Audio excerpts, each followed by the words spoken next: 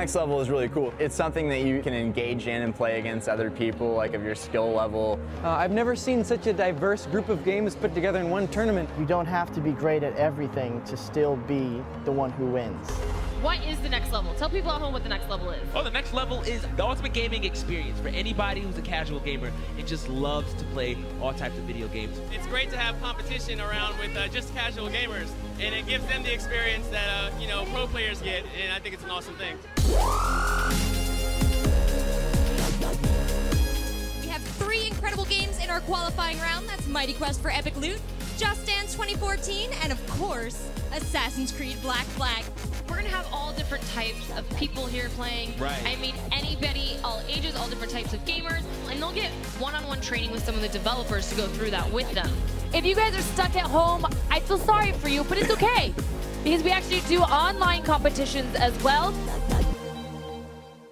Every day is a brand new final game. We don't know what it is yet. We find out just as soon as you do.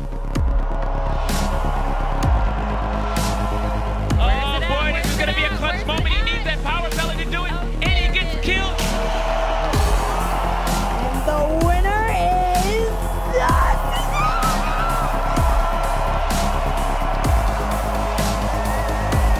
This is your champions for today, and this is the next level.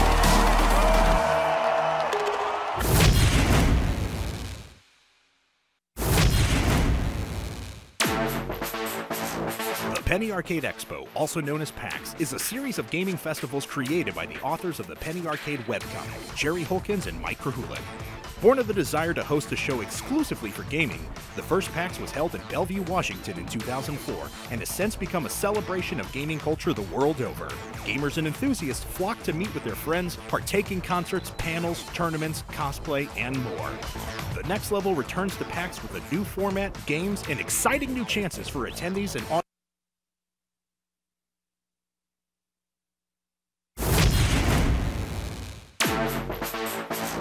The Penny Arcade Expo, also known as PAX, is a series of gaming festivals created by the authors of the Penny Arcade webcomic, Jerry Holkins and Mike Krahulik.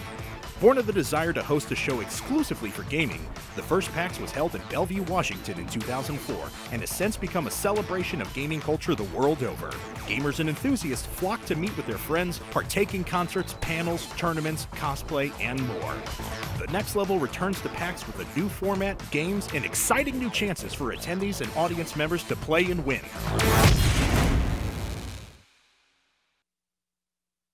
Peggy 16.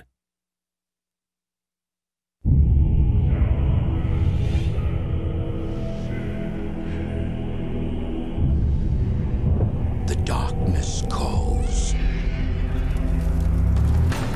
4 heroes dare to answer. Fearless champions destined to face the horrors below. Warrior, Valkyrie, Elf, Wizard. Each is uniquely skilled in battle.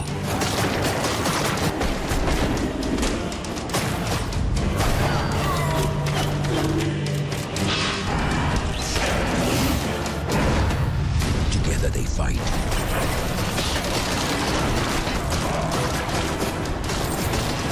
Claiming untold riches.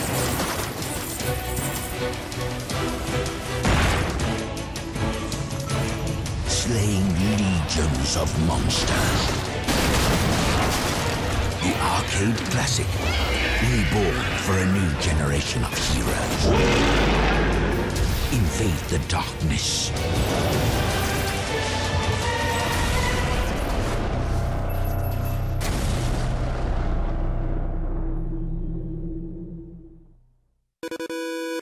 Warrior needs food badly. What is this mysterious contraption?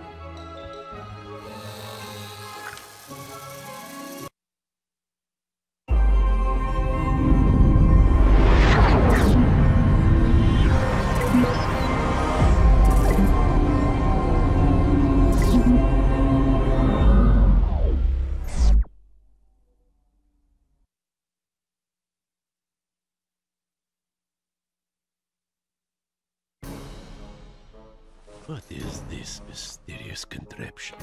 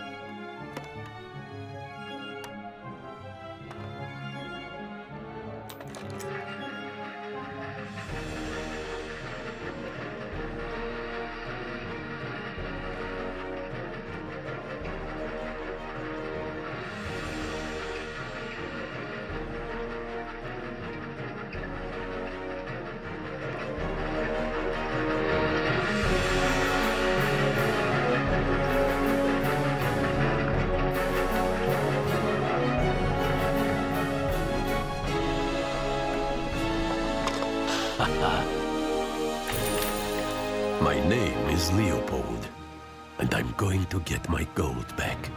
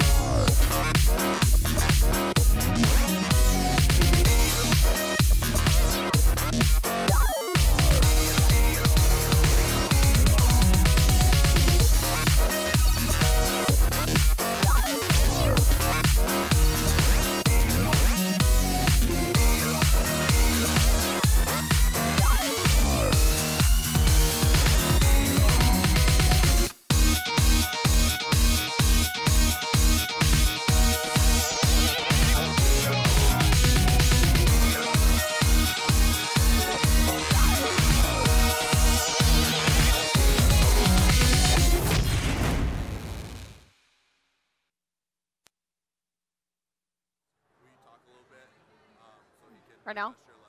Hello, hello. We can have a conversation. Check, check, check. What have you been doing?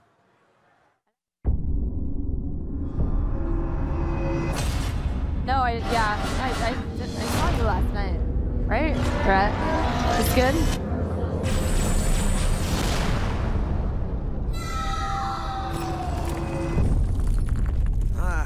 Not my best moment.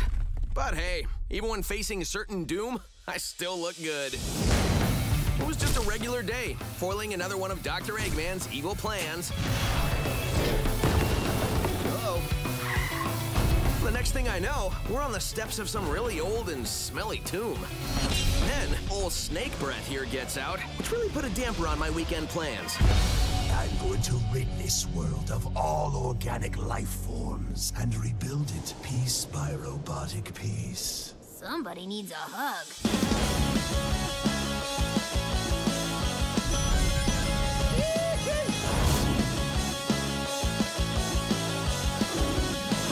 Cliff! Thank goodness we found you! I didn't know I was missing.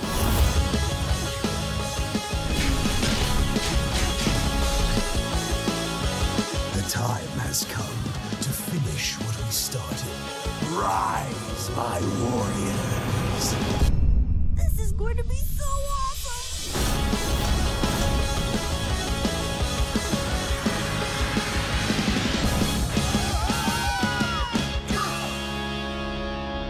Finally! An easy one. Whoa, whoa! If we just had had to say something, didn't you?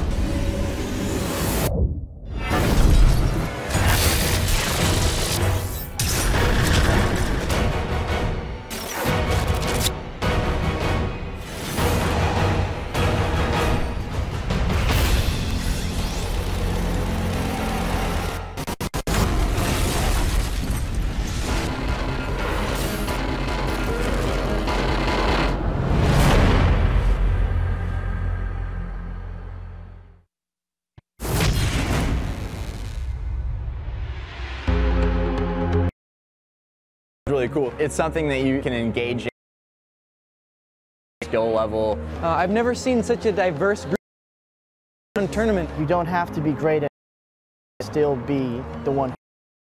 What is what the next level is? Oh, the next level is Ultimate Game Casual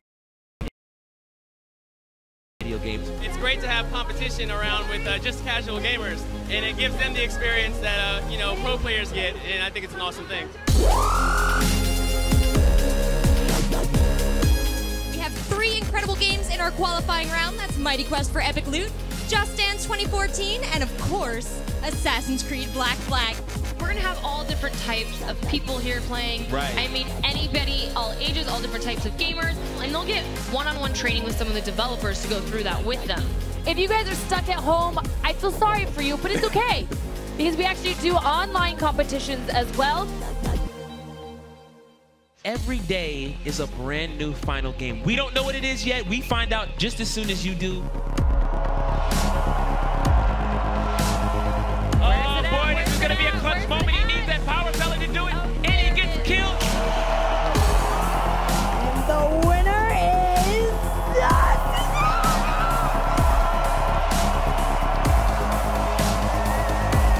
This is your champions for today, and this is the next level.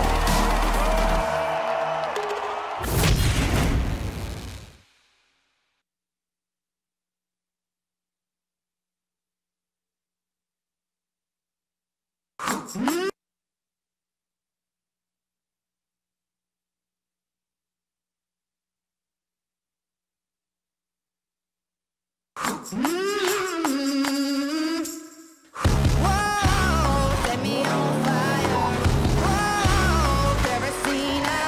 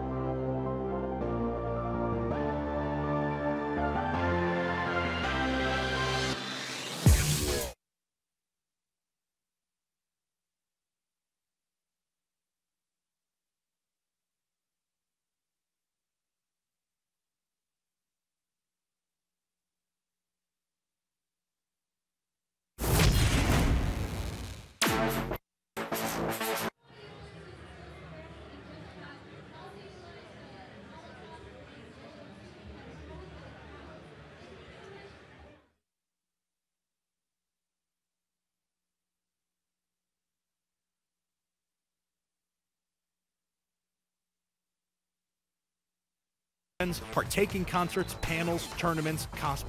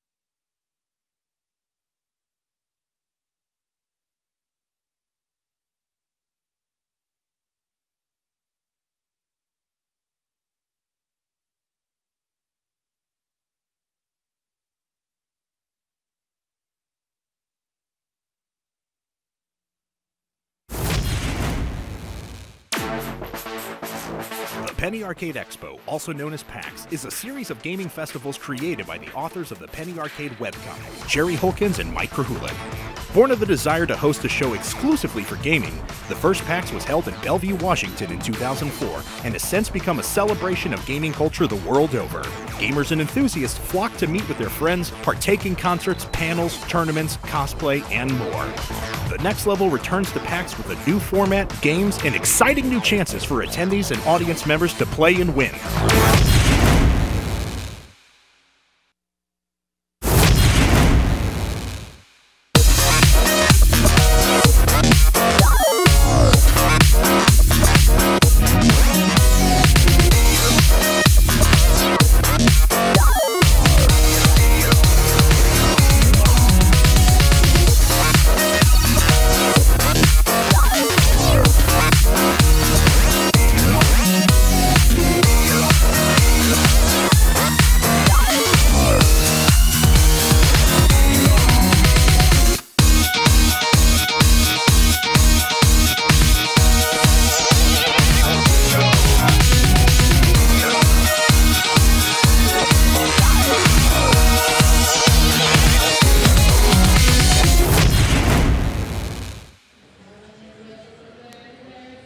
What is up, everyone, and welcome back to the Next Level booth here at PAX Prime 2014. I am Kevin Aki, joined alongside by Anna Prosser, and we have already had one awesome day of competition so far.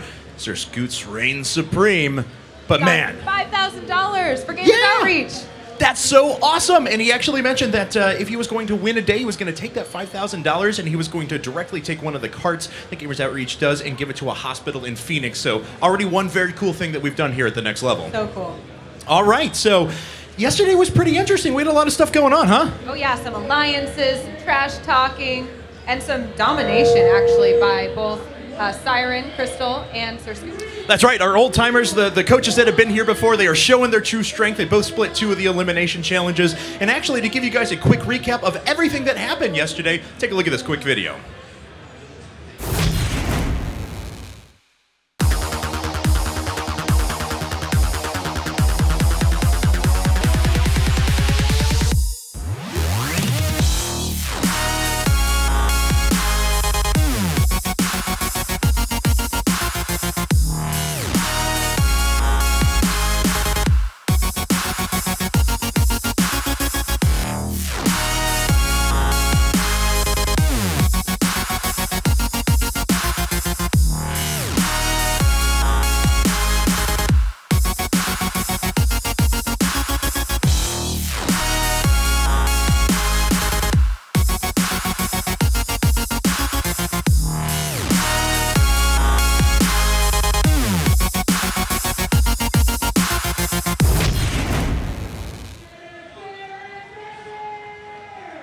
Kevin, it was so much fun yesterday watching these people from all over, come here to PAX, compete this in the morning, make it to the top 16, be chosen by the coaches, and compete not only for prizes for themselves, but for a good cause, for the chosen charities of those coaches. So, like you said, we saw Scoots come out on top. Today, we again have the same 4 coaches here. We'll meet them in just a second. But let's talk a little bit about the format of this competition. How are people going to interact today here at the Next Level? Right, so during the first couple hours of the show, we have what are called the Open Challenges. So players from all across PAX can come here and try their hand at our awesome games, Sonic Boom, Rise of Lyric, Far Cry 4, Gauntlet, and Warframe. The 16 players who actually place the highest in those Open Challenges will advance into the elimination stages. They'll be picked by our celebrity coaches and actually put into teams. For more detail on that, though, let's run to a quick video here that describes the format.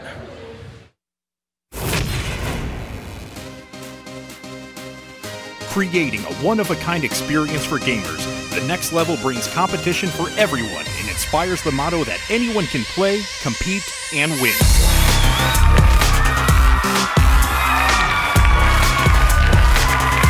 Our competition crowns the best all-around players through exciting challenges across multiple games and genres. The Next Level's format features 4 stages of exciting competition: the Open, Coaches, Elimination, and Final Challenge. Each day, participants will be competing to win a grand prize package, while simultaneously, their celebrity coaches battle it out to win a donation for charity of their choice. During the Open Challenge, participants register and compete on games, while the coaches assess their gaming skills. The top 16 gamers, based on overall cumulative score, will advance into the next round. In the Coaches Challenge, the celebrities compete for the advantage of being the first to draft players to their team. Based on their challenge rank, they will make alternating selection of the contestants. The Elimination Challenge steps up the game as coaches strategically select players on their team to compete in each round until the last remaining finalists stand.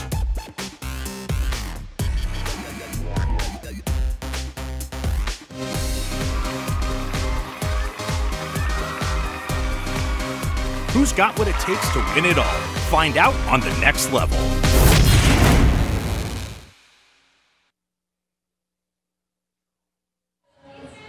All right, guys, welcome back, and it's time to start moving into our challenges here very soon. We're actually going to start the day with a Coaches Challenge, of course, where our coaches will compete, and that will determine the draft order of their picks. But speaking of those picks, we have 16 players that are standing strong right now. Let's actually take a look at those guys real quick. All right, and as they bring that up, as we mentioned before, everyone is going to be split into celebrity coaches teams, 4 players for each team. Our coaches are actually going out there now, getting to know these players a little bit so they can identify their strengths. Absolutely, and who these players are people who have showed up when the doors open here at PAX. They came and played all the games here at the Next Level booth. They have a passport that they get stamps for as soon as they complete each game, and whoever has the highest combined score from all of those games gets put into this top 16, and then the judges can kind of scope them out, see who got the highest score, find out what their strengths are, and try to build a team that has the strengths that they need. But like you said, they're going to have to compete in the Coaches Challenge in order to get the first draft pick of all of those players. That's absolutely right. That's absolutely right. So we're going to move into that Coaches Challenge here in just a second. So we have a quick video to introduce all of our coaches to you right now.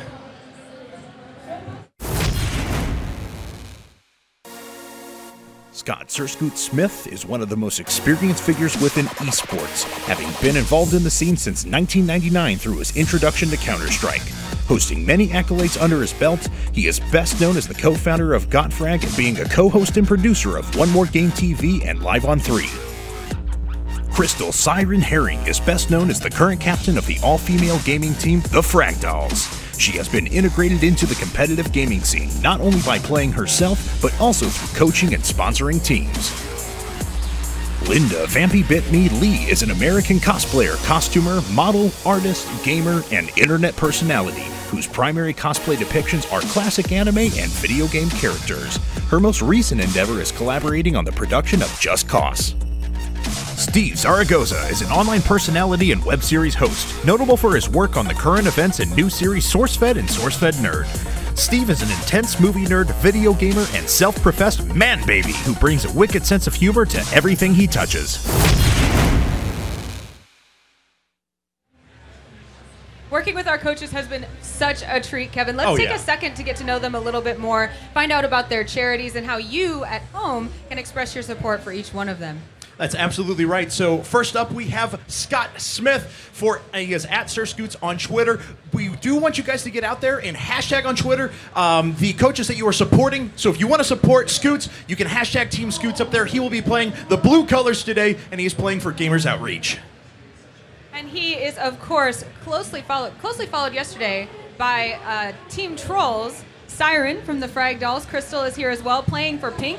She is playing on behalf of Extra Life Charity, and she had a pretty neck-and-neck finals there with Sir Scoots yesterday, so we're going to see if these two old-timers, as they've been dubbed, can duke it out today. And we have a couple of newbie coaches as well. Here's the first one, Steve Zaragoza, at Steve Zaragoza on Twitter.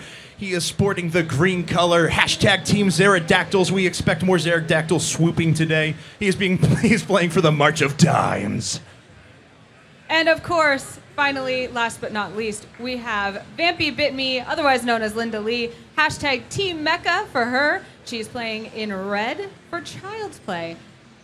Be sure to show your support for whichever coach you would like to win. And, you know, be sure to mention those charities as well. These are amazing charities that help kids. And it's always a win when we can combine our passion for gaming with our passion for doing good in the world.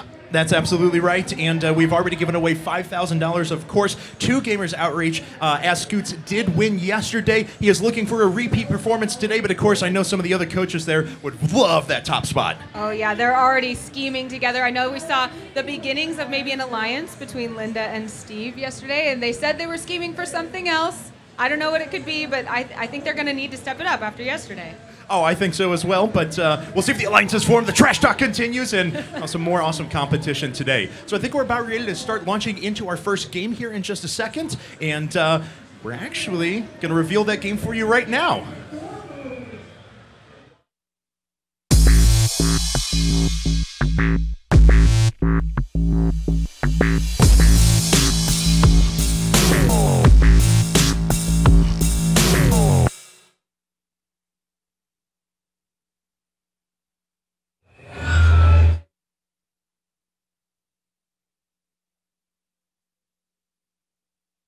Peggy 16.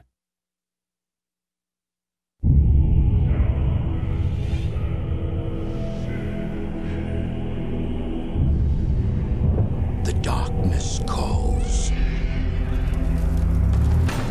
4 heroes dare to answer. Fearless champions destined to face the horrors below. Warrior, Valkyrie, Elf, Wizard. Each is uniquely skilled in battle.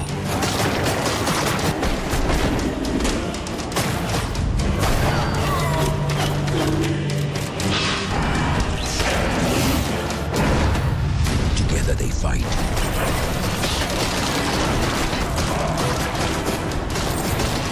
Claiming untold riches.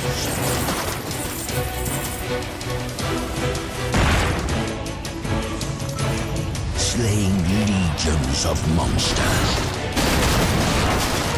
The arcade classic, reborn for a new generation of heroes. Invade the darkness.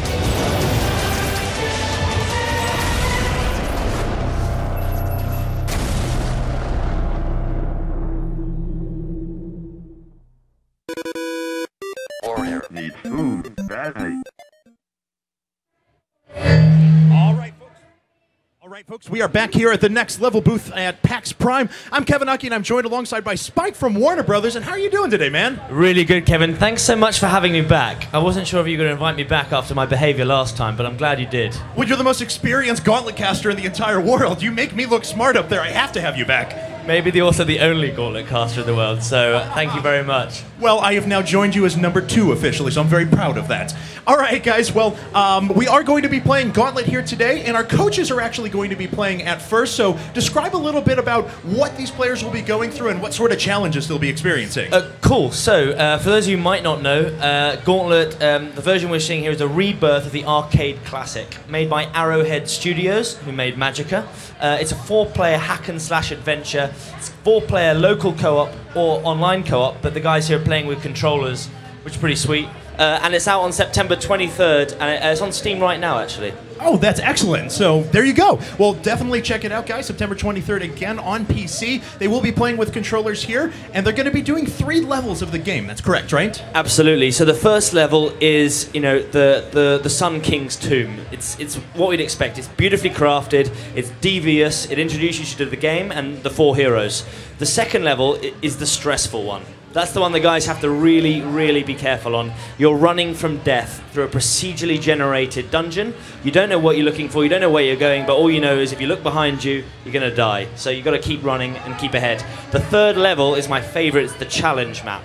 You're in one room, it's full of turkey legs, it's full of gold, and it's full of enemy spawners, which means you've got to take them down as quickly as you can and escape. And hopefully they won't shoot the food like they did yesterday in the challenge level immediately. So absolutely, that is a big mistake. And obviously the game is calculating your score. So there is a score, it's given for your gold, it's given for your kills, but also there's one other thing, the crown. Yes. If you get the crown and you manage to keep hold of the crown, you'll get a bonus 200 points, which is big and can make the difference. Yeah, and it has actually in a couple of these games so far. So I think that Anna is now ready with the coaches. They're actually going to play a little bit of rock, paper, scissors here to see who decides the order of the heroes. So Anna, take it away. Right, Kevin. Now, each of the judges has to play a separate character in Gauntlet. Each one has special skills. Some of them reward you for melee combat, some of them are ranged, and whatever our coaches feel like is their strength, that's the character they want to play. In order to make this fair, of course, we need to play a game before the game, so we're going to play a little Rochambeau. Are you guys ready? Ready. Okay. Who are you looking to try to choose, Scott? I think I want the wizard. You want the wizard, huh? I don't want the wizard. I was going to say, because I saw Steve practicing some wizard earlier today, so... I think warrior or Valkyrie. Warrior or Valkyrie. Is that the same all around? Is that what you guys are looking? The wizard's pretty powerful, but I think for a speed run, we're trying to get gold. If you're trying to get the most points, you want to go with someone who's quick and fast. All right. Okay. Well, let's get this right underway. Who's gonna compete first? We need two. Steve, Crystal. Sure, let's do it. All right. Ready? On my mark. It's just a best of one. 1, 2, 3, done. 1, 2, 3, throw. Okay. 1, 2, 3, shoot. Yeah. Oh. All right, so we're gonna go 1, 2, throw. 1, 2, throw. All right, that's how it is. I'm making the decision. I'm the admin. I am an admin. 1, 2, throw. All right. Ready? That's what we're gonna do, and it's a best of one. You only get one shot. Ready? 1, 2, throw. No, you guys have to do this. Okay. We're gonna do a normal way. Ready? 1, 2, 3, throw. I need a controller. Oh my gosh. Oh okay, my guys. God. Ready? You kids. Are we agreed? We're gonna do 1, 2, throw. You gotta bounce. Ready? Bounce, bounce, throw. Ready? 1, 2, throw. Was that a tie? It's tie. All right, again. Paper, shoot. What happened? All right, I'll say rock, paper, paper, shoot for Crystal. Ready? Okay. Ready? Rock, paper, shoot. Oh, yeah! All right, Okay. Steve is the winner. I'm Crystal, out. you're still in this. Stay for just a second. Now we've got Linda and Scott. Are you Is guys she ready? still in it? Is it double elimination? They have to go for What's third. rock, paper, She has to shoot? go for Third, third and fourth, fourth. Okay. So this is to compete in the final round. All right. You were? Again, we're All gonna right. do 1, 2, shoot. Okay. I'm ready. Ready? Best of one. Ready? 1, 2, shoot. Oh! It's Linda. Okay, She so scissored me. The two first places. Who's scissors? We've Who's got Linda. scissors? Looks like you're going to be the wizard, my friend. Who's scissors? All right, the two winners. Come on up. Come on up. Winner two. here. Winner here. Who's Come on. scissors? You guys are losers. Linda. Wait, Steve. losers first. Lower Apparently, bracket I first. am not the tournament Lower admin bracket. because Just trying to help apparently them out. Yeah. I'm getting overruled. All right, ready? This is for third and fourth. Okay? We're gonna go 1, 2, throw. Ready? 1, 2, throw. Oh, I got scissored twice. All right. So we've got third and fourth place. All right. That's Steve all right. and Linda, I come mean, on you up. can't always be first. Yeah, we've got to play Exactly. for Well, first it's and second. Okay. Ready? Who throws scissors? Seriously. Best of one. 1, 2, throw. 1, 2, throw. Oh, it's Linda. Linda gets first pick. All right, Linda, which So- character are you going to play? But I like two characters, but I can't. It'd be Valkyrie. You're going to choose Valkyrie? All right, let's hear it for Linda playing Valkyrie. All right, Steve. She's got to who are you win gonna pick? something, right? I think I'm going for Thor the Warrior. All right, Thor the Warrior with Steve. And we have third place, Crystal. Elf. I'm the elf. Crystal's going with Sorry. Elf. And I'm sorry. Wait, you're Scott- taking elf? Oh, wizard. I wanted the wizard. You're Perfect. wizard. All right, let's Just do as this. I wanted. All right, head to your I've not played stations. the elf, so this will be fun. And Kevin and Spike, go ahead and take us away. How do you What? How do you play rock, paper, scissors? I don't understand. All right, sorry, I'm just basing that off of our coach's performance there. But it looks like we do have our order, as a matter of fact. So our players are going to load into the game here in just a second. Now, these players are going to be playing cooperatively, yes, to complete the mission, but they're definitely going against each other right now. So what do they need to look out for to give themselves the edge? What they need to look out for, they need to get the gold. That's super important. Secure the gold and then go after the monsters. You've got to take down as many monsters as you can and take out that spawner. If you really want to be nasty to your teammate, you can try and, help them lose life a little bit quicker and then also shoot the food when they need it. Yeah, that's right. And also, your teammates, when they die, will drop gold as well. So feel free to jump in there and snag it from their dead body. Yeah, we had a good running joke yesterday. Someone dropped the gold, someone jumps and goes, I'll look after that for you, buddy. Don't worry. I'll take that back to the bank. That's fine. And they did and won. All right, guys, so we're loading up our characters right now. As we mentioned before, this is going to be 3 levels of competition. So at the end of all 3 levels, the cumulative score will be added up. The person who is first will get the first draft pick today in the elimination rounds. The person who is second will get the second draft pick, and so on and so forth. Of course, our first elimination challenge is also going to be Gauntlet right after this, so our players here on the floor will get a chance to try it out as well. So you mentioned before that the second level, procedurally generated with death, is kind of your favorite. Maybe what are some things that you can tell us about the game that maybe aren't being shown here on the floor, but some things that people can look forward to on September 23rd? Oh, that's a really good question. So we're seeing the crypt levels at the moment. There are, in the game, there'll be 2 other new different types of level and environment as well, which will be brand new, and that'll be the first time on September 23rd where you'll be able to play it. As well as that, obviously, it's online co-op, so we're only seeing the multiplayer here local, but you'll be able to play with your friends over Skype, over TeamSpeak, playing with them over Steam, which is a huge amount of fun and absolutely brilliant. All right, absolutely. So I'm super pumped for this game. I mean, I remember dropping far too much money in quarters on this, and I know that I'm not going to have to drop as many quarters to complete this game. So how much will the game be? What sort of model are you guys going for as well? Sure. So the game's $19.99 Awesome. On Steam, and there's no free-to-play. There's no microtransactions at all. In all the items in-game, the relic system, which are powerful artifacts which will upgrade your character, give him new abilities, give him new special attacks. That's all bought with in-game currency, which you get from questing through the dungeon and keeping hold of it and not dying. Excellent. All right. Well, it looks like our players are actually ready to go. So let's go ahead and launch into the game right now. As we mentioned before, there are going to be 3 levels of competition. You will see an individual score tallied at the end of each of those maps. However, the final score at the end of the 3rd map, that is what truly matters, and that's what determines the draft pick. Brilliant. So the game's starting in right now. We saw some power posing here. The 4 adventurers are Thor the warrior, Merlin the wizard, Thyra the Valkyrie, and Questor the elf. Very originally named elf, Questor. Questor, yes. Because he loves to quest. Here they are. Right, they're in the crypt of the Sun King. So what they need to do is they need to get through there, get that gold as quickly as they can. The wizard's doing a great job right there. The warrior's doing a great job. He just chops through that. Valkyrie and elf hanging back a little bit, unfortunately, which is going to cost them on that gold early on. Yeah, and there are different skill levels that are associated with these characters as well. So Thor, hack and slash, get in there, just start tanking damage and beating people down. But Merlin is a quite different character. You need to be able to combo lots of different spells. And how exactly does that work? So this is really clever. The wizard here's got a spell where he lobs firebombs. He's doing some really good stuff. He's actually hitting the guys in that's at the end of the game. He's hitting the guys in the final level, getting his kill score up early. So the wizard, the way he works, he's got a very high skill ceiling. He has different spells based on elements of fire, ice, and lightning. His job really with each different spell, he's using that fire spell well. He's standing back at range, he's using it to hit the spawner, he's using it to take down the enemies. The key's just been unlocked to bring in some more, so they've bitten off a bit more than they would normally be able to chew, but they seem pretty confident to wade through it. Yeah, unfortunately, Merlin, he took out a lot of guys there, but ended up paying the ultimate price. He died and lost a lot of his gold. That's such a shame, because it was such a good start for the wizard. The Valkyrie you see here, using her strong attack, she can charge through, cutting down the enemies. She got another ability as well, which is my favorite, where she throws her shield like Captain America. It bounces, severs the heads of about 6 to 8 guys, and then comes back to her hand. ready for the next round. Yes, I made use of that quite a bit when I was playing the Valkyrie. A very fun character to play. You know, honestly, I was talking to you about this before we started the show. I've actually been playing a lot of Quester the Elf lately. This has been a very fun character for me. It reminds me of a lot of the old dual-stick arcade shooters and things like that. And I find myself having to use a lot of good mechanics, running around, keeping people chasing me, just hiding them around and planting my bomb. A very fun and interesting character to play. Yeah, absolutely. He's super nimble. His special ability he's got two. First of all is that sniper shot where he can take someone out at range and do a lot of damage. And the second ability obviously is the bombs.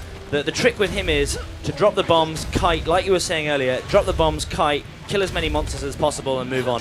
Right now the guys are looking for the key. The warrior had it, but he wasn't going to open the door until he was in position to get the majority of the kills. Very, very smart play. And look at that, as you can see, a ton of kills added up there, but very nice job by Merlin lobbing a few well-timed fireball blasts. He actually ended up racking up 263 points just with that group of enemies.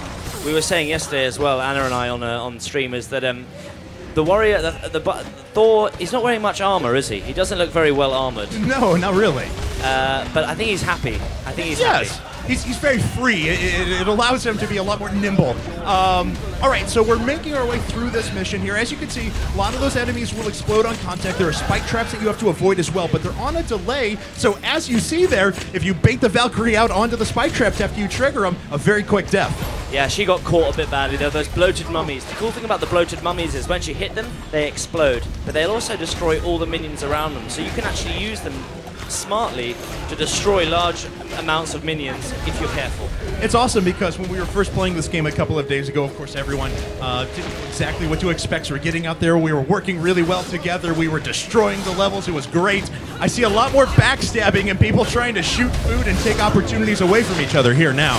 Yeah, absolutely, and when it's a challenge like this, that's what you got to do. You've got to come out first.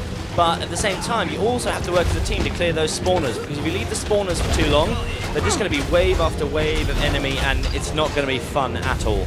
That's right, so you can actually employ a tactic, which is to split off and take a spawner on your own. You'll grab a lot of kills, but unfortunately, you might die in the process. However, if everyone works together, usually it's those people that have the big AoE spells that'll be able to mop up most of the damage. So you kind of got to decide, well, do I go it on my own, or how? Absolutely. So here the wizard's waiting for the door to open. Now he's throwing those big, big bombs. You can see doing as much damage as he can. Really nice play by the wizard, standing back. That's exactly how you should use him.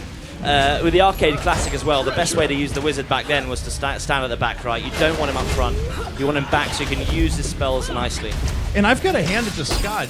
He's employing that tactic where he's shooting down on future enemies later on in the level, because every one of his teammates right now is trying to wait at those key doors, wait till I have the best opportunity to take down minions. And the entire time he says, fine, while you do that, I'll just start killing enemies later in the level. Yeah, this is the first time I've actually seen that technique employed. I haven't seen anyone do that before this, so you know, he's coming up with ideas here that we haven't seen before, which is great. That's awesome. Scott, innovating once again. Well done. All right, so again, please do get out on Twitter and make sure you hashtag your support for these coaches as well. Scott is actually is hashtag Team Scoots. Linda is hashtag Team Mecha. Siren is hashtag Team Trolls.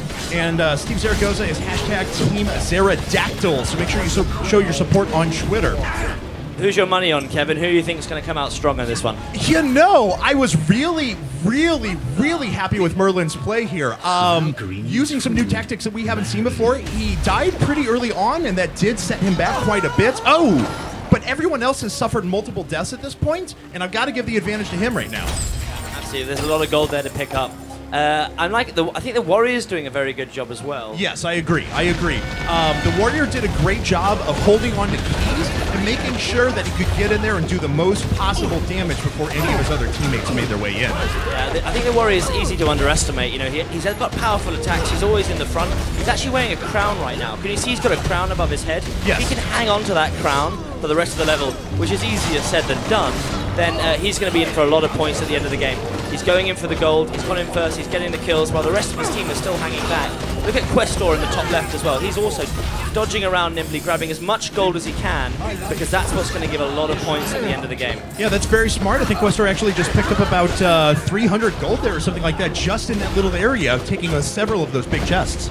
Merlin just died as well, and the Valkyrie came in and said, "Don't worry, I'll take that for you." And she's going to take that gold straight back to the end of the level and cash it in, I think. So although, oh, I was going to say Thor was in a great spot, though, with the crown on his head, of course, because that is 200 points at the end of the game. But, of course, once you get hit, that crown pops off and flies to another side of the map, and Questor was in perfect position to pick it up. Absolutely. At the moment, you guys are playing on normal difficulty, so it's quite hard, but you can come back as many times as you like. You'll see in the top right of the screen there's a red meter and a little skull coin in there. Once you get to hard, and then there's a further difficulty beyond hard as well, you can only resurrect when you have one of those coins. Oh, okay. So a much bigger penalty for dying there. Absolutely. And then actually in the hardest mode that we have, it's called This Ain't Fun, the food is all made of gold. So you can't even eat the food. Oh, so you just constantly scream "need food badly" the entire level. Absolutely. Good, good. I'm glad.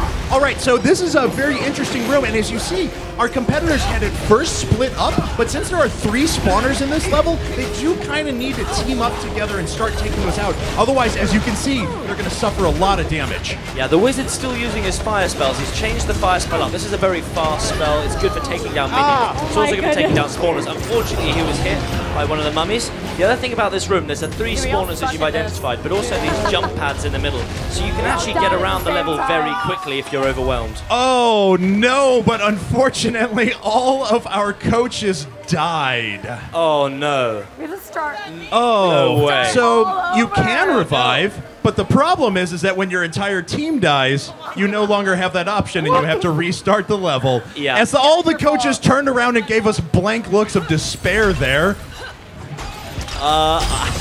I haven't seen people die like that on the, this difficulty in a while. I think they're getting a little too arrogant, and they're going a little too hard at it. I think they're being a bit too competitive with each other right now and not completing the goal. Thankfully, it's not going to be them playing the challenges because we need a much higher skill level, I think. So this is not a PvP game. This is not a PvP game. This is a game. It's a co-op game. So, look, there's the wizard again, chucking down those fireballs. Really good.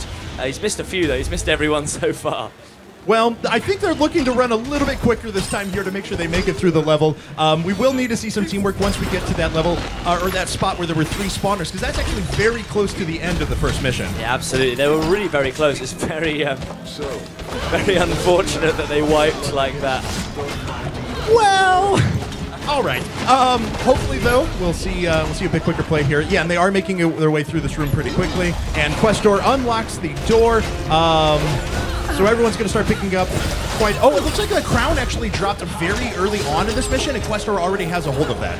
That's good. And Questor's the sort of character who can hang back at the back, keep hold of that crown, and capitalize upon it, because he's very, very nimble. Okay, so they're going to make their way down here to the bottom right and start moving through the rest of the level. Now, as we saw before, everyone was trying to be a bit too competitive with each other.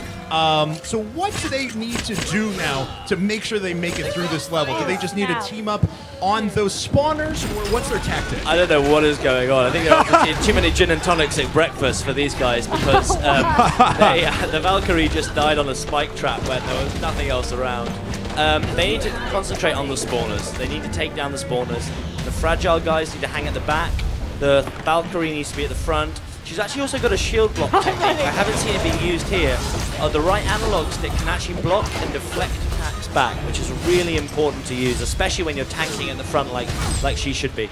That's absolutely right. And a very nice play there from Merlin, who actually landed a perfectly timed fireball just as the key door went down. He actually snagged 190 points just with 2 shots. Yeah, absolutely. And as they progress, as they get more familiar with the game, and they should be as they're rerunning the first level, but they will start learning those intricacies of the characters and working out how they can maximize their potential. Look at the wizard. He's really doing well now. Using that second fire spell on the spawner is the right thing to do. They've got to stay away from this bloated mummy, otherwise they'll be in trouble. They're okay. And this spike trap's a little bit more advanced, but they should make it across, and they have. Okay. So, we shouldn't have had to worry about that, but now every time they encounter encounter anything that's even marginally difficult, I'm going to fear for their lives, unfortunately. I'm worried the controller's going to slip out of their hands. I don't know. All right, well, there are a couple of rooms that they can actually gain access to with the use of this barrel. This is an exploding barrel. As you saw, there's a couple of cracks in the walls there. They can plant those barrels there and actually walk into the rooms and pick up some additional loot. Oh, and the warrior takes all the food. Yeah, it's hungry work being a warrior, especially with quads like that. You got to have a high protein diet. Oh, so. yes, absolutely. And there's all this just amazing fresh food laying around here. So yeah, who's leaving that fresh food around? I don't know, but you know, I wouldn't trust fresh food in a dungeon like that. Well, you know, mummies are pretty good cooks sometimes. You never know. You can't judge until you find out. So once again, Merlin, great job to actually get some big AoE shots with that fireball in. Manages to sneak another 131 points there, and has actually been very efficiently taking out the spawners as well. Yeah, absolutely. It's looking really good for the Wizard. We said that last time, so let's hold judgment to the end of the game. All right, fair point. Fair point. Let's hold judgment, but he is doing very well indeed.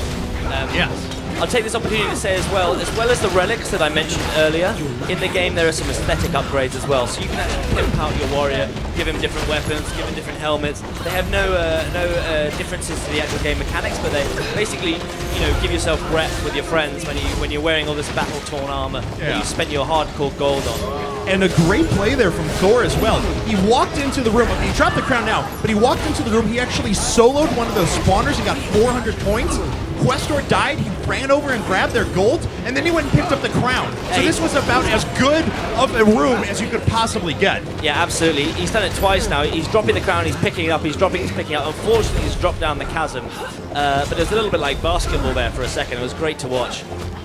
Yeah, so, well, unfortunately, and the crown can only spawn once, correct? So there can't be another crown in this level?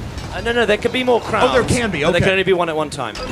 Gotcha, that makes a lot of sense. Okay, so there could be another crown that potentially spawns later on in this level, but right now our players are about to make it back to where they were last time. So a spawner here, a bunch of mummies that are sitting in this key room here up at the top. Yeah. Oh, and Merlin just rushes for it immediately. Completely overextended. Merlin wants to get those extra kills, but he's left his team in the lurch because they haven't taken down the second spawner yet, and they've opened up another room. They're going for the gold when really they should have concentrated on both the spawners and then got into the gold with the room. And it looks like through all of that, it was Thor and Questor that took advantage of it. They ducked into the room, they dove and grabbed a few of those treasure chests there. A lot of gold actually gained for our Thor and Questor. However, the Valkyrie did a very nice job getting in there, using that shield slam, and picking up a few additional kills and 300 points on that spawner. So here's the room where they died last time. This is where they got to be careful. They got to learn from their mistakes. They got to say, right, we know where the 3 spawners are. Let's divide and conquer. Let's stand next to them. Let's make sure we take them out. The Wizard's on very, very low life. He should be well away from the combat. All right, well, there is going to be a spawner that appears right there. The safe zone is at the top of this map. No spawners will appear there. They appear at the other corners. And here we are. The fight is starting. Right on cue. I think those spawners were taunting them a little bit, waiting to come out. But yeah, the Wizard's at the top. He's doing a great job. He's focusing that spawner down with this fire spell. That's what he's going to be doing. The Warrior should be hitting that spawner. I don't know why he's not. Questor should be doing some damage as well. Otherwise, they're going to be in trouble. And it looks like the crown was dropped. There was another crown that had spawned on the Warrior, and it may actually have fallen down the chasm as well. So I think we've had 2 lost crowns, unfortunately. Yeah, the spawners are super, super low. They've got to capitalize. They've got to take down those spawners. There you go. Thyra's taking one down. Merlin's taking one down. There we go. 3 characters alive, 1 spawner left. Yes, but 2 of them are very low in health at the moment. Only 3 seconds, though, and of course Thor will respawn so long as they don't die in 3 seconds. Okay, we're good to go. With Thor's back, I'm still a little bit worried. I'm going to be honest with you. I'm worried we might have deja vu one more time. No, but they've cleared the room. They've done the spawners. You're welcome. Exactly what they should have done. Very, very good. Okay, so this is moving into the last room here. Oh, unfortunately, Questor dies right at the top. So does the Valkyrie. That's 2 deaths, unfortunately. But people are respawning quick enough that we shouldn't have another level reset. Absolutely. You've got to be careful of those bloated mummies. Once you hit them, they won't die. They'll take a couple of seconds and then they'll explode. Questor right now is flirting with danger right there. I know. A little bit too much confidence there from Questor. That was very close to getting hit. So, all right. Well, they just have to make their way down these steps, hang a quick right, and they will be at the last level, or the last room of the mission. Absolutely. Thor picks up the last little bit of gold. Very good. There's a little bit more on the other side as well. Just want to pick that up, get out the kills. I think Thor's played a great game, and Merlin's played a great game. For me, it will be between those two as who's got the top score. I have to agree with you, so... Oh, unfortunately, Merlin picked up almost no gold. Thor dominated that category. A great kill score for Merlin and Thyra, yes, but there we have it, a dominating victory for Thor. Wow. Good job, Thor. Very, very, very well done. All right, so that is map number 1 in the books. We are going to move to the second level here in just a second, and because we went through that first level a couple of different times, why don't you remind us a little bit about what we're going to see here on the second one? Cool, so the second level is a procedurally generated level. That means no two levels are the same. You've got to run your way through the level because you're being chased by death. As soon as death catches up with you, you will die. That's not what you want. The guys have started right now. You'll see death has just spawned. He's right on their tail. The black, insipid ooze of chaos and death that surrounds him, giving them the warning that he's close. But they've got to keep moving forward, keep getting the keys, and get as many points as they can, which is very, very difficult. It's good to know that Death can't cross the chasm, though, so he does temporarily stun there for a second until he respawns. But there's a little bit different objective here. Yes, you're trying to kill mummies. Yes, you're trying to pick up gold, but you're also racing against death. So how does that enter into things when you find yourself in a big battle? Do you prioritize running away from death, or do you prioritize just getting points? Well, I think it depends on the situation. There are some rooms which you have to clear. So even if you want to try and stay ahead of death, you have to clear the rooms. You have to be efficient. There are other rooms. There's a new mechanic in this map as well, where some of the super mummies actually are holding the keys, and you can't get the keys to escape unless you've killed the mummies. So yes, you have to be ahead of everything, but you also have to prioritize efficiently killing the mummies. There's two examples here of the guys who are holding the keys. You can see it. Thor's just taken one down right there. Once they have those keys, then they can escape, but until then, they're not going anywhere. Okay, and it looks like there's a couple of the keys now. Enemies are continuing to respawn. Our team is working quite well together this time, though. They have done an efficient job of cleaning out these rooms. Valkyrie getting a little close to death there.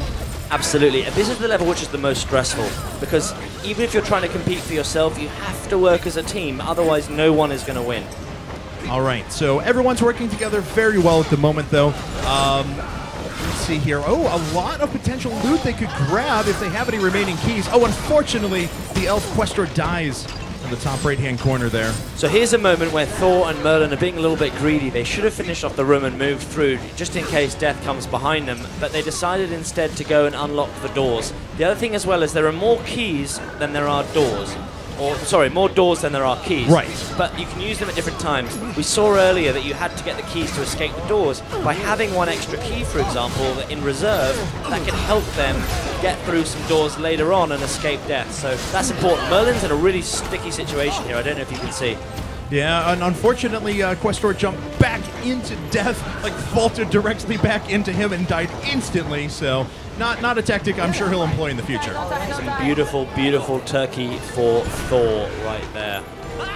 Merlin and Thor leading the charge. I think that Merlin's realized that in order to keep his score up, he has to be at the front.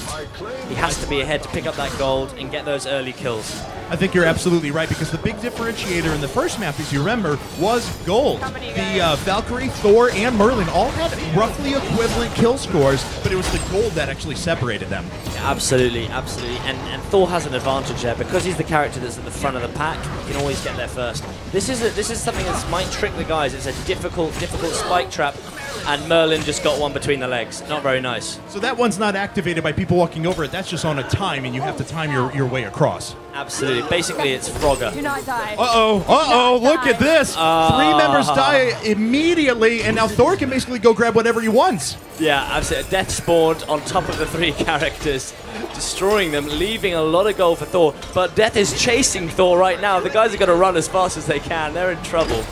And it looks like he will make it out of there. He grabs the crown as well, so Thor now with a massive advantage on this map. Absolutely. Merlin and Thyra have to get out. Merlin's put himself in a very bad position because Death's right behind him. He's stuck behind the door, but he's all right. He's through.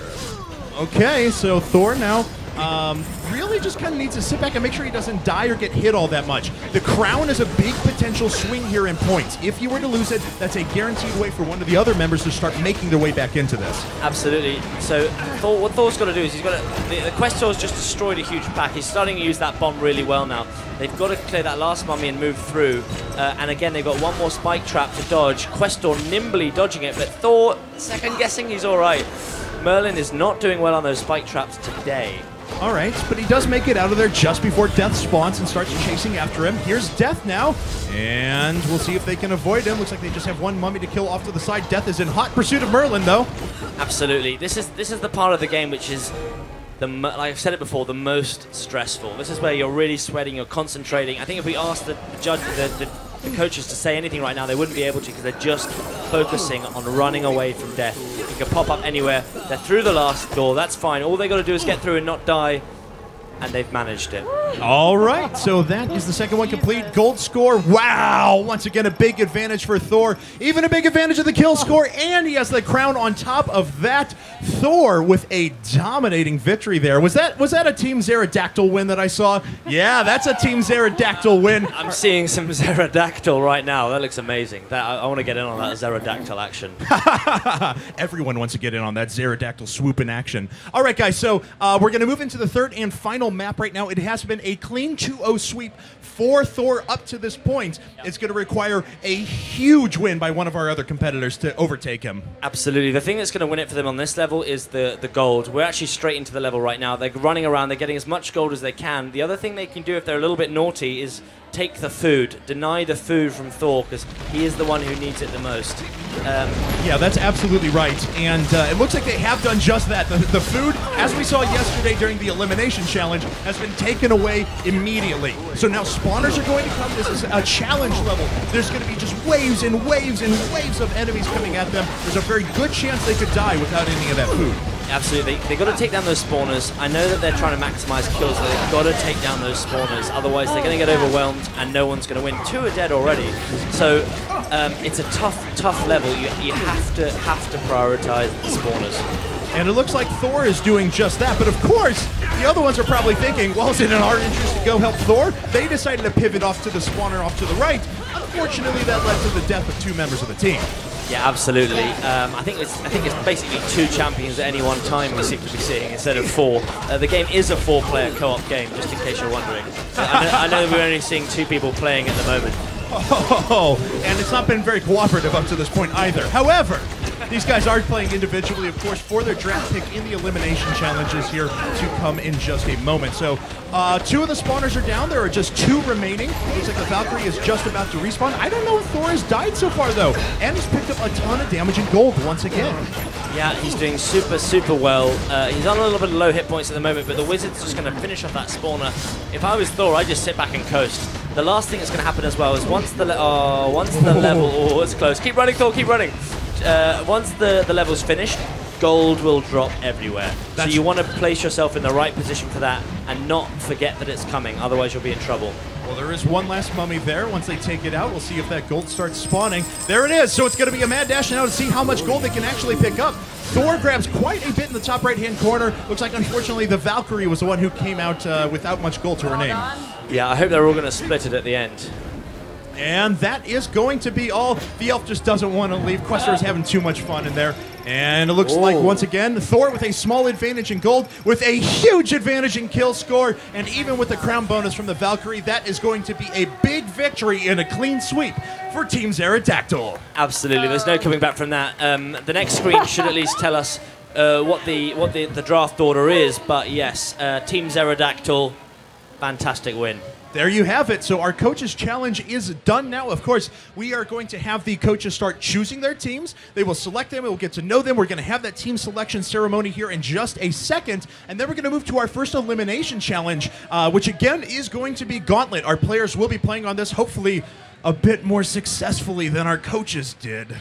Absolutely. I'm really excited. I'm really looking forward to it and see if we see any more brilliant play, not like we saw in the last game. Yes, so unfortunately failed rock, paper, scissors, failed first level of Gauntlet, but hopefully a very successful rest of the day for our coaches. And I think we're about ready to hand it over to them here in just a second, so we'll get that moving here momentarily. Now, tell us a little bit more. Once again, the game is coming out very soon. It is going to be available on Steam on September 23rd, so let us know what can people do to pre-order this game? What sort of exclusives will they get? That's a good question, actually. If you pre-order the game now, not only are you going to get some in-game aesthetic items, so a cool helmet, cool weapon, a cool cape for the wizard, for example, which are pre-order exclusives, we've also got a digital comic made by DC Comics, which gives you the backstory to the Gauntlet and how it came about. So, I mean, the game's $19, $20. You can get it on Steam right now, and if you pre-order, you'll get those exclusives.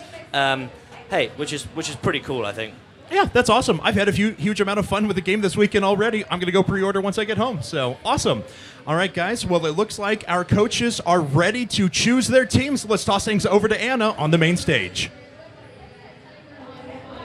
All right, guys, so it looked like that Rochambeau was actually pretty important because we ended up, if I'm not mistaken, in the exact order. We've got Steve picking first, Linda second, Crystal third, and Scoots, our yesterday's champion, picking last. How does that feel? Well, you know, it's all for charity, right? So I thought I would do the charitable thing this morning, right? Even it out a little bit. Look, the warrior, if you're the warrior, it's very OP. Come out and play. The warrior's very OP, but if you're the Valkyrie and you know what you're doing, the Valkyrie could be just as powerful as the warrior, right? Yeah. Well, not you guys did a great wizard, job. not OP. But I want to know, how important is that first pick? Because yesterday, did you have the first pick, Scott? I did. And so you won the whole day. So is that first pick vital? I think so, and I think as you see more and more familiar faces that were either here before or here in the past, because obviously yesterday we relied heavy on X winners, it is important, for sure. Yeah, and you had a winner that I believe was one of your first picks, right? Yep. Absolutely. All right, so Steve, you've got that honor today. What kind of player are you looking for your first pick? For someone that is consistently good at not just one type of game. I'm talking FPS, I'm talking platform, puzzle, what have you. I need a renaissance man, if you will. Or woman, or renaissance woman. Well, that person he's going to call you up, you're going to come, you're going to receive your shirt, you're going to proceed to the side of the stage here, and we'll get you all set up to play. So, Steve, who is that player going to be? I mean, it's a very close tie between Anesu and Camden. But I'm trying to fill you guys out real quick. I mean, I just want a one-sentence reason why I should pick you, All right, well, Steve did this yesterday, so we need you guys to come on up. You have to give your pitch to Steve, the coach here. All right, are you ready with your one sentence? Come on over toward me here. There you go. All right. What's your one-sentence pitch? I'll win it for you. Oh, very succinct. All right, what about you? We both have beards. Come on, man. All right, he's appealing to the beardness. Wait. Steve, which one are you going to pick? You were supposed to be pink. I think I have to go for Anesu. All right, Anesu, come on over, receive your shirt, and proceed back down off stage, please. And let's get this moving. Linda, what are you looking for? Well, I'm looking for a person. Well, actually, I think I know who I'm going to pick. Oh, okay. Tell us who it is. So this person I talked to earlier, and they said they really like this game, so it's Nate. Nate, come on up. Receive your shirt. You are now part of the red team. Yeah. There's Nate. Let's hear it for Nate, everybody. Nate. All right. We're going to keep this moving. We got to get our teams playing, so go ahead and take your shirt. We'll go to the next. Crystal, you are next to choose your player. Who do you have in mind? So I'm gunning for either Camden or Chris. So Camden or Chris. I have to give it to Camden, though, since you were Team Pink yesterday. I can't let it. All right, let's hear it for Camden, everybody. Team Pink. Team Trolls. All right, and Scott, fourth pick, but certainly have a great mass of wonderful players here to choose from. Who's it going to be? It wouldn't matter if I had the first pick or the fourth pick. One of the guys that helped us win yesterday, Chris. All right, Chris is back from yesterday. He's going to be on the blue team with Sir Scoots, Team Scoots. All right, awesome. Now, Steve, it's back to you. Who's it going to be? Well, I mean, now it's tough because we're getting down to the wire here, but I have someone named Jonathan who ranked pretty high earlier today. There's Jonathan. Everyone, let's hear it for Jonathan. You are on Team Pterodactyls. Oh, by the way, Steve, we still haven't gotten that on camera. Can you show us the Pterodactyl swoop? Thank you.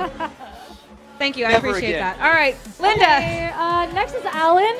Alan? Alan, come on up. Receive your red shirt. Yay. You are part of Team Mecha. Awesome. Huzzah. All right, Crystal, it's to you. Who's getting a pink shirt? Max. Max. Come on up, Max. There you go. Awesome. Scoots. I got a ringer. A ringer? Who is it? I pick you. Andrew? Andrew. And what makes Andrew a ringer? I hear he's pretty good at Warframe, and Warframe was my weakness yesterday, so all right. I'm trying to at least get hit 1 to the final out of Warframe. All right, thank you, Andrew. All right, it's back to you, Steve, that first pick. Okay, so, do we still have Tyler out here? Was Tyler? There's Tyler. Come on up, Tyler. Get out here, dude. Green shirt for you there, buddy. All right, and Linda, who's next for you? Kyle. Kyle, there you are. Yes. Kyle, come on up. Come up here. Red Okay, shirt here for we go. you, Team Thank Mecha. you. Let's hear it for Kyle. Crystal, who's it going to be? Andrew. Another Andrew. Did you have an Andrew on your team as well, or does Scott have an Andrew? With a battle of the Andrews. All right, we'll see which Andrew comes out on top. Scott, who's your next pick? I'm going to go with Amelia. Amelia. She's a veteran now. Another familiar face from yesterday. Awesome. All right, Steve, back to you. Do we have, is Alan out here? Alan's already got a red shirt. Damn that red shirt. All right, what about Andrew? Or no, we already both Andrews. Come on, pay attention. Paulo, there you are. All right, you've got a green shirt, part of Team Pterodactyls. And that is your final pick, correct? You've got your 4. How do you feel about your 4? I feel great. I think I've got a strong mix of ethnicities and skill levels. All right, that's great. Okay, Linda, who's going to be your final pick? Cody. Cody, come on up. You're rounding out Team Mecha. Yeah, awesome. Here we go. Yes. Linda, what do you think is the strength of your team? All of them. All of them? Yes, of course. All right. They're awesome. All right, Crystal, who's your last pick? So we got you two right here, right? All right, since obviously Steve and I can't do rock, paper, scissors, can you guys do it real fast? Ready? Oh, rock, paper, scissors for the title. So on shoe, Why don't you guys come on up and do it on stage so we can see? Come on up, come on up. Oh, no, that. Stand right here for me. This is for Team Pink or Team Blue. Come on, stand right here for me. Back up. He's there already you got go. a blue shirt on. All right, ready? Can you guys do it? I'm not even going to admin for you. You guys got it by yourselves. Oh, wow. Oh, all right. You got the pink shirt, sir. That's all right, Chad. You're wearing blue. Noble is going to Team Pink and Chad to Team Blue. All right. Crystal, how do you feel about the makeup of your team here? I feel great. I've got Camden, and he's going to take it home today, so we got it in the bag. All right, you're feeling confident? Just saying, we got it in the bag, Scoots. All right, and Scott, you were in that last draft pick place. Are you going to be able to rise to the top again today? Yeah, again, it's going to be tough. I don't know the players as well, other than Chris. And again, now when we do play Gauntlet, my player has that last pick, right? So that will definitely be playing Wizard probably. So we'll see. We'll see how it goes. Well, I'm excited to watch. Great job, you guys. And we're going to take a brief break while we set up and get the players ready to play some Gauntlet. And we'll be back right after that with more Next Level. Calls. 4 heroes dare to answer. Gear up for battle and unleash ancient powers.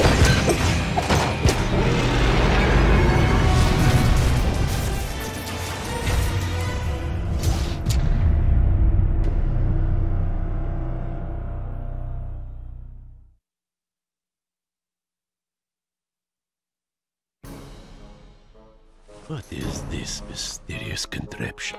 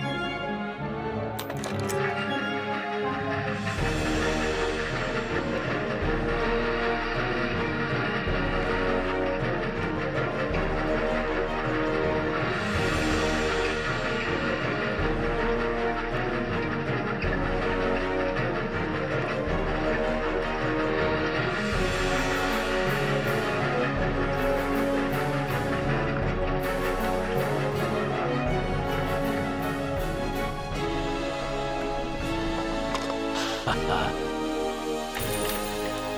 name is Leopold, and I'm going to get my gold back.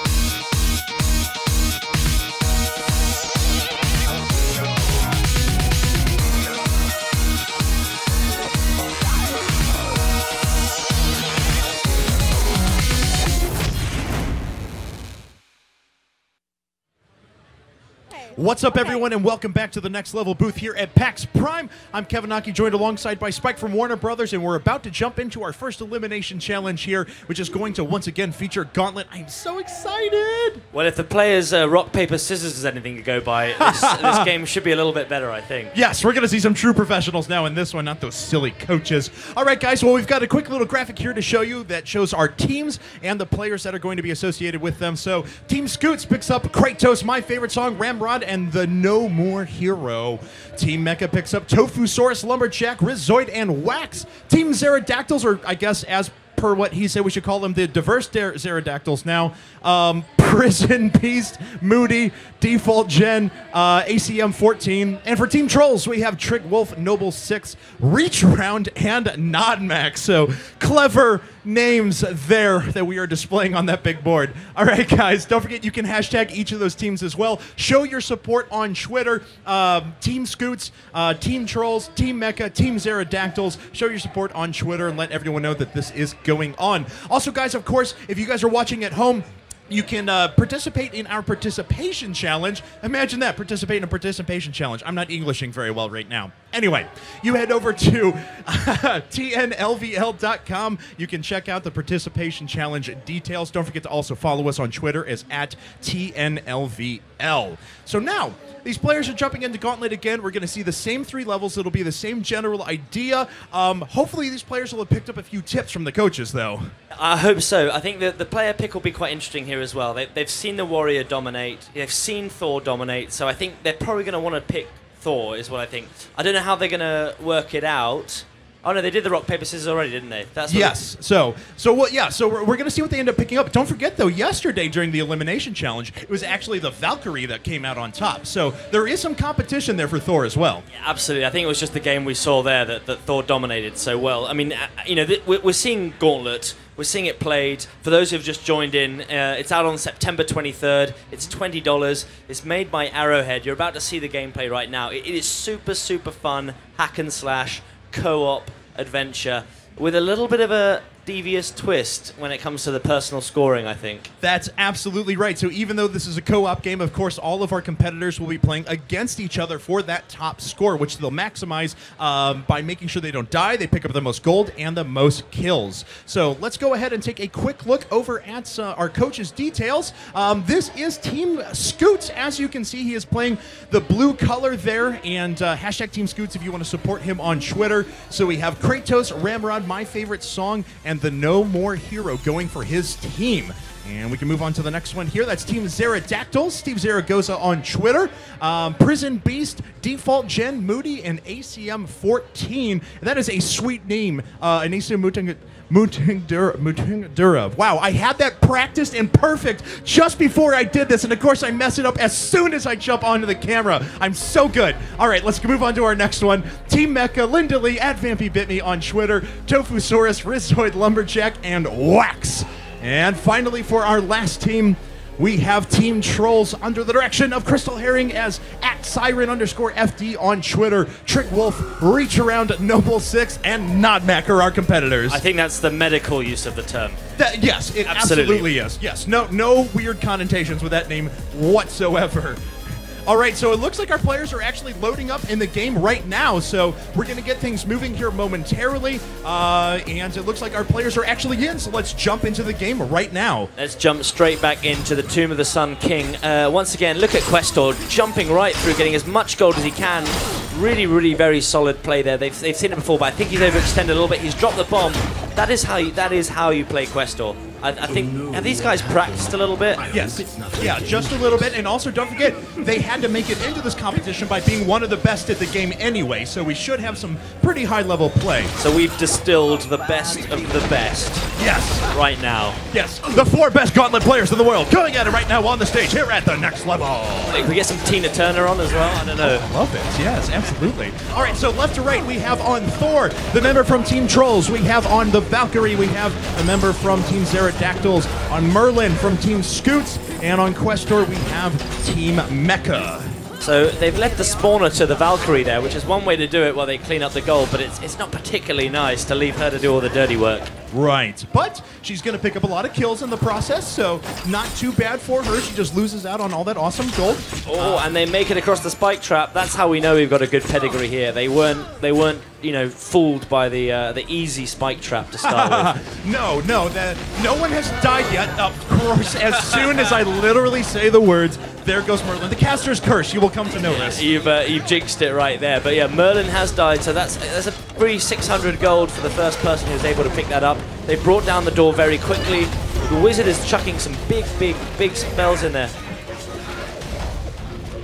And they've chosen to... Are they going to open that door to pick up the gold? I don't know. Who's got the key? Well, let's see here.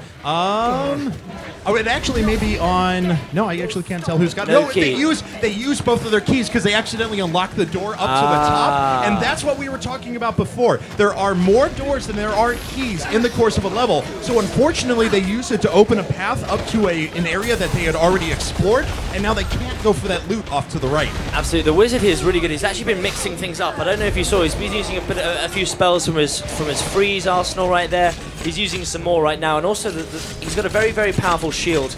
People who get very good with the wizard, Anna was a good example last night, was able to put up a shield and then also stand behind that shield to cast the spells. The problem with Merlin is he's got a very high skill ceiling, but once you learn how to use him, he really is very devastating. Oh, yes. As we've seen, when it comes together, he is quite good. So we were just informed by Scoots that the players may not be in order as they are actually standing on the stage. So hopefully we'll get a little bit of clarification about what team is on what character at the moment so we can get ready for the elimination challenge. But yes. It's double confusing as well because they're wearing colored t-shirts that coordinate with the game. But yeah, so my brain is melting right now. Color Inception. All right, so they are making their way through very efficiently so far. Again, they are being competitive. They're stealing food from each other. They're blocking people out of getting gold. They're lighting barrels on fire when people are carrying them. But they've been very good at getting together and killing spawners. Yeah, absolutely. That's really important because, as we saw in the last game, if you don't deal with those spawners, you're going to wipe. 2 spawners have spawned right now. You've got to take them down. They're going to continue to spawn mummies. Okay, so it looks like the attention was being paid, well, actually to 2 of them at the moment. They're splitting their attention, which is actually bad because every time you wipe out all of the mummies from the spawner, well, there's just going to be another round that pops up. So you've really got to work at those spawners. Absolutely. It's really good to focus down one at a time in packs and then move on to the next pack. That also gives time for your special abilities to refresh too. And a great job by Thor in that room. Not only did he take out a spawner, but he also ran back into 2 packs that had spawned and cleaned up another 360 points. He doesn't get any gold, unfortunately. That all goes to Questor. Yeah, absolutely. Questor's really playing a gold game right now. He made sure he was at the front of that door so you could run in and get all the gold that was in there. What they should do is they should really deal with the spawners before they open the door. Obviously, they didn't. They know that there's loads of gold in there. They want to grab the gold. And they'll worry about the mummies later, I think. Greed! But it's worked out for them so far. They have been able to minimize the mummies, and it looks like they're going to work on that spawner. So, well done there, although that could have gotten a couple of people killed. Absolutely, and the Wizard now playing a little bit with the Ice Beam. He's got one new spell here as well that you see, which is the double Fireball. Doesn't do as much damage, but really can saturate the area very quickly, which is kind of what you need in situations like this. And it's actually proved to be pretty effective. A lot of enemies were lit on fire there by Merlin, and they're making quick work of these spawners. Much better than our coaches did before, I have to say. Yeah, this time in the last game we'd already wiped and we'd restarted, I think. So yeah, it's looking very, very good. These players are obviously of a very high standard that have come to the next level. Oh yes. These are true pros right now. So 2 of the spawners in this room are down. There's just 1 spawner remaining, and then there's just a couple of quick passages, and we will be done with this level. It seems like Thor has done the best job of getting kills so far. Questor seems to have picked up the most gold overall, so I think this could be a very close competition. Yeah, if I was Questor, I'd now be worrying about. I mean, firstly, I'd try and get some food because he's looking low. Yes. I'd try not to die, but also I'd also be trying to get those bombs in as quickly as possible. Pick up that crown. Look, he's done the bomb. That's very good. Unfortunately, Merlin's picked it up, but he's got to be careful because if he dies, he's going to lose that gold advantage. Ooh, and Questor does pick up the crown as well. It bounced off of Merlin, so a huge advantage now for him. Unfortunately, doesn't have that many kill points, but we'll see if that improves as he moves through the last couple of rooms here. Absolutely, the portcullis is down. They've just got to go around the steps, around to the left, pick up that last little bit of gold. Whoever can get that gold, I think, will get the biggest advantage. So Questor has to dive down there, YOLO for life. Just grab the gold. Unfortunately, he missed it all, which is not good, and he's put himself in a... It's okay. And he almost dove directly into those mummies as well, which would have popped the crown off of his head and would have been a disaster. But now we're going to see this floor cleared. The points are adding up. The gold is in Questor's advantage. Absolutely. And the kills are good as well. Questor has played a phenomenal game, and the crown. This is brilliant. That's what we wanted to see. Look at that. And that is a win for Team Scoots, as we just saw right there. So 1 out of 3 maps going to Team Scoots, but that was very close overall. It's not like in the Coaches Challenge where we saw Thor just kind of dominate. Each one of these players has a chance to advance now. Yeah, that was textbook play. Questor had stayed alive. That's step 1, if you try and stay alive. Step 2, try and leave with some gold in your pocket. Step 3, get as many kills as you can. And then the bonus, just to seal the deal, he also got that crown and hung back. So, I mean, very, very good play, especially as this is the first time this level's been playable at all. For a player to be so good at so early is very, very promising. Yeah, and it looks like we had a couple of players that I see up there that were in our competition yesterday. They placed very well here again, so maybe they've had a few hours of Gauntlet under their belt now. They're a little bit more seasoned, they're a bit more practiced, and they've got some strategies. Yeah. So the interesting thing is we've started the next level, but I just want to say that the other thing is the full game will track those scores against everyone in the world. So we saw the world champion badge. If you have the highest score, you will literally you'll know where you are in terms of the world rankings. Wow, so quite literally, if you would get that badge, you would be the #1 in the world at that level. Absolutely. Interesting. All right, so here we are on the procedurally generated level. This is one that was completely different to the one we saw earlier, but the only thing that is the same is that death is still following you, and he is unrelenting in his pursuit. And I like the aggression out of our Valkyrie here. She's doing a nice job at seizing opportunities. She's wasted a lot of health in the process, but it's helped her get a few additional kills. Look at Questor. He's straight in there. He knows what he's going for. He knows where the food is. He knows where the gold is. Questor is playing a very gold-hungry game, but he's a little bit far back here. He's got to get away from death. He's going to die. And all of that advantage goes away. Oh, the only thing that maybe is the redeeming feature is that the rest of the heroes had jumped across, so that they couldn't pick up the gold that he dropped. But that is the worst thing that could have happened right then, especially as he'd done so well at the beginning of the game. Absolutely, and he's late to jump into this room, and as you saw, Thor takes a huge advantage there, grabs 371 points, cleaves through all of the mummies that were up at the front. Death comes back in, looking for another soul, but looks like he is down for the time being. So we'll see once they get through this room now. Thor is ahead in kills. Questor was ahead in gold. May not be the case anymore. Valkyrie's just jumping in like mad, trying to steal anything she can. The other thing I should mention right now is that all 4 of the heroes play very differently. Once you've got the muscle memory down for one of them, if you transfer to another hero, it's very, very different. The elf, for example, is a dual-stick shooter character. The right analog stick doing the flurry of arrows that you always see. The wizard, for example, being, again, very, very different. He's about those spells, channeling those spells in different combinations. Right. So I think that, you know, if you practice on one character, that'll make a big difference when you come to a game like this when you're trying to compete. Yeah, I agree with you, to be honest. So, and it looks like from what I've seen so far, our Thor has quite a bit of time on Thor, and our Valkyrie as well. Even though the Valkyrie has taken a lot of damage and she's been a bit maybe too aggressive in some situations, she's utilizing her dash and her B ability over and over again very efficiently. Absolutely. So Questor just jumped into the room. He dropped the bomb. He was the first into the room. He took a lot of kills, and then he went and got all the gold, and now he's picking up all the food to make life a little bit harder for the rest. So very, very impressed by this Questor play. Okay, well, we'll see if Questor can keep it up here. They are going to have to navigate through these spike traps. Merlin almost dies there. Does need food badly, of course. And we'll see if we can pick any up here in the next couple of rooms. Absolutely. So here again, they've got a choice. They've got to work out how many keys they have. They get one key. So how are they going to maximize its use? Oh, and it looks like Thor picks it up and immediately starts ducking into this room, but the Valkyrie actually gets in front of him and takes a majority of those kills right there. So a pretty efficient play from the Valkyrie, even though Thor was trying to be a bit greedy. Absolutely. I think the other characters as well have worked out that Questor is getting the gold and running it. He's using that dodge to run ahead and get the gold. They're not happy, so everyone's trying to really keep pushing up so that they don't miss out on that early gold. Look at Questor. He's in the room. He's going to drop the bomb. He's looking for gold, but again, they're procedurally generated rooms, so there may be no gold in the room. It's really up to the map. But he did do a very nice job of stopping the food, or stealing the food once again, so Merlin actually couldn't get in there. Nice job by Merlin, though, to actually start lighting all these mummies on fire. As you mentioned before, not as much damage from this move, but it hits everything that it passes through. So you're guaranteed damage and kills as long as you snag a few enemies on the way. Absolutely. Questor in trouble again. Can he wait? He just dodges death. I think he's learned his lesson from last time. Yes. Well, hopefully. If it was our coaches, I'd say no. But all right, so a lot of gold, and that is actually going to complete this level. This was a very, very fast run of the level. Very, very impressive. Nobody got it though, right? So let's take a look at the scores right now. Okay, so Questor once again with a small gold advantage. And Thor comes back with a huge kill score, though. Very, very good. I mean, it's super close. 4,000 points between the two of them. 4,000 gold, sorry, between the two of them. I don't know how that affects the first game. I think it's even Stevens right now. That's right. I mean, Questor did come out the advantage in the first game, but don't forget, they were only a few hundred points separated between them. So now, Thor might have a slight advantage overall, but I've got to say it's neck and neck going into this third map. Absolutely. And right now we're in the challenge map. So actually the players are in it right now. The first thing they're trying to do is get as much gold as they can, and then worry about the monsters. Yeah, so let's jump into the game as our players are actually started right now.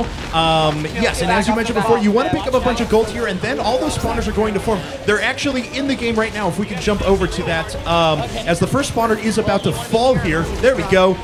So they're actually making incredibly quick work of this. 2 spawners are down. There's only 2 remaining, and this level is complete. Absolutely. I think we missed the beginning, so I didn't see who got the gold, but Questor's doing a great job. He's taking out that bottom spawner. He dropped a good bomb. He's using the right trigger to do those sniper shots. There's one more bomb there. It's gone. He's taken down the spawner. That's great. They've taken out all the spawners. They've got 1 mummy left to deal with, and then it's just a run for the gold. I mean, these guys are playing very, very well. And I don't know if you saw, but Questor actually got the last shot on both of the spawners. He planted a bomb at one, ran up to the other, and grabbed some kills, and snuck the last spawner kill as well. And he just grabbed 400 points. Very, very good. I do hope that Questor comes out on top on this, to be honest with you. So I think now that they've cleared all the monsters, the gold is going to drop. They've got to get as much as they can. Questor's got that roll, but he's gone too far.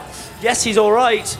There's a little bit left. That's it. That's all the gold has been divvied out. Yeah, and that was a big win for the Valkyrie, actually. She grabbed about 40% of the gold in the entire map right there. So let's see. The final score is going to be gold. Oh, Questor and Thyra. Kills Questor ahead. Very good. Wow. All right, so Questor ends up taking 2 of the maps. Thor was pretty far behind in that last map right there, and let's see what the final score is. Oh! Questor ends up winning. Wins. Questor has won. Very, very good. And that's Scoots, is that right? Yes, it is. That is Team Scoots. So Team Scoots picking up from where they left off yesterday. Last draft pick doesn't matter. Scoots comes out on top once again. I mean, seeing Gauntlet played at this level is amazing. You know, once a player's really honed that skill, we're seeing Questor there dominating. Almost a perfect game. Very, very strong. Oh, yeah. A marked difference from our very amateur coaches, if I do say so myself. Yes, unsuccessful at Gauntlet. and rock, paper, scissors, unfortunately. So, all right, so once again, real quick, as we're about ready to move to an interview here with Anna, let us know where can we find this game and what can we expect when it comes out? Absolutely. So if you want to know more about Gauntlet, the best place to follow us is on Facebook, Play Gauntlet, or Twitter, Play Gauntlet. It comes out on Steam. Gauntlet comes out on Steam on the 23rd of September, but if you pre-order now, it's $20, and you get a lot of in-game exclusives. I think the best thing about it as well is if you buy a 4-pack, you'll get it for the price of 3.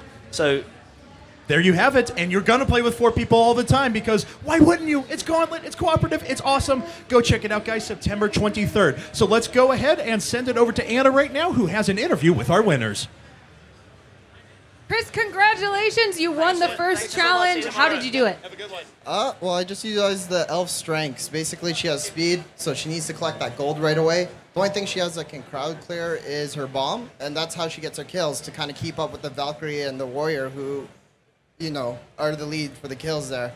And as the commentator said, is trying to stay alive as well, because that's will be the big advantage. Did you have some time to practice the elf before this? Is that how you knew those strengths really well?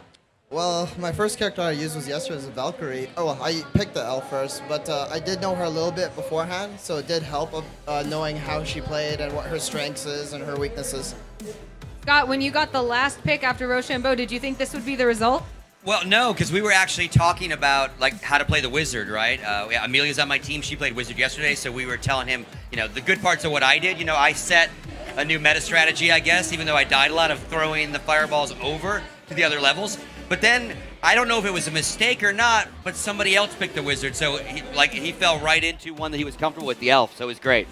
Well, you must be feeling great now after that, you know, kind of a lull this morning, maybe being a little more scared. Now you're in first place as far as the coaches go. Yeah, I mean, that was the one thing, that our Gauntlet Challenge, really, the picks were important, but it also determined what he could pick. So, and he won. So, like, everything else is now just one-on-one, so to speak, with the new games. Well, how bad I did this morning doesn't affect anything anymore. So, thank you, Chris. Another in the finals twice. And Chris, now you're in the running to win an Xbox One, a PS4, some amazing peripherals and parts for your computer. Are you excited about that and the potential of winning money for Scoot's charity? Who wouldn't be? Agreed. All right. Well, back to you, Kevin, and we'll be bringing you some more exciting Gauntlet information, I believe, and more challenges coming up at the next level.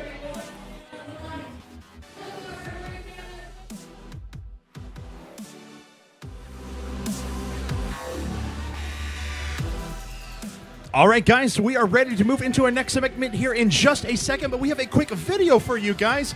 A little bit of our walkthrough of Gauntlet, and we'll go right to that, and we'll be right back with a Far Cry Quest for Everest. A very cool announcement coming your way soon, but first, a Gauntlet video coming up.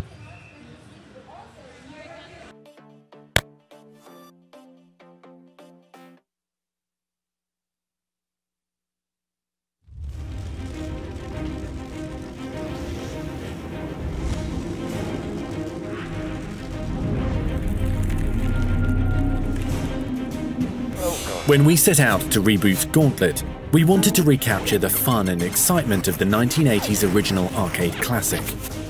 Like the original arcade game, this rebirth is a 4-player cooperative dungeon crawler, involving 4 distinct heroes. Like the classic, we have Thor the Warrior. Armed with an axe, he uses brutal close-range melee strikes, including a spinning attack that turns him into a whirling tornado of death. Thyra the Valkyrie is armed with a spear for frontal charges, as well as a shield that blocks assaults and becomes a destructive boomerang when thrown. Questor the Elf is precise in his strikes and can release a volley of arrows and drop tactical bombs. The Elf can also utilize a rolling tumble to quickly dodge attacks and traps. And Merlin the Wizard, who has a variety of magic attacks to choose from. He can blast his adversaries with many spells, including comets of molten lava, shards of ice, and arcing bolts of chain lightning. Some abilities can even be upgraded through perks. For example, Questor's bombs can be upgraded and attached to arrows. Thyra's shield can be improved to reflect enemy fire. In the backstory of Gauntlet, a young wizard, Morak, conjures the gauntlet seeking glory. He is instead trapped within its depths. Using wizardry, he calls on heroes and convinces them to enter the gauntlet and set him free. Gauntlet consists of environments like dusty crypts, dark caves, fiery dungeons, and each environment has multiple styles of gameplay. Some dungeon maps are handcrafted experiences with secrets to discover, while other levels are procedurally generated, with death itself chasing players through an unpredictable labyrinth. There are also endurance maps filled with wave after wave of monsters to survive. Inside Gauntlet, players will be able to buy new armor and weapons with the gold they acquire during gameplay. Even more exciting is the ability to unlock relics. Relics are where the big powers lie. Use a mirror relic to create a magic army to fight in the battle. There are relics to freeze your enemies, blow them away in a tornado, set them on fire, increase speed, and many more. Regardless of your skill level, there are thousands of ways to die in the Gauntlet. To survive, seek delicious roast turkey to restore health. How will you die? Hordes of monsters, immortal death, devious traps, or bone-crushing bosses.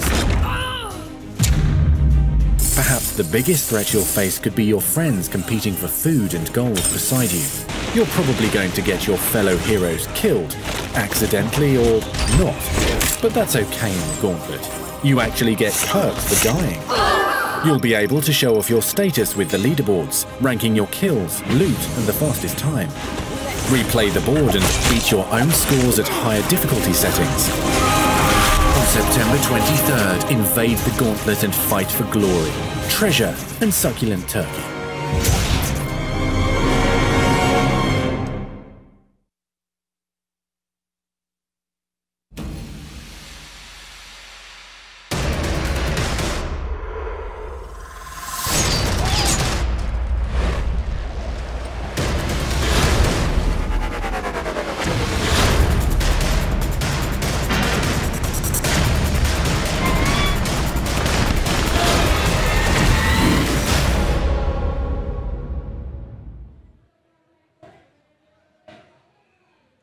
Far Cry 4 is one of the games that we've been experiencing here at PAX at the next level, as well as inside our competition. But if you've gotten your chance to play this game, you're noticing that the environment is just gorgeous. It's immersive. You go to this tiny village called Kirat that's nestled in the peaks of the Himalayas. You're going to be seeing snowy peaks and interacting with animals and entering villages and things like that. So there's this immersive experience where not only are you interacting with the game itself and finding challenges there, you're also encountering extreme circumstances.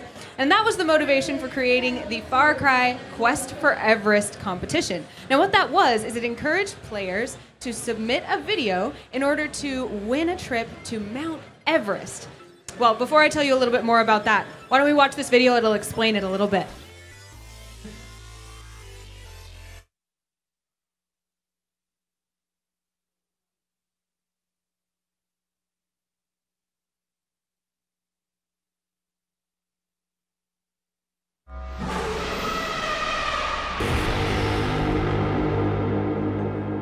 Far Cry 4 will bring you to Kirat, a breathtaking, perilous, and wild region of the Himalayas. Using a vast array of weapons, vehicles, and animals, you will write your own story across an exotic open-world landscape. How do you want to play Far Cry 4? From the comfort of your home, or from the highest mountain in the world?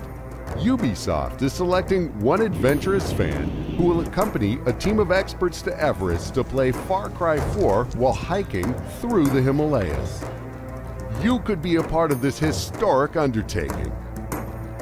You'll be playing on a one-of-a-kind gaming device. This special device has been built to withstand the harsh conditions in the Himalayas. We'll select a winner and train him or her to climb Everest, and we'll supply them with the equipment to be the first to play a video game on Everest. The first to play on a device that can survive the Himalayas. So do you have what it takes? Submit your video application today, showing us why you're the most qualified for the trek. Follow these instructions when making your video, and you could be part of an adventure of a lifetime.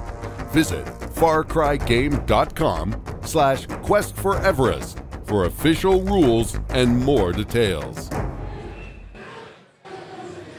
Well, many of us play video games to experience things that we never would get the chance to do in real life. And of course, climbing Mount Everest is something that not many people have had the opportunity to do, never mind playing a video game on Mount Everest. Many, many people wanted that opportunity, and many people submitted videos. All of them were amazing, trying to convince us why they deserve to be the one to climb Mount Everest and play Far Cry atop the peak. Now, there were lots of great submissions, like I said, but one really stood out from the rest, and I'm really excited to announce for you the winner. Are you guys ready? It is William Cruz from Provo, Utah. He's going to be climbing Mount Everest and playing video games at the peak. And let's check out the video that he made that convinced us he was the right man for the job.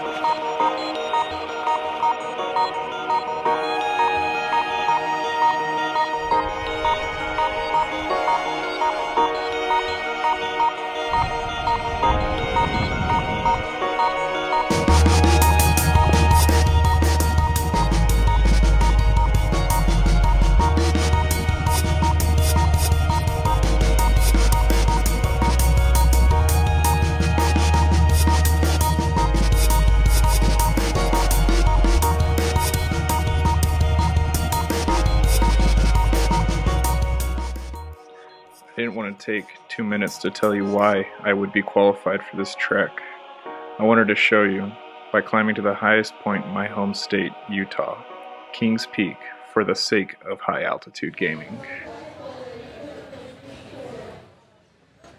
William, such an impressive video. Congratulations on winning the quest for Everest. You're now headed to Mount Everest. How does that feel? Pretty freaking exciting. Like, I still can't believe it. I imagine. When you saw that this contest was going on, the quest for Everest, what made you want to enter and compete? Well, I love hiking. I hike every chance that I get, and I absolutely love video games. So. Yeah? All right, so you love video games, you love hiking, and you thought this would be the perfect mix of your passions? Yeah. Once-in-a-lifetime opportunity. Absolutely. And what went into making your video? Why did you decide to keep it kind of that silent, introspective, impactful style? I pretty much didn't want to film, like, I didn't want to talk into the mic, and I also wanted to show, like, why I felt qualified. I wanted to do something original, so I decided to hike to the highest point in Utah, and I don't know, I figured it'd be something that would show that I'm physically capable of doing the hike. Absolutely. Well, I know we also got the chance to kind of visit your hometown and friends and family and see their reactions. Were they pretty proud of you? Everybody was very excited. My brother actually wanted to join us on this trek, so. Very cool. Well, we actually have some video footage of that, so let's visit your friends and family real quick.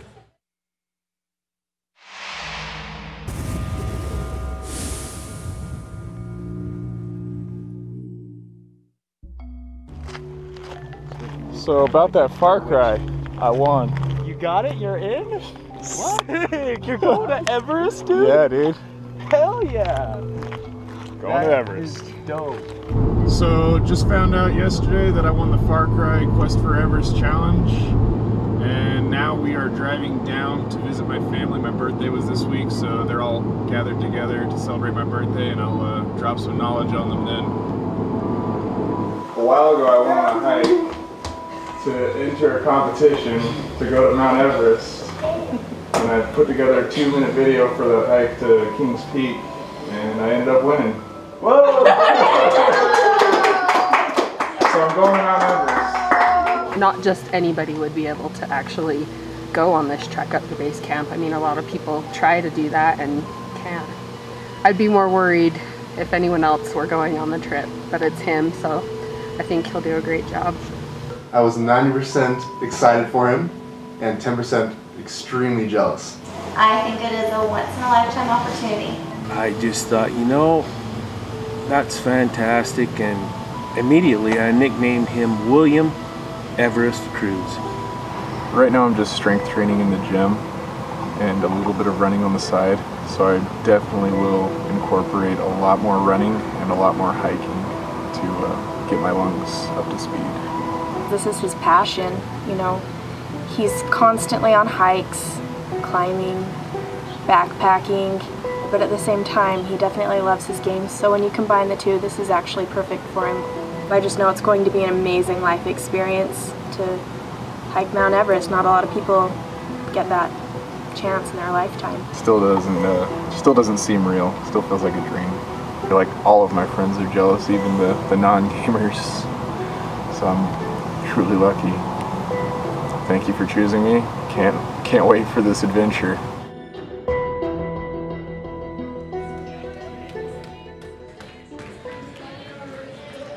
William, how long has climbing and hiking and that kind of outdoor activity been part of your life?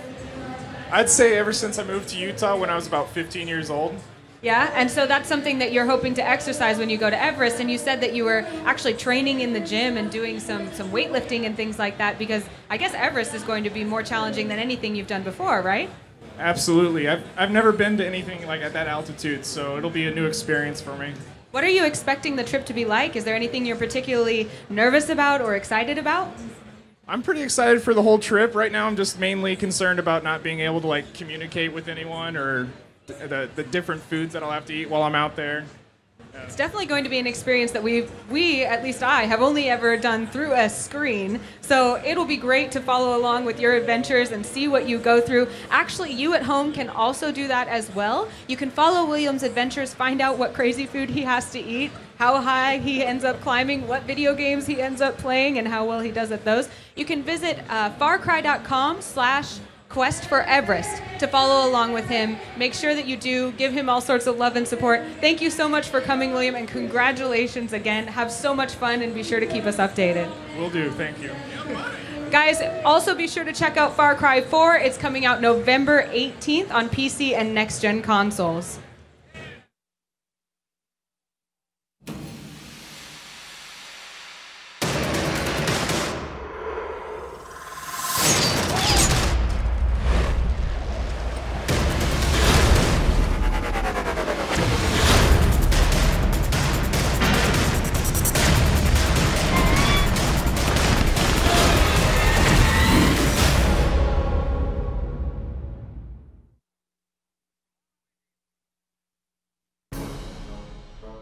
What is this mysterious contraption?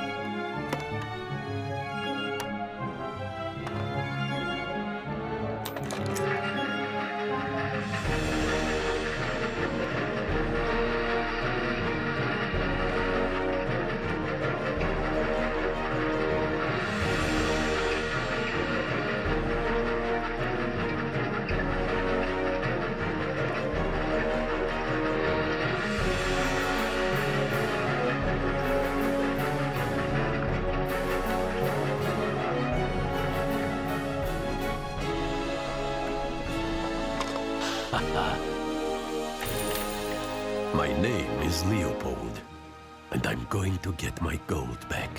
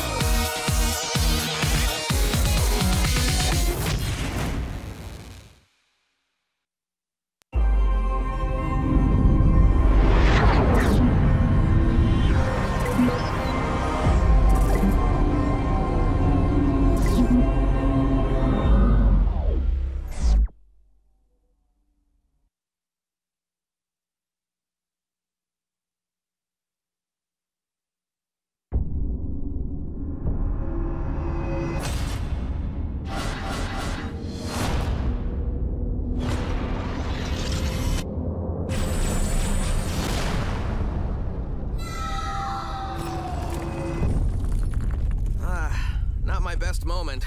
But hey, even when facing certain doom, I still look good. It was just a regular day, foiling another one of Dr. Eggman's evil plans. Uh-oh. The next thing I know, we're on the steps of some really old and smelly tomb. Then, old Snake Breath here gets out, which really put a damper on my weekend plans. I'm going to rid this world of all organic life forms and rebuild it piece by robotic piece. Somebody needs a hug.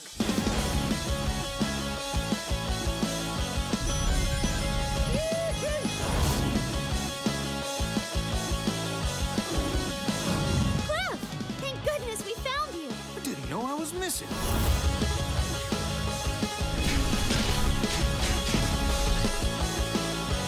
The time has come to finish what we started. Rise, my warriors! This is going to be so awesome!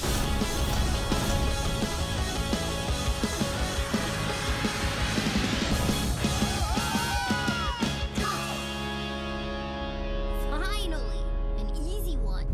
Whoa, whoa!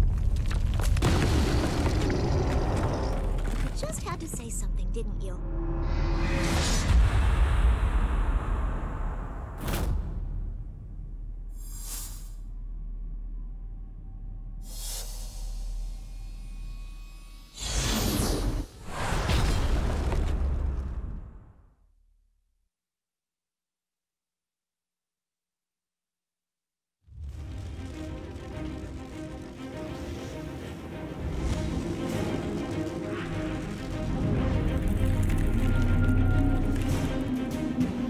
When we set out to reboot Gauntlet, we wanted to recapture the fun and excitement of the 1980s original arcade classic.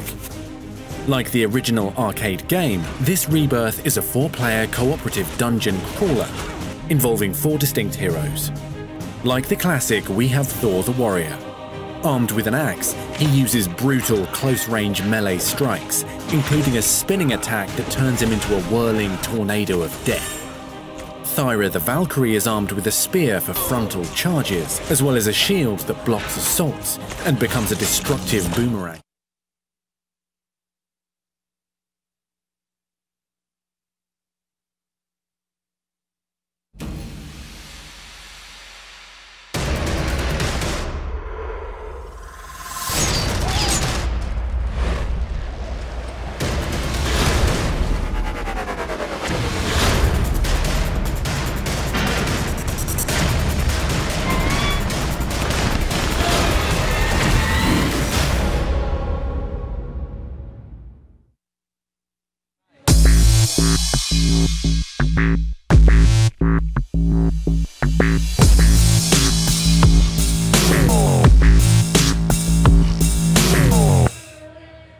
All right, we are back here at the Next Level booth at PAX Prime, and we're ready to move into our next elimination challenge. We've already had a lot of action that has happened today. Our coaches challenge was much different than yesterday, as we actually had Team Pterodactyls take the first challenge, and we actually have a look at the standings here we can move to. And but the first actual elimination challenge was pretty much the same story as yesterday, as Team Scoots once again comes out on top in challenge number 1.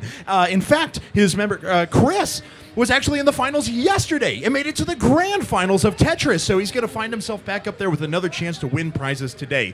Unfortunately, Wax, Default Gen, and Noble 6 were eliminated for Team Mecha, Team Pterodactyls, and Team Trolls, respectively. However, we still do have 3 more elimination challenges. In each of those challenges, 1 player will advance into the grand finals this afternoon. 3 players will be eliminated from the competition altogether. And it looks like we are ready to move into our next game here in just a second. As you saw from the little bit thing before, it was Far Cry 4 is going to be our game. Now, what our competitors are going to do is they are attempting to liberate a fortress. Now, they are given a shotgun, a big old machine gun, and an elephant to ride into battle, but given that this is Far Cry, they can do whatever they want. This is the Anecdote Factory, right? So they can do a bunch of different really cool things. So they can actually move into the fortress, they can actually jump off, disable alarms, and then try and kill the rest of the guards. First person to complete that will actually take home the elimination challenge. However, if you want to see what's going on for our entire competition, we have a quick little video to show you the format of the entire Next Level competition.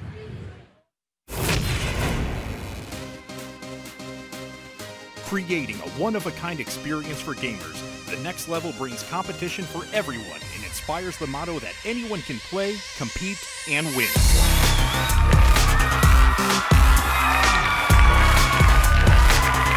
Our competition crowns the best all-around players through exciting challenges across multiple games and genres. The Next Level's format features 4 stages of exciting competition: the Open, Coaches, Elimination, and Final Challenge. Each day, participants will be competing to win a grand prize package, while simultaneously, their celebrity coaches battle it out to win a donation for charity of their choice. During the Open Challenge, participants register and compete on games, while the coaches assess their gaming skills. The top 16 gamers, based on overall cumulative score, will advance into the next round. In the Coaches Challenge, the celebrities compete for the advantage of being the first to draft players to their team. Based on their challenge rank, they will make alternating selection of the contestants. The Elimination Challenge steps up the game as coaches strategically select players on their team to compete in each round until the last remaining finalists stand.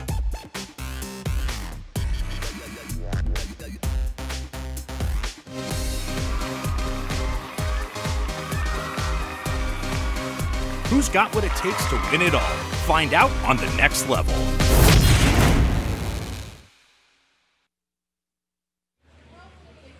All right, we are back, and it's time to move into our next elimination challenge. Now, of course, we are here at the Next Level to give away quite a bit of money to charity and also prizes to our awesome players that are competing here at this event. Now, each of our celebrity coaches are competing for a charity of their choice, and if their team member actually wins the entire day, they get to donate $5,000 to that charity. However, our competitors are playing for a lot of prizes. Let's actually take a look at exactly what those are. So our champion each day will receive the ultimate prize package, which includes an Xbox One, PS4, NVIDIA Shield, Astro A40 audio system, a Corsair K70 keyboard, and an M65 mouse. Quite a bit of stuff. We saw someone walk home, Robin actually, with those yesterday. He was very happy with what he did receive. Not included, of course, on there is a sweet, awesome, amazing Next Level trophy as well. I didn't even know that was a thing until I saw it yesterday. Now I'm super jealous and want one.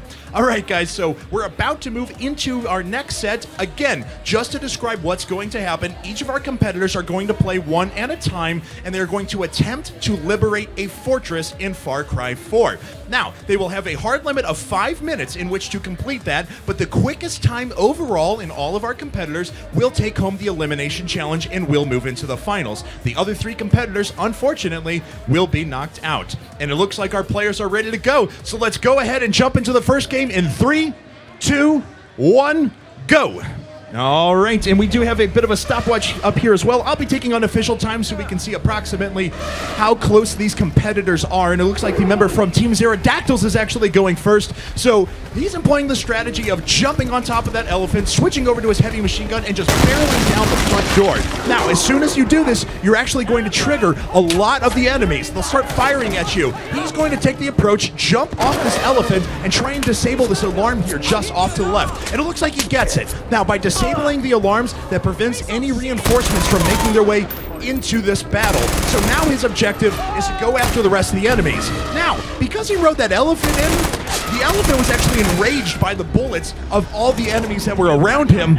So the elephant's going to go on a bit of a stampede as well. And of course, he's not going after the player. He's going to go after everyone else.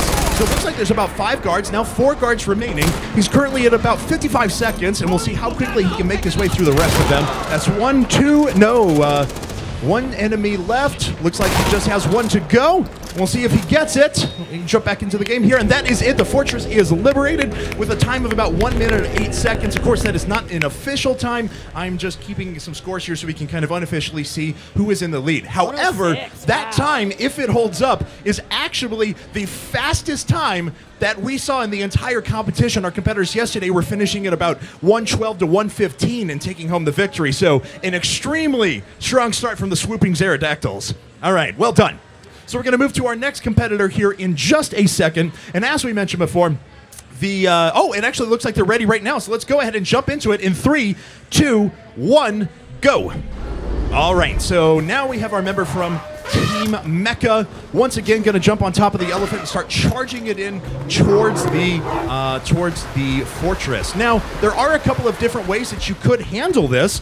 If you wanted to, you could actually bait the elephant by shooting it, and you can force him to run into the door. He disperses the rest of the guards while you kind of sneak up and kill all the rest. It does seem like the quickest way to accomplish this, though, is to move immediately forward and try and kill as many people as possible. Oh no, reinforcements were triggered, though, and so there's just going to be a little bit of time. There was no disabling of the alarm, which means there's actually going to be a lot more enemies showing up here momentarily. Now, of course, we're at 45 seconds, so he's got about 20 seconds left in order to complete this quicker than his opponents did. So there we have it. Just one enemy remaining off to the side, but then he will have to contend with those reinforcements as well. The elephant is certainly going to help mitigate those, but I don't even think they're going to show up in time for him to be able to deal with them. Not only will he have to take out a couple of jeeps here, but there's also going to be a helicopter that'll fly overhead. Now, throughout this fortress, there are a few heavy weapons, grenade launchers and such, that he can use to help him with these reinforcements.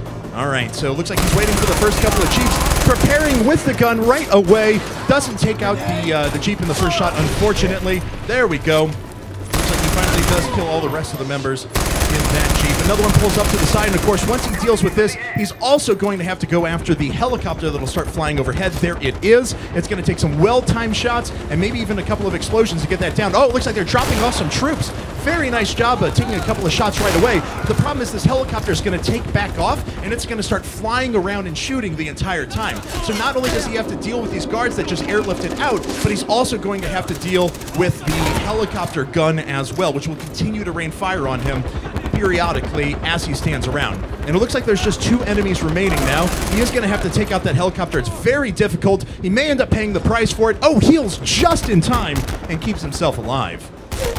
All right, so it looks like one more guard sitting on the back of the jeep. No problem for him, though. Just that one helicopter remaining. Now, like we said, there are some weapons around the side that he can use to kind of help him in this situation. One of the buildings actually contains a grenade launcher. And if you land a grenade square into the side of the body of the helicopter, it will take it down. Taking it down with guns is a lot more difficult, but it is still possible. All right, so the helicopter now is smoking, so that's certainly an improvement. Unfortunately, though, he's going to need a heal, otherwise he will die. All right, heals in time. Unfortunately, we'll need a reload. That helicopter should be at about, 50% health, though, so it should fall here momentarily. So again, for everyone else who's coming in, obviously what you're going to want to do is prevent the reinforcements from coming, because it takes, even though you can take everything down, it takes a significant amount of time to be able to deal with this helicopter. So last couple of shots, there it is. He actually does take it down. That is going to be the fortress liberated. Unfortunately, though, that is a time of about 3 minutes and 14 seconds. So well done there. He does complete it. And actually, that's the hardest way to beat the mission, because the reinforcements are pretty difficult. And if you don't deal with the rest of the guards before the reinforcements show up, you can get swarmed pretty easily. So a valiant performance, even though it wasn't especially quick. He killed way more enemies than probably everyone else is going to be able to do. So we're going to move to our next competitor here in just a second. It looks like we are ready to go. So let's go ahead and get started in 3, 2, 1, go. All right, so once again, looks like he's going to employ the same strategy here. This is a member of Team Trolls up, sporting that awesome Warframe ninja headband as well. I want one of those. Those are awesome. Okay. And like we mentioned, the quickest route likely that we found so far is to charge through with the elephant, make your way to this alarm system as quick as is humanly possible, jump off of the elephant, and disarm it. Looks like he gets us to the alarms are disabled. They won't be triggered. You only have a short amount of time to knock that down. And now he has to take out the rest of the enemies here. He's making quick work so far. Oh, and the elephant buddy's helping out as well. Nice headshot from around the side. Just a few enemies down here to the left. He's got about 25 seconds before he needs to complete the mission. Looks like off to the right-hand side, there's one guard peeking from around the side. Very nice job. Just 3 remaining down below. The elephant should be going after them as well. There's about 15 seconds left. 1 enemy down, and there's just 1 more remaining, and I think that is going to be it. Fortress liberated in under 1 minute. Under 1 minute. That is incredibly impressive. Very well done. By far the fastest time that we've seen so far. And to be totally honest, that is a tall order for Scoot's team to try and overcome. Of course, Team Scoots is the last remaining team to go in this challenge. We're going to see their time here in just a second. Is our competitor ready to go? Are we ready? All right, so let's go ahead and get started in 3, 2, 1, go. All right, so we're back in the action once again. 57 seconds is the time to beat. 57 seconds, otherwise Team Trolls is going to take home a victory, and we're going to see almost a repeat of yesterday with Team Scoots and Team Trolls taking both the elimination challenges so far. So the elephant barges through the front door, needs to make very quick progress to that alarm system, and gets there fairly efficiently. There we go, the alarms are disabled, no reinforcements will arrive, but now there's still a lot of enemies to deal with. And currently there's about 25 seconds remaining to kill all the rest of the enemies on this map. That is a tough order. It looks like very nice job there, snagging a couple of headshots. Oh, unfortunately got gored by the elephant, was standing in its way there. They're all right there. A lot of enemies left here in front. There's about 10 seconds left before the time will expire. And we will have our champion. Very nice kill there. Needs to come off to the side, snags another one. Very well done. Needs to turn around and grab the last two underneath. And no, it doesn't look like he's going to be able to find them in time. He actually needs to heal right now, otherwise he's going to die. No! And he goes down, and that is going to be an elimination, ladies and gentlemen. So, unfortunately for him, he does not complete the mission, but Team Trolls does take this. Very well done to them. So we have 2 of our finalists already decided, 1 from Team Scoots, 1 from Team Trolls, and it looks like Anna's going to have an interview with the winner here in just a second. But that was Far Cry. Of course, there are many different ways to play that mission. You can decide to sneak around from the side. You could charge the elephant through the front. You can bait the elephant into the front. You could throw grenade launchers, you can take over mortar packs. There's a lot of different ways to complete that mission, and that is the fun of Far Cry. So for now, it looks like Anna is ready with an interview with our winners, so let's kick it over to her. Congratulations, Andrew. That was a really impressive time. Like Kevin said, we haven't seen anything close to that time before. How did you prepare, and how did you eventually come across that time?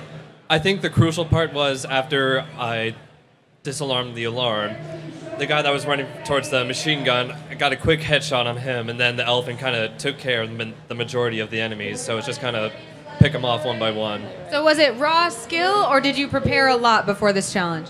A little bit of both. I mean, I didn't even reload.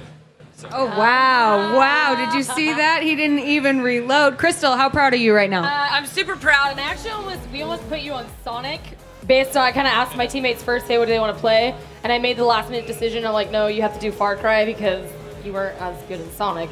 And he's a shooter. We need shooters. So I have now won. Team Pink has won Far Cry for 2 days in a row. So nice job. And I know your specialty is shooters, and Sir Scoots claims shooters as his own as well. So do you have any words for him as a competing coach? Well, I also won Warframe yesterday, and now I've got Far Cry. So I have a feeling that Sir Scoots, you might want to pick a new genre of games to new game to genre to pick because he's done.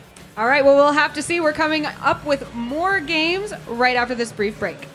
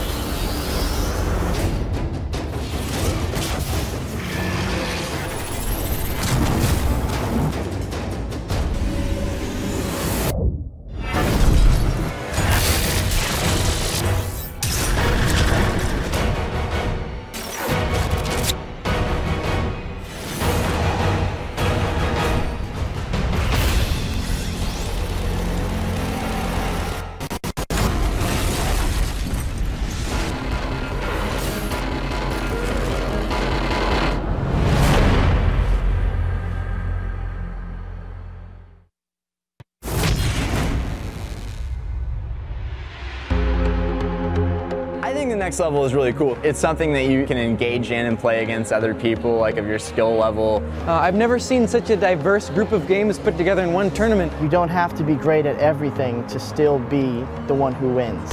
What is the next level? Tell people at home what the next level is. Oh, the next level is the ultimate gaming experience for anybody who's a casual gamer and just loves to play all types of video games. It's great to have competition around with just casual gamers, and it gives them the experience that pro players get, and I think it's an awesome thing. We have 3 incredible games in our qualifying round. That's Mighty Quest for Epic Loot, Just Dance 2014, and of course, Assassin's Creed Black Flag.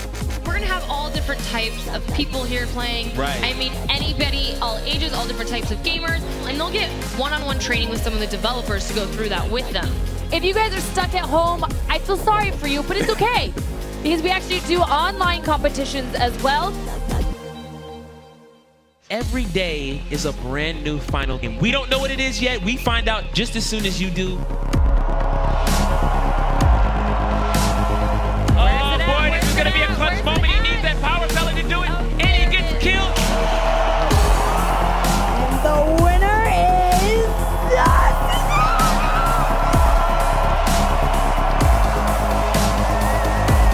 This is your champions for today, and this is the next level.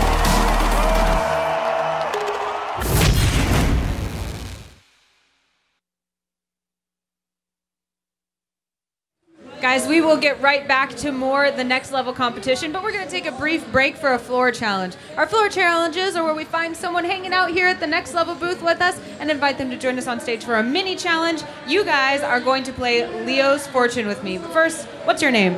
I'm Ryan. Ryan? And what's yours? Andrew. Andrew, Ryan and Andrew. We have a lot of Andrews in the booth here today. It must be Andrew Day. All right, so guys, you are going to be playing Leo's Fortune with me on the NVIDIA Shield. Now, Leo's Fortune is a platformer. I'll let you watch the trailer and find out a little bit more about it.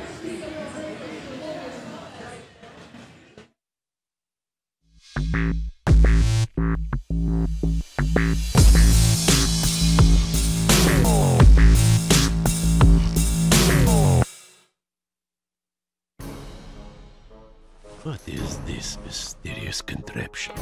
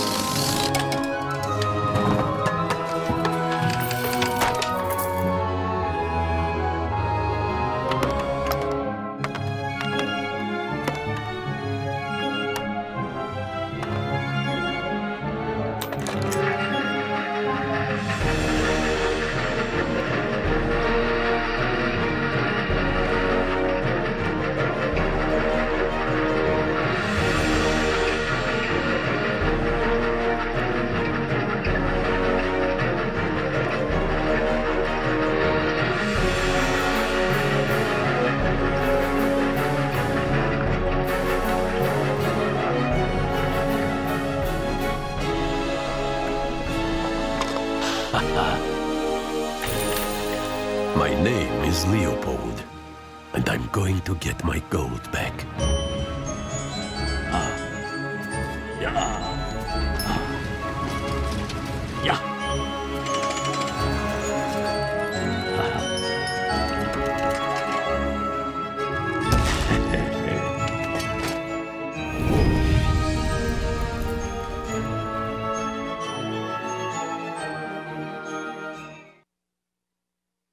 See, Leo is our fluffy little mustached friend, and unfortunately somebody has stolen his entire fortune, but they've left gold pieces all in a trail. possibly to where they're hiding out, and Leo is on his way to collect all of those coins, get his fortune back, and experience this wild platformer adventure. So what you guys are going to do here on the NVIDIA Shield, you guys are going to play just the first level of Leo's Fortune, all right? Platformer, you're going to collect your coins, all of that. We're going to look at your coin score first, right? So you've got to collect all of those coins. Then if you both collect all the coins, we'll be looking to see who completed it the fastest, and if by some miracle you both completed it in exactly the same nanosecond, we'll look at how many times you died, all right? All right, so you guys go ahead and get your level started. Again, we're choosing just level 1, and as soon as you get to that map, then pause for just a second. We'll count down, and you guys can get started. Go ahead and... Oh, it's touch screen. Yeah, we got a touch screen here on the NVIDIA Shield. We're going to not do the tutorial because I just verbally gave you one. Too bad. Sorry about that. All right. Now we're getting into these levels. I believe we're seeing you up there. Okay. I used to be Leo. There we go. Okay. So once you guys start your levels, Fortunate. I'll be shoutcasting for you. Best of luck.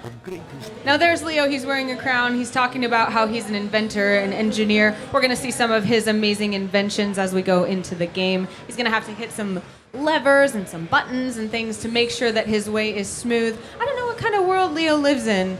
Some sort of beautiful place where little fluff balls live and grow bushy mustaches. Let's see if we can skip this for you here. Yep, we can. We don't need to hear your story, Leo. We just want to play with you. All right, awesome. All right, you can go ahead and get started. You're already on your level. Go ahead. It's already counting your time. Go ahead and start running there, my friend. Use this joystick here. It does not seem to be functioning. But why? Let's see. So many technical difficulties. Let's restart. You go ahead and keep going. Keep playing. How fun is this? It's awesome. You're so far ahead. Are you feeling great? Oh, I feel wonderful. All right, if we could get an admin up here to check out this NVIDIA Shield, I think we must have messed something up here. Looks like our joystick is not quite working. So, maybe we can pull up our friend Andrew number 3 over here. We can watch his game if we've got that. All right, well, I will shoutcast what's happening. What's happening on his screen right now is that Leo, our little mustached friend, is using forces, physics to move himself around the course. He's skating around on his little fluffy body, and he's jumping and plummeting and using all sorts of different ways to move through this obstacle course and collect coins. Now, obviously, it looks like Andrew is going to be our winner, so I'm going to talk to you while you're playing, Andrew. Let's switch places. We're going to have our admin come up here and work with you. All right, what are you thinking about this game so far? It's so fluffy. He kind of reminds me of Nick Offerman from Parks and Recreation, and I really enjoy that. Oops, looks like there you go, right back into your game. Yeah. Leo's got all sorts of inventions. He's pushing up on levers right now.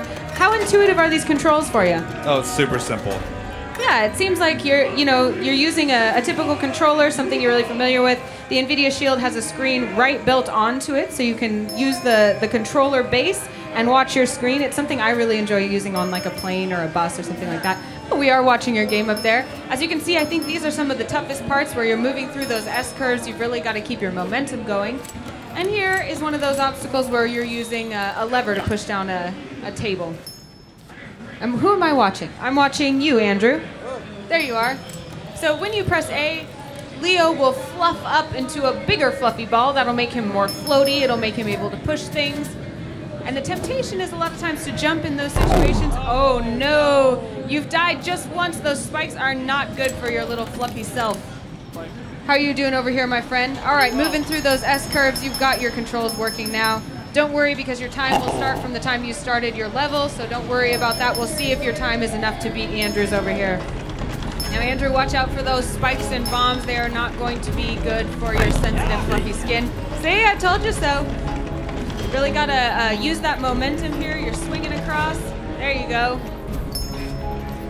I'm not sure what kind of animal Leo is, or if he's an animal. Yeah, exactly. Don't go down there. It's bad. You've got a skull. We had a couple people mistake that yesterday for please do go down here to this skull that looks like you're doomed. Yeah, you gotta push that rock. You gotta push it into the holder. There you go. Awesome. Use your little nudges. Look how cute he is. Nudge, nudge, nudge, nudge. Oh, don't fall down there. It's a skull. Oh, man, you didn't follow your own advice. It's good advice. How are we doing over here? Okay. Not quite to the spiky dungeon of doom yet, but sliding through the mines. I think they're mines. finding all of that gold. Don't miss any of the coins. Good job, good job. Floating over those spikes over here, Andrew. And remember, you've also got these, you've got a down movement, right? There you go. Nice work. Ooh, and you almost got switched. Good job, Andrew has finished the level. Looks like you missed just 1 coin, so we're gonna have to see if your opponent over here can do any better than that. He's still moving through that level. I'm not sure if we can pull him up on screen. I don't think we can, but I'll give you an idea. He's again moving and using his little fluffy abilities to pull himself through this level, push levers, all of that.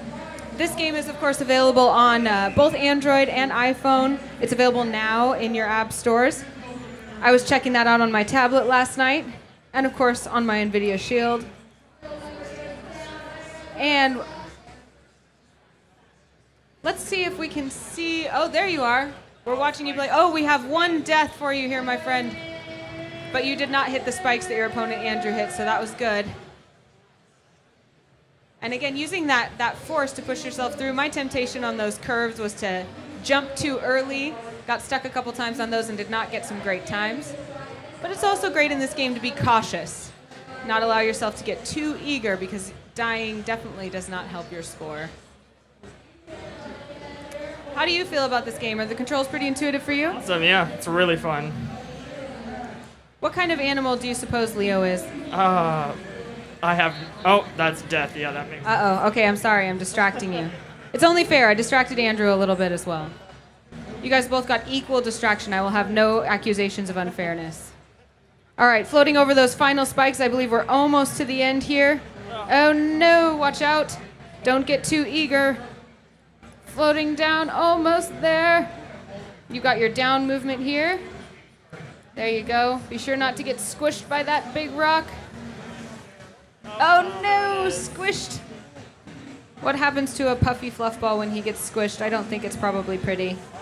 There you go. Oh no! See, the temptation to jump is strong. Keep on moving, you are almost there. Ah! Keep that finger off the jump button this time. No jumps, no jumps. Just scoots. Like Sir Scoots. There you go, nicely done. All right, finish the level. Let's see how many coins you got. You got all 112 coins. Oh, you were beaten out by just 1 coin. I'm sorry, my friend Andrew. You are going to be hooked up with an NVIDIA swag bag. Thank you both for hanging out with me so much. Thank you for skating over those technical difficulties we had up here with production. You guys are the best. Have so much fun at PAX. And we're going to take a brief break, and we'll be back with more competition here at the next level.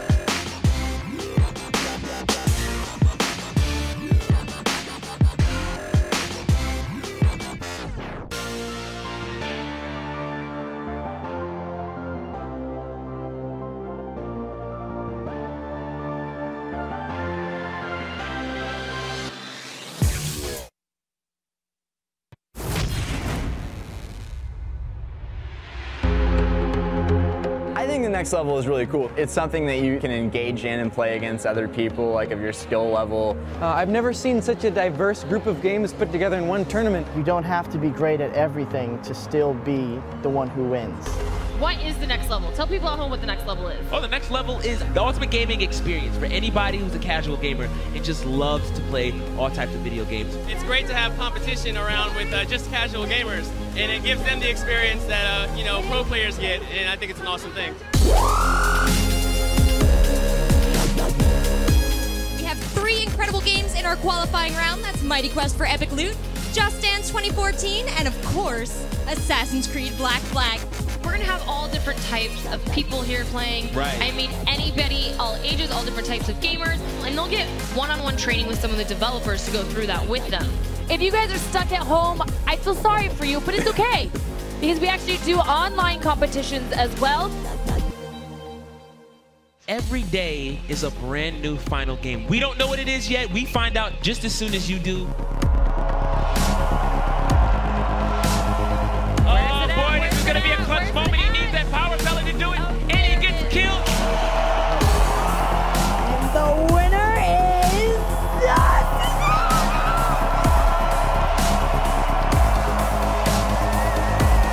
This is your champions for today, and this is the next level.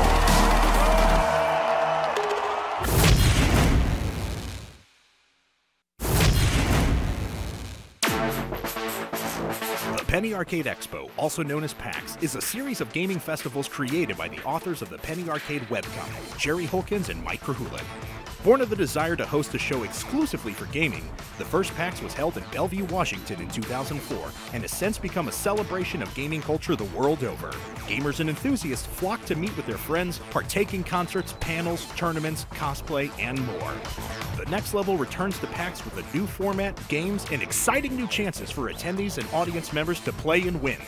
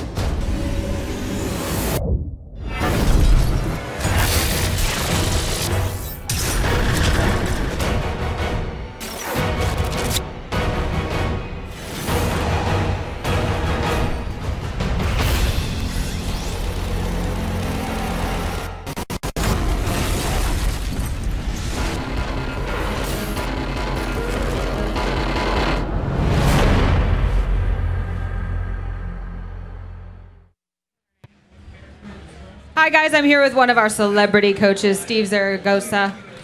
Yeah, what's up guys? He needs no introduction. He's here entertaining all of his fans. Steve, for people who may not have been watching yesterday, I don't know what you were doing other than watching yesterday, but if you didn't, Could you tell them who you are, what you do, if they might not be familiar with you? Sure, I'm Steve Zaragoza. I'm from the world of YouTube, which is a place where you can go to watch all kind of wacky videos, like cats doing things, and people hurting themselves, and people playing piano, and cats playing piano. So if you haven't heard of YouTube, go ahead. If you've never heard of YouTube, that's where I'm from. I'm from Right. the YouTube world. And contrary to what some people thought yesterday, YouTube is not in fact your charity that you're fighting YouTube for is here. not my charity. No. Yeah. It's funny. People were like, "Does YouTube has a charity?" No, what is your charity? Because I'm sorry we didn't get to discuss it much It's yesterday. okay. My charity is March of Dimes. And thank you for that. There's some slow claps for March of Dimes. There's some more claps. There we go. A little woo for March of Dimes. Let's give it up for March of Dimes. March of Dimes. There it is. So March of Dimes is, they help kind of premature babies and underdeveloped babies and help get the care and help that they need to grow up and be healthy human beings. And the reason why I chose it is because my father-in-law, who recently passed away, was a March of Dimes baby, and they greatly helped him when he was a baby. And so we've been donating to them, and I just figured if I'm going to give some money to charity, it's got to be one that's close to my heart. It seems like most of the charities you guys have chosen, all of them are for kids, and all of them have some connection to you personally. I know that Scott was saying he's going to be donating his $5,000 to a local hospital right near his house. Crystal was talking about having some people that are, you know, in the actual hospital that she's going to be donating to, yourself having your father-in-law. How important is that to have this personal connection to your charity, and how much more does it make you want to win? I mean, I think it's important because, I mean, it doesn't matter. I feel like even the personal connection, it's just a plus. It's all to help kids, and I do see that theme of helping kids out, which is always something we could do more of. There's a lot of kids out there that need help. Maybe you're being neglected or from bad homes, what have you. And I feel like any way to help the kids out is good by me, regardless if it is a personal thing or not.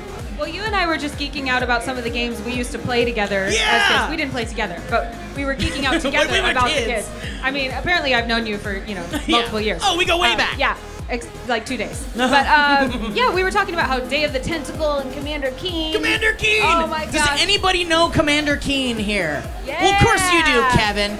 Do you know Commander Keen? Great. Well, Kevin, I would be ashamed if you didn't know Commander Keen. I'd be like, really, Kevin? Mic He drop? literally just dropped a Mic drop? I'm not even just joking. Well, anyway, these are some games we played as kids, and I know that I've talked to a lot of people in gaming who it was a really important part of their childhood. Gaming was either it was a place to escape, or it was a way to connect with family and friends, or it was something that they felt like they could be good at when limitations kept them from doing other things. So is that something you connect with as well, that gaming is a part of your childhood? Yeah, I mean, absolutely. I feel like if you're at PAX, there's got to be some nostalgic gaming aspect in your life that brings you back to gaming. And it always comes back to gaming in some way or another for all these people, for me personally. But yeah, I mean, look, I remember as a small child, could barely even, differentiate shapes, seeing my cousins playing on the Atari, and, I remember grabbing the controller and, messing with the joystick and pressing the red button, and they're like, no, don't do that, because you're too little. I was like, no, you're too little.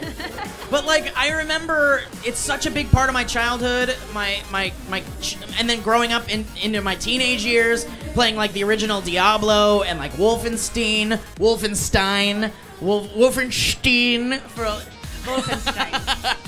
But yeah, I mean, and all the point-and-click adventures, it really is very close to me, the video game. So why did you keep gaming? What about gaming is something that's made it important to you and has ended up having you as a coach here at the next level?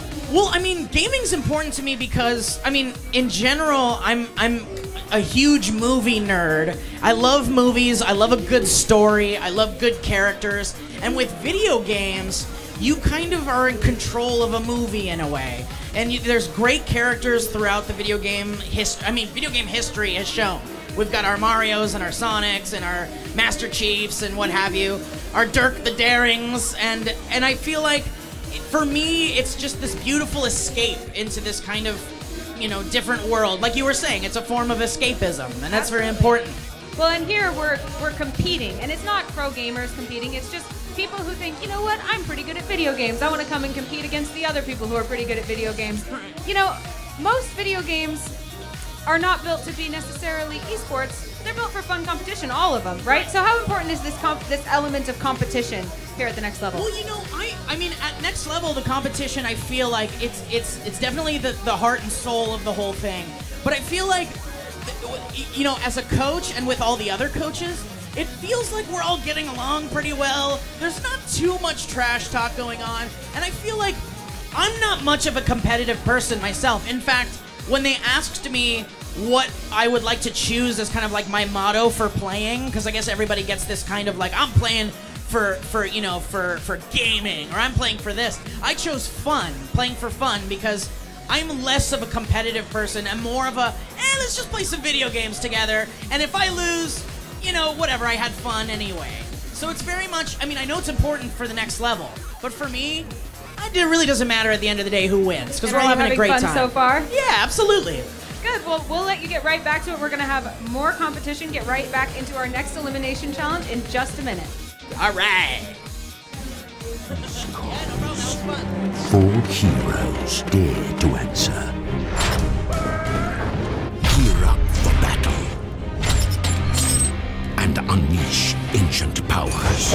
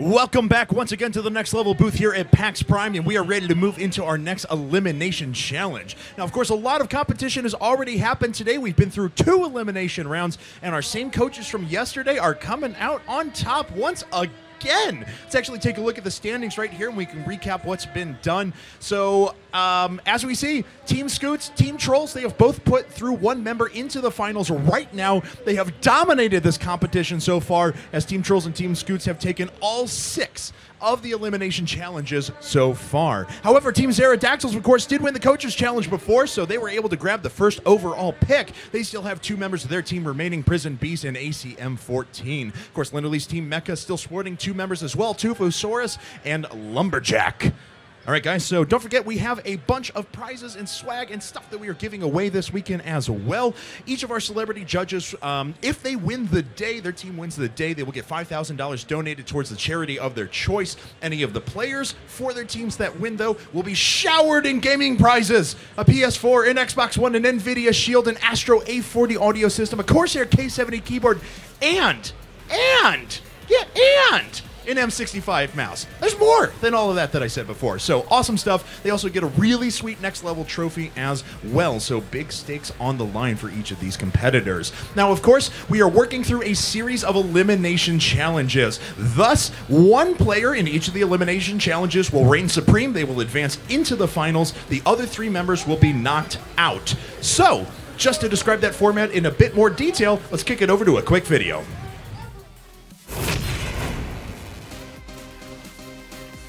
Creating a one-of-a-kind experience for gamers, the Next Level brings competition for everyone and inspires the motto that anyone can play, compete, and win.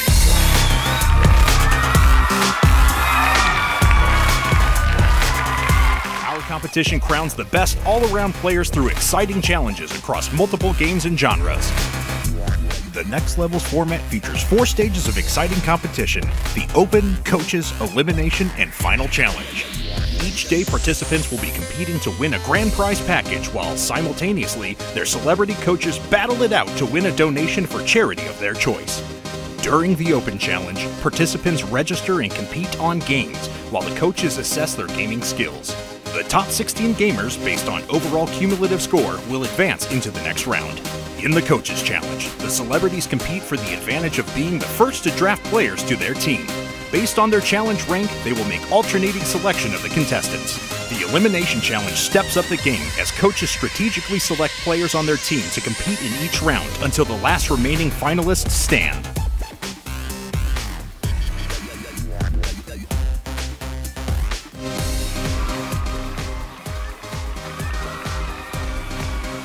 Who's got what it takes to win it all? Find out on the next level.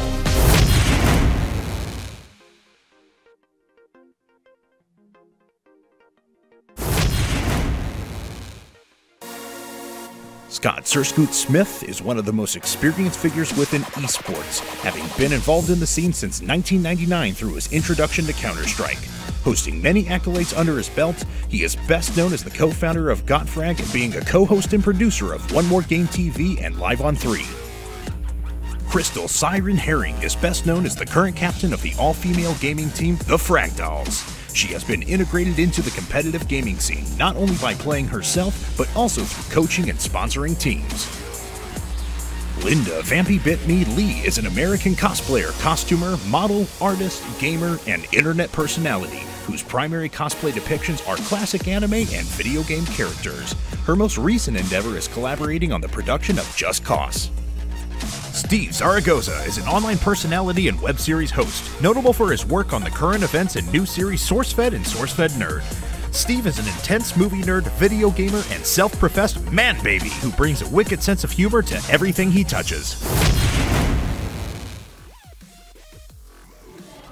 We are back, and it's time to move into our next elimination challenge here at the Next Level booth at PAX Prime. And in order to reveal that game, which could be Sonic, it could be Warframe, what's it gonna be? Let's find out right now.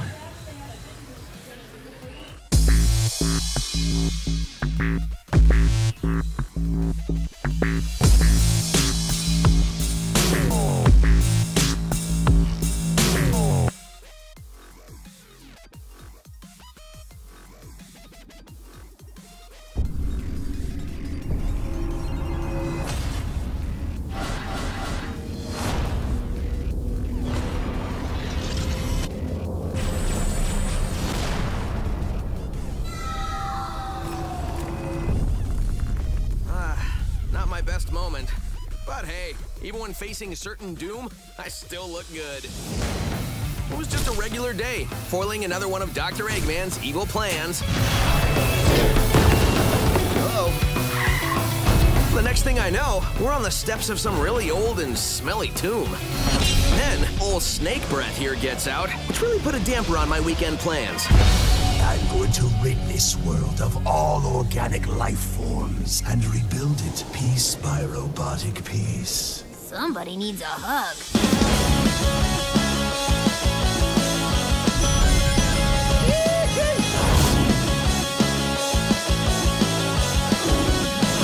Cliff! Thank goodness we found you! I didn't know I was missing.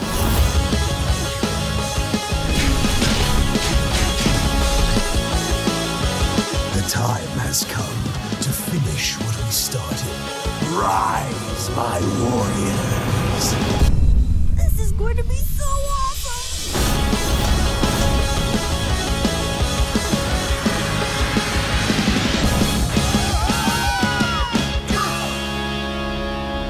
Finally, an easy one. Whoa, whoa! You just had to say something, didn't you?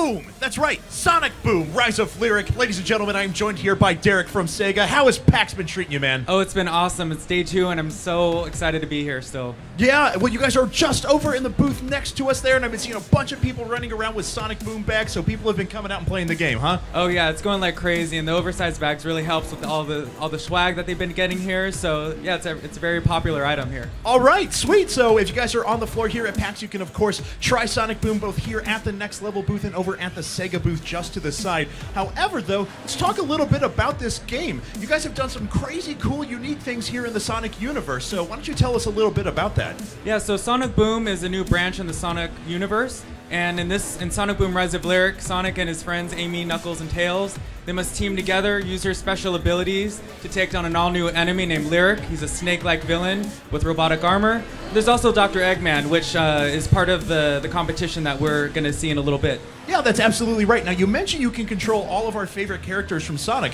but it's not like you choose one at the beginning of a level. No, you can switch between them at any given point in time, right? Yeah, that's correct. So if you want to use Sonic Speed, you can use him.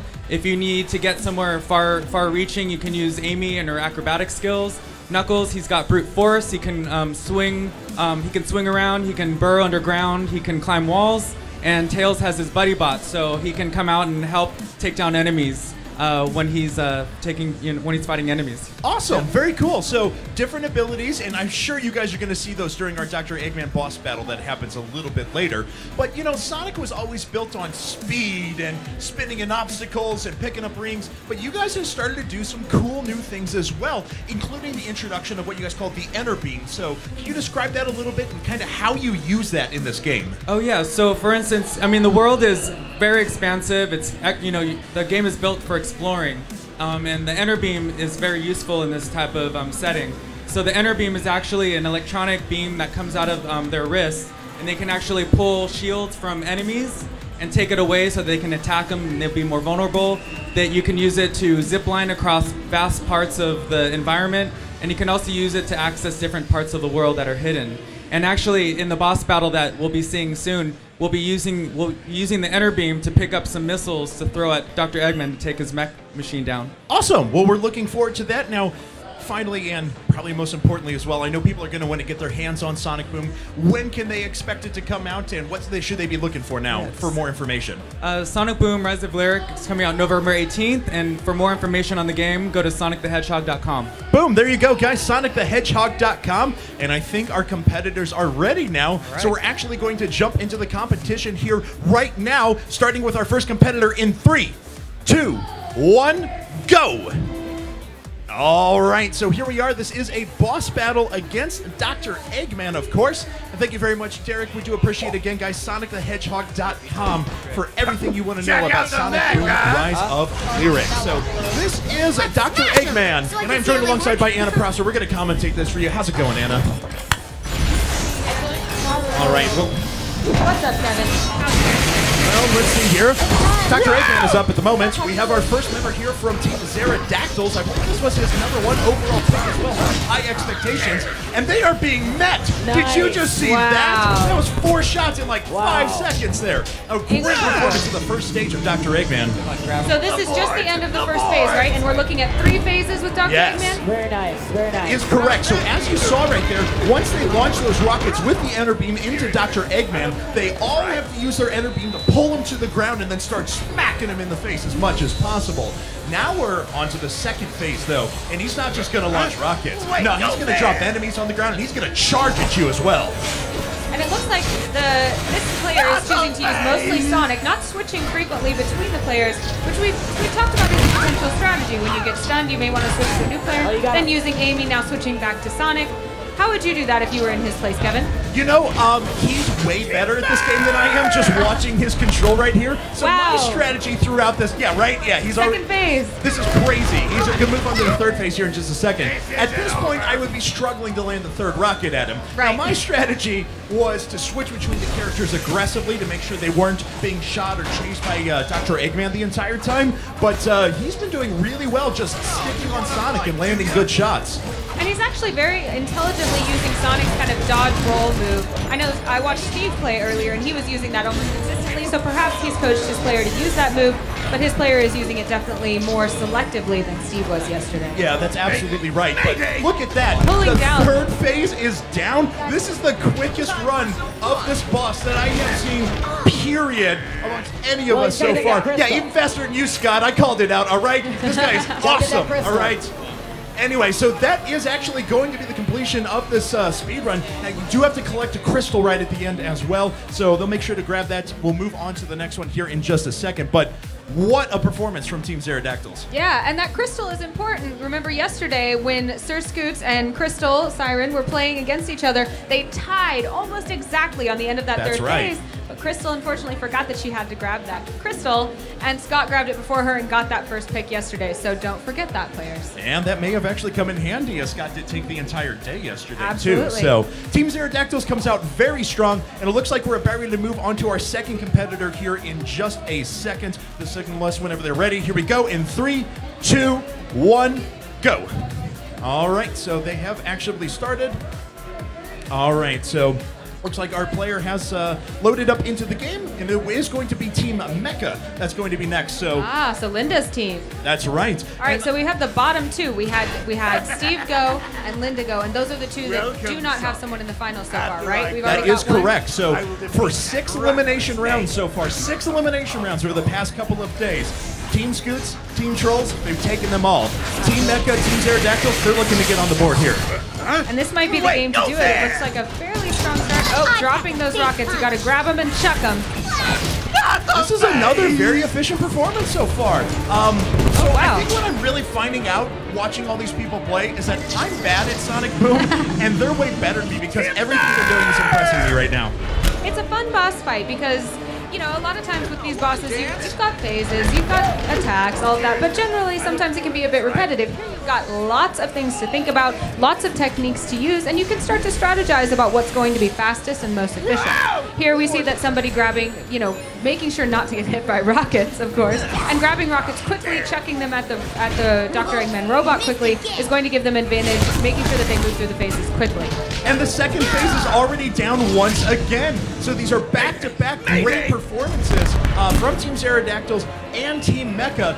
To note there, Sonic actually grabbed the rocket as it was flying at him, threw it back around, and hit Dr. Eggman before the rest of the rockets were able to catch up to him. And Linda looking very happy. I know she's really wanting to get on the board, have a player in the final so that she can win $5,000 for her charity. That's absolutely right. And I've got to admit, I would love to see today a representative from each of the teams in the finals, see a real battle royale and all of these charities on the line there. Absolutely. I wonder how close this time will be to the Team Pterodactyls time. I think we're looking at something that's pretty close as long as they can finish out this third phase here very quickly. And this phase is pretty difficult because not only does Dr. Eggman charge at you and start knocking out those rockets. Oh, it's a miss there. 2 misses, unfortunately. Wow. There we go, starting to land a couple of hits. But he starts doing a lot more advanced attacks. He'll start stomping on the ground and creating a big wave of damage that'll fly out. He's got much more powerful minions assisting him. His rockets are a little bit more aggressive, so everything just gets a bit tougher here, as you can see. And he's getting stamped on. It looks like this delay may be taking them past the time of Team Pterodactyls. I don't know if we have any insight on that time, but I'm getting the feeling. What do you think, Kevin? Oh, we're pulling him down at the end of the third phase, so it is going to be close. He is pulling him down right now, but I think Team Pterodactyls was a bit quicker here in this competition, so we'll obviously wait on the official results here in just a second, but this was still a very good performance from Team Mecha. Unfortunately, it was that last phase that got him. It looked like having to deal with all of those different minions, all of the rockets, the cannonballs that start coming out was a little bit difficult. Kevin, what would you do? Do you ignore the minions and try to just as quickly as you can grab the rockets, or are you wasting time actually getting hits onto those minions and making sure that they stay away from your teammates? Well, my strategy yesterday was a little bit of like an in-between of those. So I would intentionally run someone really close and try and grab a bunch of minions and have them start to kind of aggro me a little bit. And then I'd swap to another character sitting next to the rockets who's completely free of minions and just start hurling them at Dr. Eggman. Very smart. Well, we'll see if the strategy of Linda's team, Team Mecha, was able to bring them out on top. Linda is, of course, in red, and Team Pterodactyls went last in green. And it looks like that team was 3 minutes and 19 seconds 03. So 3:19:03. We'll see what the first time was as well so we can compare it against that, but that will be our time to beat right now until we know the first time. So looks like our competitors are about to move into the next map as well, and they are about queued to go. It looks like we're going to have Team Trolls with Crystal as coach wearing the pink. I believe they're going to be our next competitors, and sounds like they're ready, so shall we watch? Here we go. So 3, 2, 1, go! All right, and the third one has started here for Team Trolls. So we do have the official times for Team Pterodactyls, 2 minutes, 43 seconds, 0.9. Wow. So a 36-second improvement over Team Mecha. So a very small amount of time, but substantial in terms of video games. So very solid wins so far from Team Pterodactyls. Okay, we'll see if Team Trolls can turn things around now. I see Siren behind her competitor looking fiercely at the screen as she wills damage from her player. And you know, both Crystal and Scott have mentioned how shooters are their forte, so these games might be a little less familiar to them, but already taking down that first phase, I think that they are starting to learn more about Sonic Boom than we have had the chance to do, Kevin. I think what do you're you think? absolutely correct, as all three of the first waves so far have been very quick, and this is no exception. It's a great time set by Team Trolls right now, and we'll see if they can keep it up through the second phase. Was that a brief hiccup I saw where we needed to make those, what are the beams called again, Kevin? The enter beams. The enter beams. We needed to have the enter beams pulling down Dr. Eggman. It looked like a brief hiccup that may have wasted just a couple seconds on something that is between the first and second phases. That's right, and while you're using the enter beam, if there are minions around, you can still get hit and it'll break the enter beam and you have to reactivate it. So you still have to be careful about where you're starting to use that enter beam. So again, pretty efficient here. That's 2 rockets landed already. Looks like he's already ready to use the enter beam once again. A super quick second phase as well. We are going to see some fierce competition here. Again, the spread is only about 30-some seconds between the first and second places right now. So if Crystal's team can pull it out, they still have a great chance of winning this particular elimination round. Now, as we saw, though, it really came down to this third phase in determining who was able to start taking the victory home. Because I believe Team Pterodactyls is able to defeat this with just 1 set of rockets. They didn't actually need to wait for a second blast from Dr. Eggman. And it looks like we are going to have to wait for a second set of rockets here. This could potentially slow down Team Trolls. Wow, grabbing that rocket out of the air again, like you mentioned, something that is pretty difficult to do and does increase your speed. But after grabbing that rocket out of the air, getting hit, missing a couple rockets, and again, wasting just a few precious seconds. That's right. And unfortunately, Sonic gets hit a couple of times there, so it slows down the enter beam pull. But this was still a pretty efficient, pretty quick run here. Of course, they need to beat up Dr. Eggman here. They need to collect the crystal, and then the time will end. We'll grab that time for you guys and let you know how it compares. The important thing is that Sonic and his friends recover that beautiful gem, of course. Oh, and as soon as they do, we will get an official time and find out whether Team Trolls was able to come out on top. Looks like I see Crystal shaking her head in disappointment and patting her competitor on the back. I think that may mean that we do not have a sooner time. No, I'm seeing an admin shake their head. Team Pterodactyls is still in the lead after that round, Kevin. There you go. We will get the official time, but Team Pterodactyls holding strong, and it comes down to Team Scoots to see if we can keep the Siren Scoots complete ownage of this entire event going. Team Pterodactyls, so looking poised to move on. I think I'm hearing that the official time was 2:58:09. And that is going to be about 15 seconds behind Team Pterodactyls, so not quite enough to win the challenge. But still an impressive time. Very quick compared to not only our times, but competitors yesterday. So people are really practicing, getting to know this game and improving. Yeah, that's absolutely right. And now it comes down to Team Scoots. And Scott, if you remember, yesterday won the Coaches Challenge at Sonic Boom Rise of Lyric. So you know he's got some good wisdom to impart to his player right now. And it looks like we're ready to get going. So let's begin the competition in 3, 2, 1, go! All right, so we're going to load into this one more time. Team Scoots competitive there. Big smile on her face, and I'm ready for this. There is a lot on the line right now because I was just talking to Steve, who's very passionate personally about his charity, the March of Dimes. Absolutely. Yesterday, he did not even have a chance in the finals. Not one of his players got into that final round. We had only players from Team Trolls and Team Scoots in that final. So for Steve, this moment is really important. He's probably crossing his fingers and hoping that his player's time is good enough to sustain him and get at least one of his players into that final round. All right, and as you saw, the player for Team Scoots out to a very strong start. Wow. Was able to intercept 1 rocket as they were flying in, and then immediately follows up with 3 in a row for a basically perfect phase 1. And he's already got fans sitting around him cheering. Oh, but she actually ended up dying there because of the last couple of hits from a minion that will temporarily slow things down by about 5 or 6 seconds. Again, this is really going to come down to how quickly she can clear that third phase, though. We're moving into the second phase now. She still needs a good time here.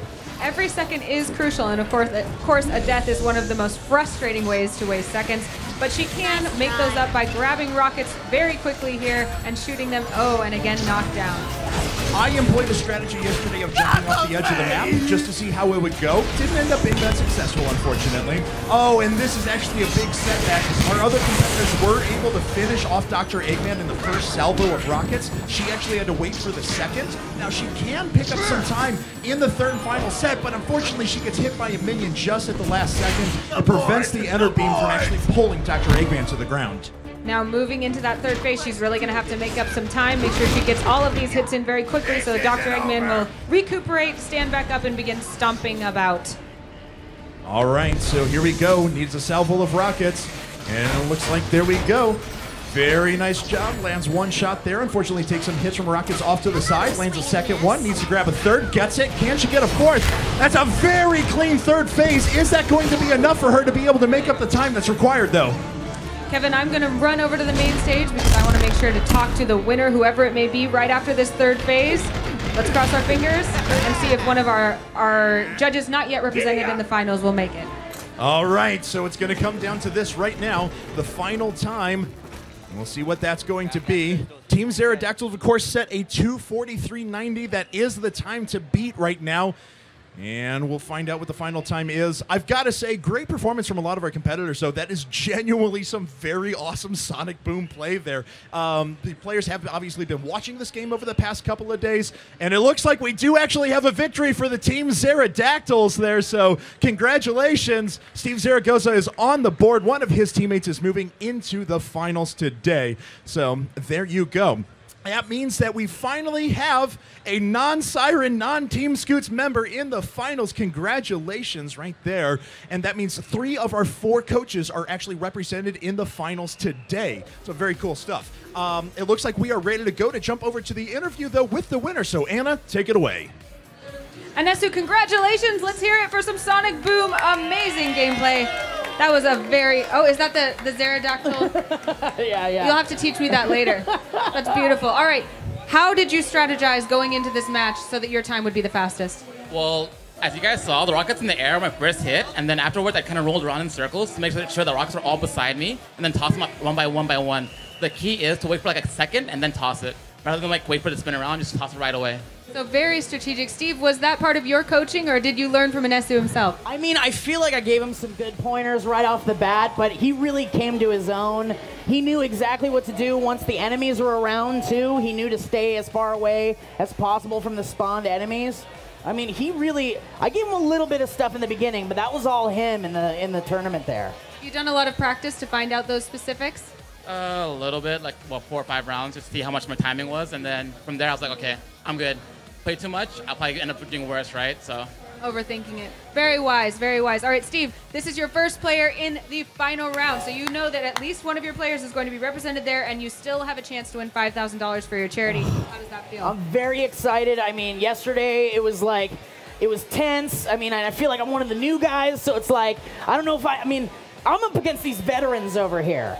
And so I think I made a wise choice. Being able to choose first in the beginning for the coaches challenge, I think was a good advantage. Picking Anesu here, I think I got a good chance here. Feel very good. Anesu, you were the first pick, so now you are going to the finals. Are you confident that you're going to be able to pull out a win for Team Zerodactyls?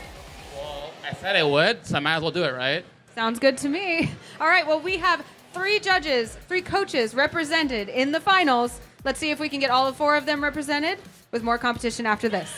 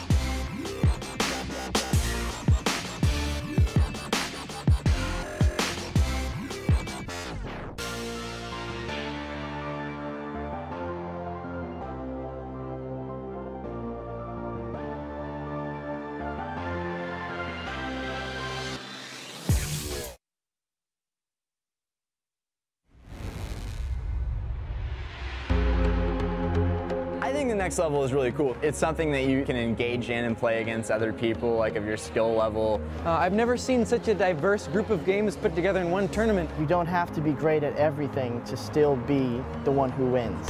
What is the next level? Tell people at home what the next level is. Oh, the next level is the ultimate gaming experience for anybody who's a casual gamer and just loves to play all types of video games. It's great to have competition around with just casual gamers, and it gives them the experience that pro players get, and I think it's an awesome thing.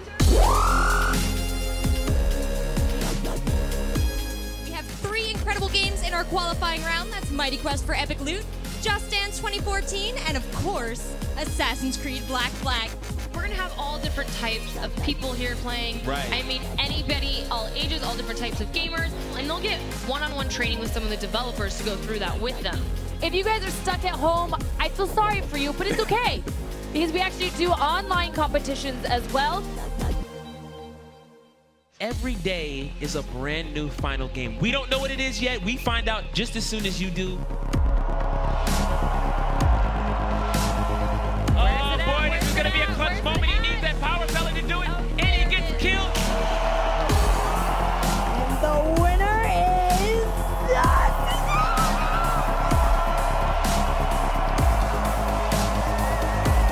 This is your champions for today, and this is the next level.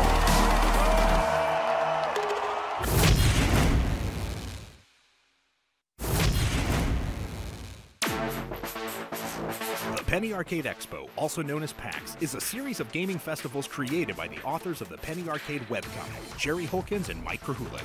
Born of the desire to host a show exclusively for gaming, the first PAX was held in Bellevue, Washington in 2004, and has since become a celebration of gaming culture the world over. Gamers and enthusiasts flock to meet with their friends, partake in concerts, panels, tournaments, cosplay, and more. The next level returns to PAX with a new format, games, and exciting new chances for attendees and audience members to play and win.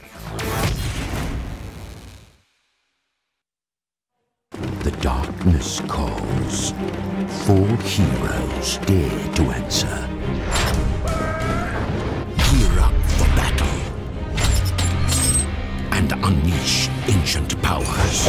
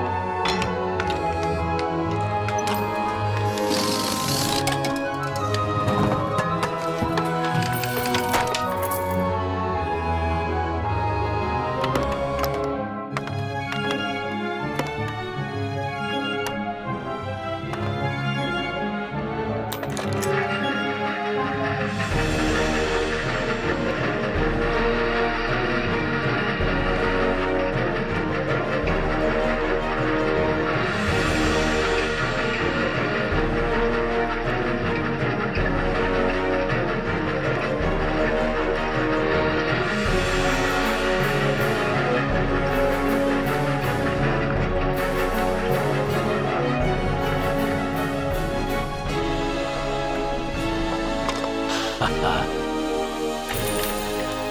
name is Leopold, and I'm going to get my gold back.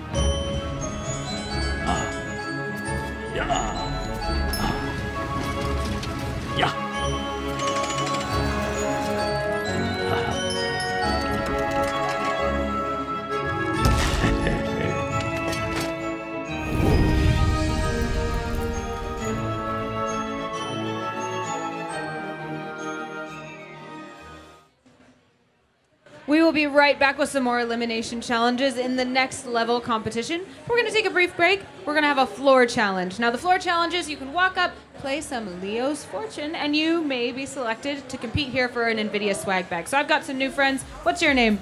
Hayden Bradshaw. Hayden and Justin Von Felt. Very nice to meet you both. You've got NVIDIA shields in your hands. What we're going to do is we're going to play just the first level of Leo's Fortune, all right? So it's a platformer. We're going to walk through. We're going to be trying to reclaim all of Leo's gold. Some nefarious person has pilfered all of his fortune, and he's following the coins to try to find that person and reclaim his fortune. So let's go ahead and get into this level. Go ahead and use the touchscreen or the buttons, either one, to select your game. There you go.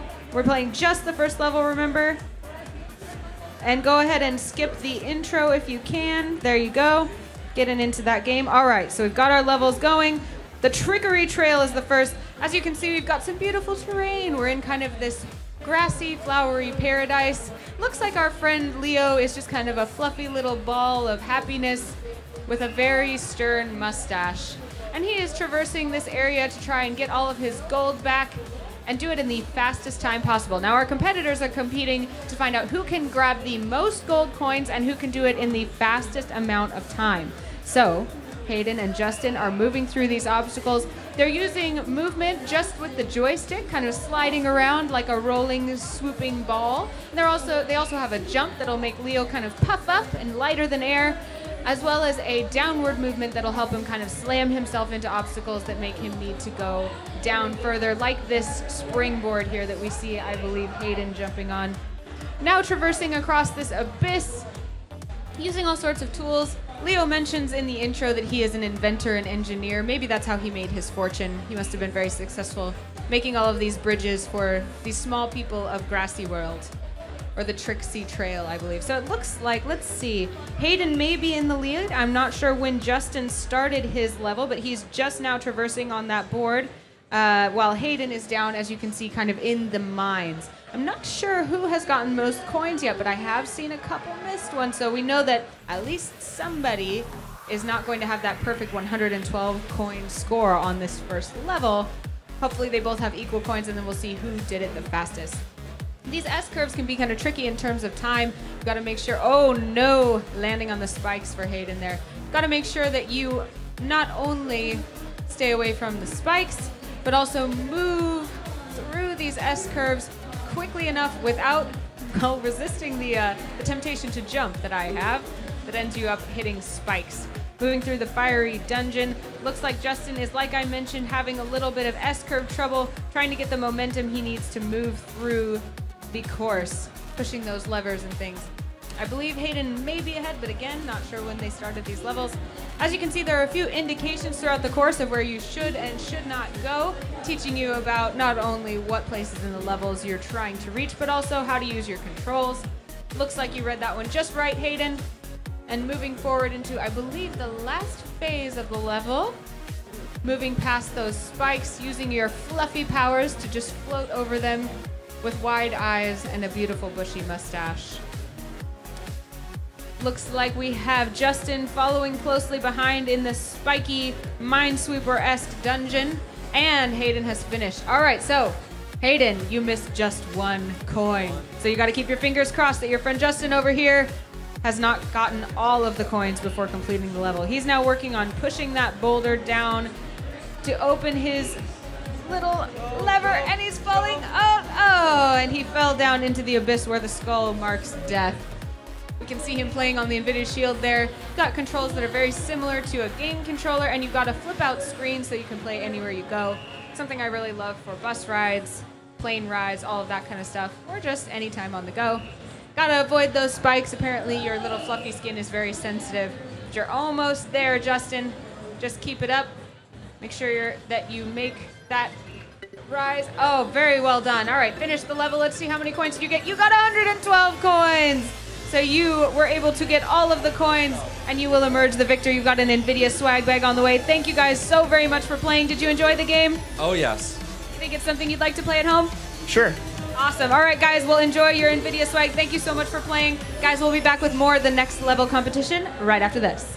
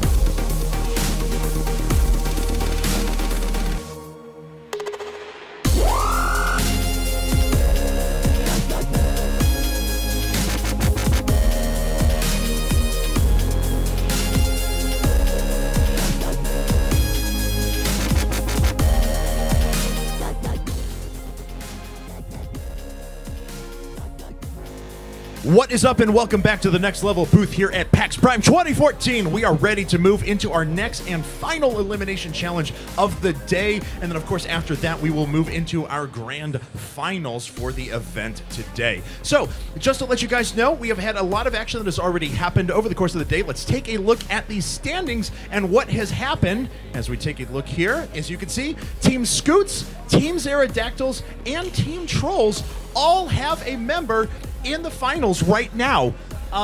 So only Team Mecha has someone not in the finals. She will be looking to put someone through right now. Her remaining competitor is Lumberjack. So there you have it. ACM14, of course, did already make it in for Team Aerodactyls with that awesome run in Sonic Boom Rise of Lyric. So, and as we can see, let's go ahead and actually take a look at some of the prizes that some of these competitors can win as well. So not only are we going to be giving away money to charity every single night, we are also going to give an ultimate prize package to our competitor who reigns victorious at the end of the competition today. That will be an Xbox One, a PS4, an NVIDIA Shield, an Astro A40 audio system, a Corsair K70 keyboard, and an M65 mouse. Yeah, and an M65 mouse. That's a lot of stuff. If you've ever wanted anything to do with gaming, you're going to get it all if you win the competition today. Now, of course, for those of you who are out there and maybe walking around here at PAX and wondering how you get involved, from 10 a.m. through 12, each of the days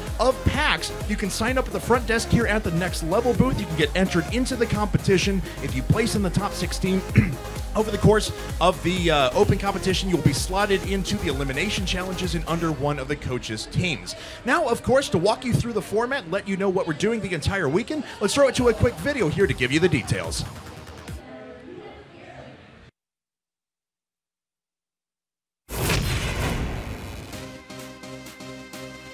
Creating a one-of-a-kind experience for gamers, the Next Level brings competition for everyone and inspires the motto that anyone can play, compete, and win.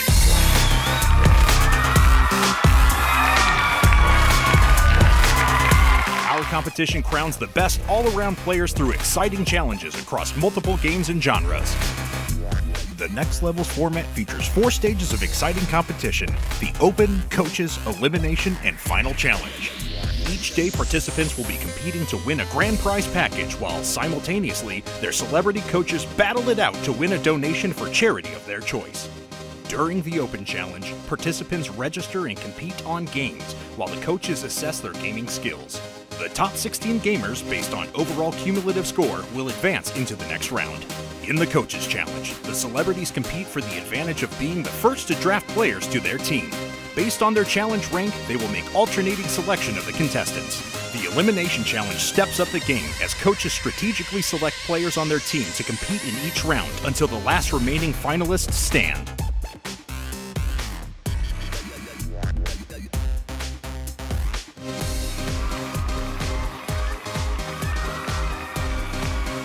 Who's got what it takes to win it all?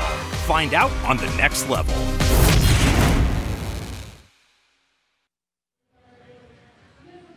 It is now time to move into our final elimination challenge of the day. However, of course, we still have the grand finals that will happen immediately after this, where we will determine the coaches team that will win $5,000 towards the charity of their choice and the competitor that will win their prize package. For now, though, it's time to reveal the final game of our elimination challenges, and that is...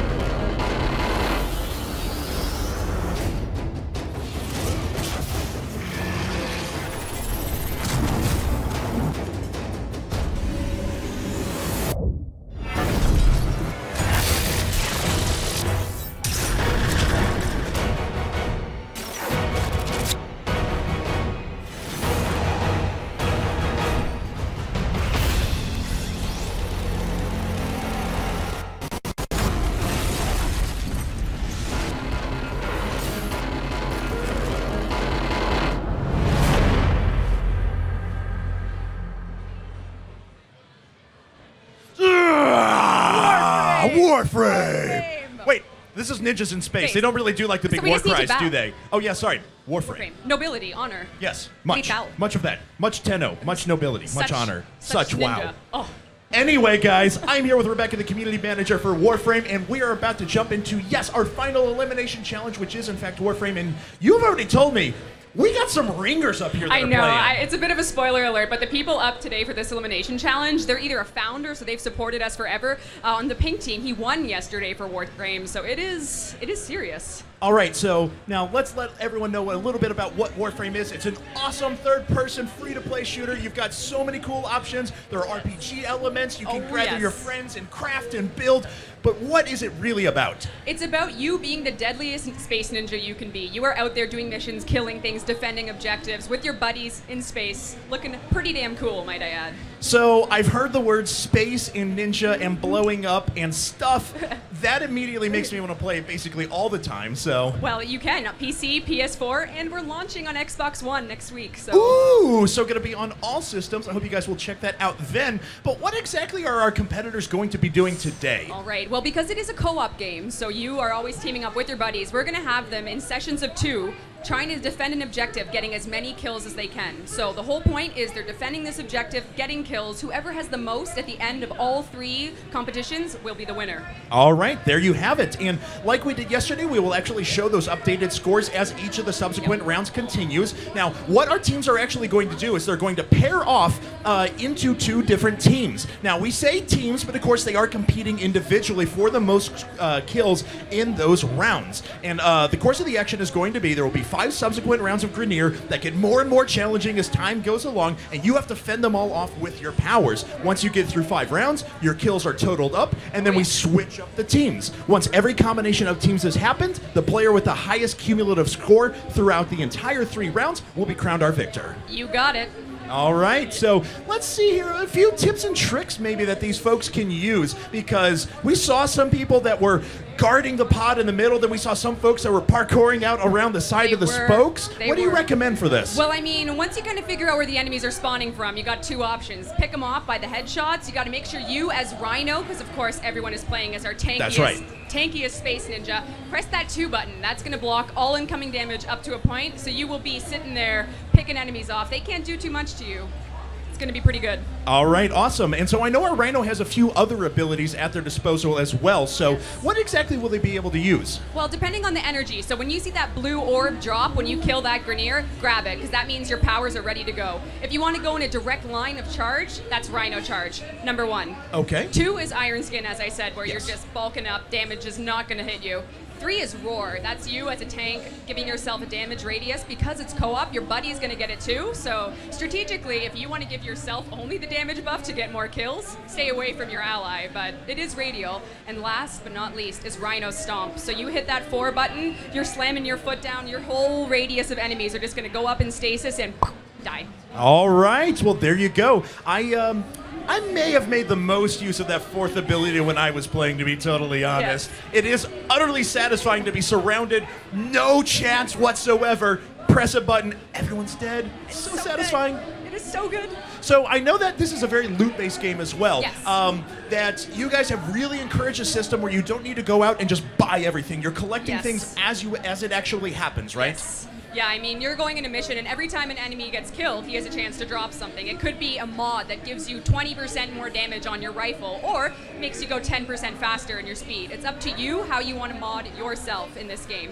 Of course, they also have a chance to drop a resource, which, if you've been to games with crafting, you can make yourself a new sword if you get enough of that ferrite or so. So look for those drops, kill those bad guys, and you've got yourself a whole new arsenal. There you go, guys. Again, Warframe free-to-play shooter is already out right now for the PC and PS4. It will be out for the Xbox One next week. Check it out and download it then. But for now, our teams are actually ready to get started. So let's go ahead and launch into the competition. This will be the first of 3 rounds of games that we are going to play today. Again, as a quick note to everyone, there are 3 members already in the finals from our competition. We have 1 from Team Trolls. We have 1 from Team Scoots. We have 1 from Team Zerodactyl.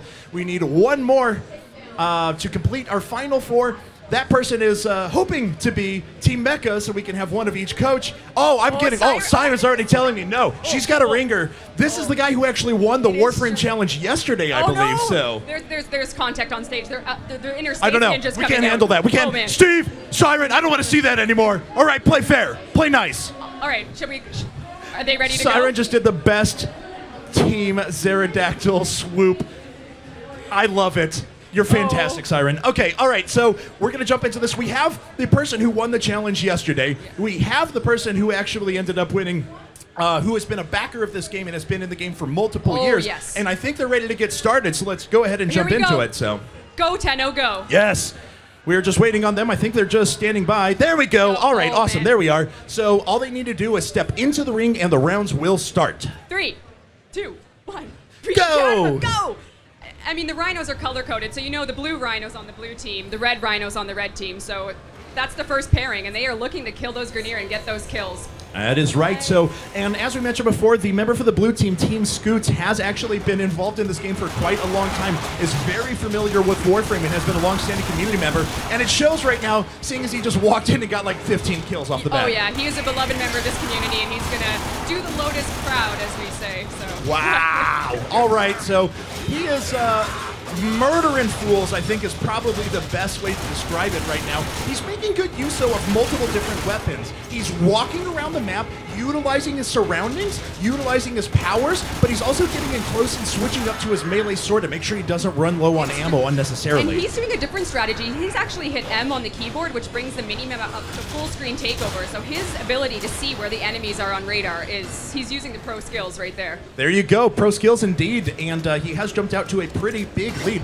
I'm going to be very interested to see when he actually matches up with yesterday's winner from Team Trolls. This is serious, because of course, it's going to be a competition of the life here. Oh, absolutely. So, okay, as you can see, we have Team Scoots and Team Mecha going against each other. We have Team Pterodactyls and Team Trolls going against each other right now. And even though they are competing through these 5 waves of Grineer soldiers that are trying to destroy this pod in the middle, their overall objective is to gather the most kills. This is a cumulative score over the 3 rounds that we are going to be playing today. After each round happens, we'll actually display the score up on the screen so you guys can keep track at home. So, how on this map do you want to maximize being able to intercept enemies as they come in? Because it seems like once they get close, they disperse and they're harder to kill. They do, because you have to kind of really focus on those spawn points. So you know those monsters are going to come out, and you know that you need to just hope that you're at the right one. It's one, I don't know, you really need to make sure that you hear them coming, because of course they have their headphones on, so they can hear their disgusting, mutated Grineer grunts, and then they just need to use the third-person camera to their advantage to kind of see what's coming. And once they can focus fire, bam. There you go. All right, well, we'll see if they can pull it off here. that focus fire has been very good from our member of Team Scoot so far. Obviously, the Warframe. Oh, I just saw Rhino Stomp go off. Did you see that? Oh my God. That is going to earn you, if you're in a good spot strategically, at least 10 kills if you can pull that off well. So. And the best part about it, too, was the member from Team Mecha was trying to walk in like, oh, hey, what's up, dudes? I'm going to get some kills here. Oh, did you think you were going to get kills? No, you're not. You had it Rhino all wrong, Stomp. sir. It's me with my Rhino Stomp. Victory to Rhino Absolutely. Stomp. Oh, yes. It's going to be... Oh, so the pink team, of course, is yesterday's champion, and he is putting his skills from yesterday to the test. That much is for sure. Yeah, definitely. So I'm very interested to see how both these teams are going to do. This is a neat position that he's actually in, trying to intercept enemies as they make their way down. It actually looks like we're getting pretty far into the waves here, so our first round should be completing in just a bit. And so where would people go if they really want to learn more about Warframe, get more involved in it? Warframe.com. Boom. That's where you go. If you're on PC, just visit our website. And of course, if you're on PS4, just go to that free-to-play section and you can find us there, download the game. No barrier to entry. You can literally load it up, learn what it's like to be a space ninja. And if you're hooked, we'd love to have you stay. I just the words coming out of your mouth that say "learn what it's like to be a space ninja." You don't you don't need any other marketing. That's it. It's done. Like, I'm sold. I'm in. Okay, so that's really cool. Now, where will people want to go if they want to maybe start interacting with some players that are high level at this game? Where can they find maybe some good discussions about? Our official forums are bustling. We have had the most amazing community things come out of here. We actually had our official forums make a Warframe, so our community has done more for this game than we ever could have dreamed. If you are interested in getting your ideas in the game, talking to the devs, reading what's going on. You know, maybe we're going to put some spoilers about actually flying around in space coming up soon. So the forums are the way to go. All right, awesome. So jumping back into the competition here, you can see Team Pterodactyls right there, psyching up his team member. And they're starting to make their way through and kill the last couple of enemies, and I do believe we are on number 5, and Team Mecha and Team Scoots have already finished up. All right, that's going to give us some kill counts to know if the veteran on Team Scoots team, our player for many, our founder, could play up against Team Mecha. This is going to be very interesting to see. Oh yes. So, and I'm waiting for like a ringer to pop out of the other players that we haven't mentioned. Like I'm secretly waiting, and we find out that Team Mecha or Team Pterodactyls, suddenly they're the ones who are the best at this game for no reason. I saw them practicing over at our station, and they were getting killed. Everyone is shaking out their hands, making sure their ninja focus was ready. Boom. Yeah, there was some serious meditation going on to make this the best possible ninja experience they could have. That's right. You can't rage quit in this game because that would defeat the entire purpose and philosophy. You have to accept your failure and learn from it. Exactly. That's an integral part of progression in this game is mastering the Warframe. So every time you're ready, the Lotus will summon you to rank up. So we were talking a bit about the RPG elements before. There is quite a robust progression system where you, as a space ninja, are invited to ascend to the next level. So a lot of our players take that test. It's in the game, and it's quite impressive to do. That is awesome. And one of the cool things that I really noticed about this game when I was first starting to play it was you dynamically add players from across the world directly into your game. So how does that work? Well, the game itself is peer-to-peer. So here you are, you can be up in your session, and if you have it on public, anyone can join you and start helping you do the co-op experience. So if your mission is to kill all enemies on the map, they come join you halfway through, you guys do it together. If your mission is to survive as long as you can, you could get a nice tenno out in, you know, Australia to come in and join you and help you beat the mission to get those kills. That's very cool. Well, it looks like we have actually wrapped up number 1 here, or round number 1, so we're going to divvy up our teams. We're going to play another set here in just a second. Of course, once we actually have that set started, we will have the scores displayed, and we will be able to track and see who has reigned victorious. I've got to say, though, I know we were calling him out as the ringer before. He's been involved in the game for so long. Honestly, he blew me away with how good he was. He knew every tactic, he knew every strategy. It was awesome. He has truly mastered the Warframe. Yes. He truly has, which is part of the game. You know, you get there and you get to that level of pure lethality. Nothing can get in your way. Coaches, it might be time to start cutting Achilles' tendons, just saying. So Scott seems pretty confident right now. I'm happy about that. Oh yeah, is he giving a nod? Oh, I see. I saw a frown, and that was potentially, you know, what's going on up there. This is the first time I haven't been there to see myself who won, so I feel like it's like we're the best spectators ever, wanting to know what's going to happen with those kills. That's awesome, though. That's so cool. So I know you guys just added a bunch of content into the game as well. Yes. So wow, that was a reaction. So TLDR maybe version, because it would probably take you a half hour to go through all of it. Well, if you play Warframe, you know we update our game like crazy. Yes. We are in that office getting you new content every single week. I mean, it comes out, and actually on Thursday of this week on PC, we just added a brand new tile set, which is an ice planet. So, you know, we have that beautiful frozen tundra where you're going through, and a brand new mission type. So, you're not doing your exterminate where you're killing everything. Our new mission type is an excavation mission where you and your buddies have to dig minerals out of the earth. Well, not the earth, it's on Europa, and it is the most involved mission type I think we've released. So our veteran players are seeming to enjoy it quite a lot, and you can get it on PC today for free. That's awesome. So check it out if you guys already have the PC version downloaded. Don't forget, if you guys are at home and you want to play Warframe, it is already out and available for the PC and the PS4. All you need to go is go download it at warframe.com if you're on the PC, or into the free-to-play section if you're on the Sony PS4. And of course, it is coming out for download here on the Xbox One. It looks like our competitors are ready, though, so let's go ahead and jump into the second set. All right, they've changed partners. Let's start in 3, 2, 1, go! Oh my goodness. This is a new partnership. Oh, and here we have Team Trolls with the 78. Whoa, wow, but I've got to say, I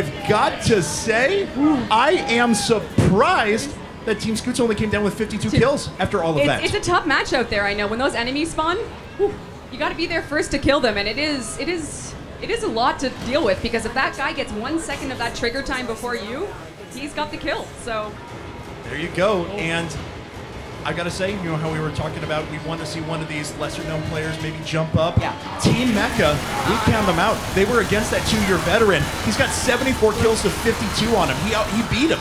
He did. He took. That was yesterday's winner. No, Team Mecha is.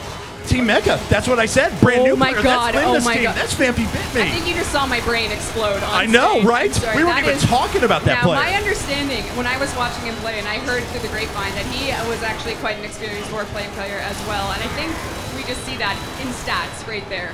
Yeah, absolutely. I mean, this is going to be a pretty close competition now. I actually don't know how our teams are distributed at the moment. We'll see once they start crossing each other. We can see who's with who. But this is a very close matchup. If you remember yesterday, there was a pretty big disparity in some of the scores. We had 2 people really come down to the wire. Yes. But everyone here is within about 29 kills is the disparity, and that's pretty easy to make up over 2 rounds.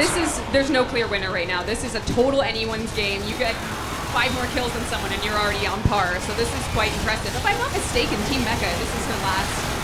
So that's right, yeah, because she doesn't have anyone in the finals right now, but if Team Mecha comes out on top, we will actually have a representative from each coach in the finals. And that will be the first cool. time this PAX that's happened, isn't yes, it? Yes, it is. Okay, yesterday was dominated by our the old folks, as we like to call them now, the people who have been here before, Siren and Sir Scoot. So our newbies, though, so it's okay. I don't want to see those looks. Whatever. Anyway, he's flying towards us. It's too dangerous.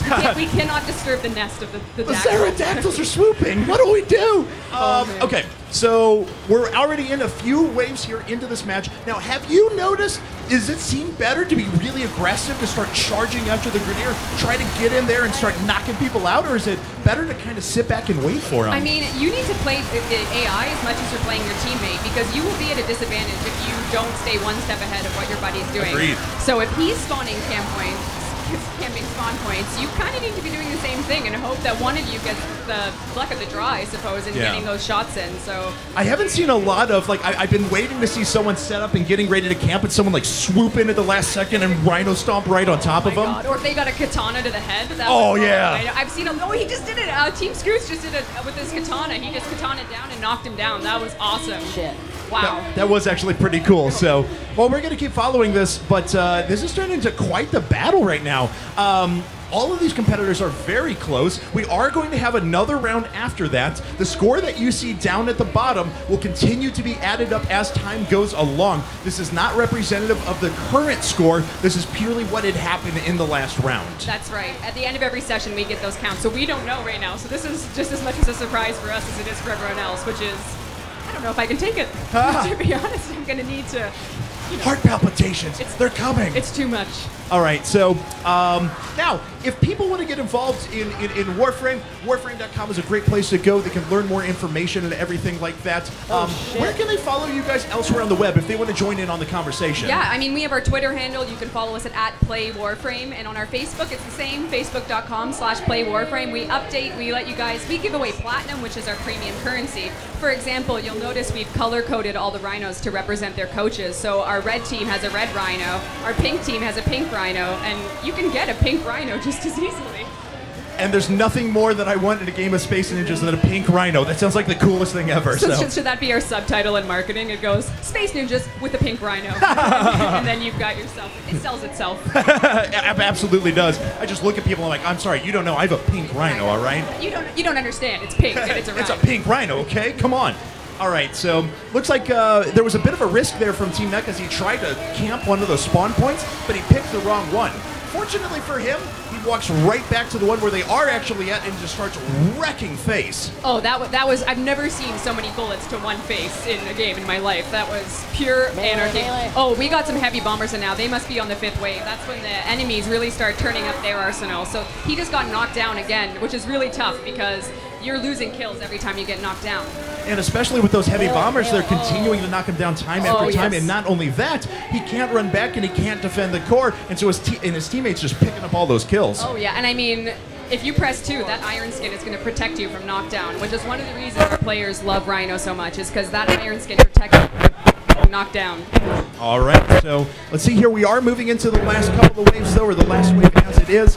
We'll see who's going to come out on top here, but this has been a very, very close match thus far. And there we have it. The waves are complete. We're going to tally up the scores once again, and we're going to see who is reigning victorious. Those coaches are sweating up there. They're just as eager to know. Yeah. Oh, man. Man, I'm sweating back here. This is close. This is good. So, all right. So we're about to move into the third set here.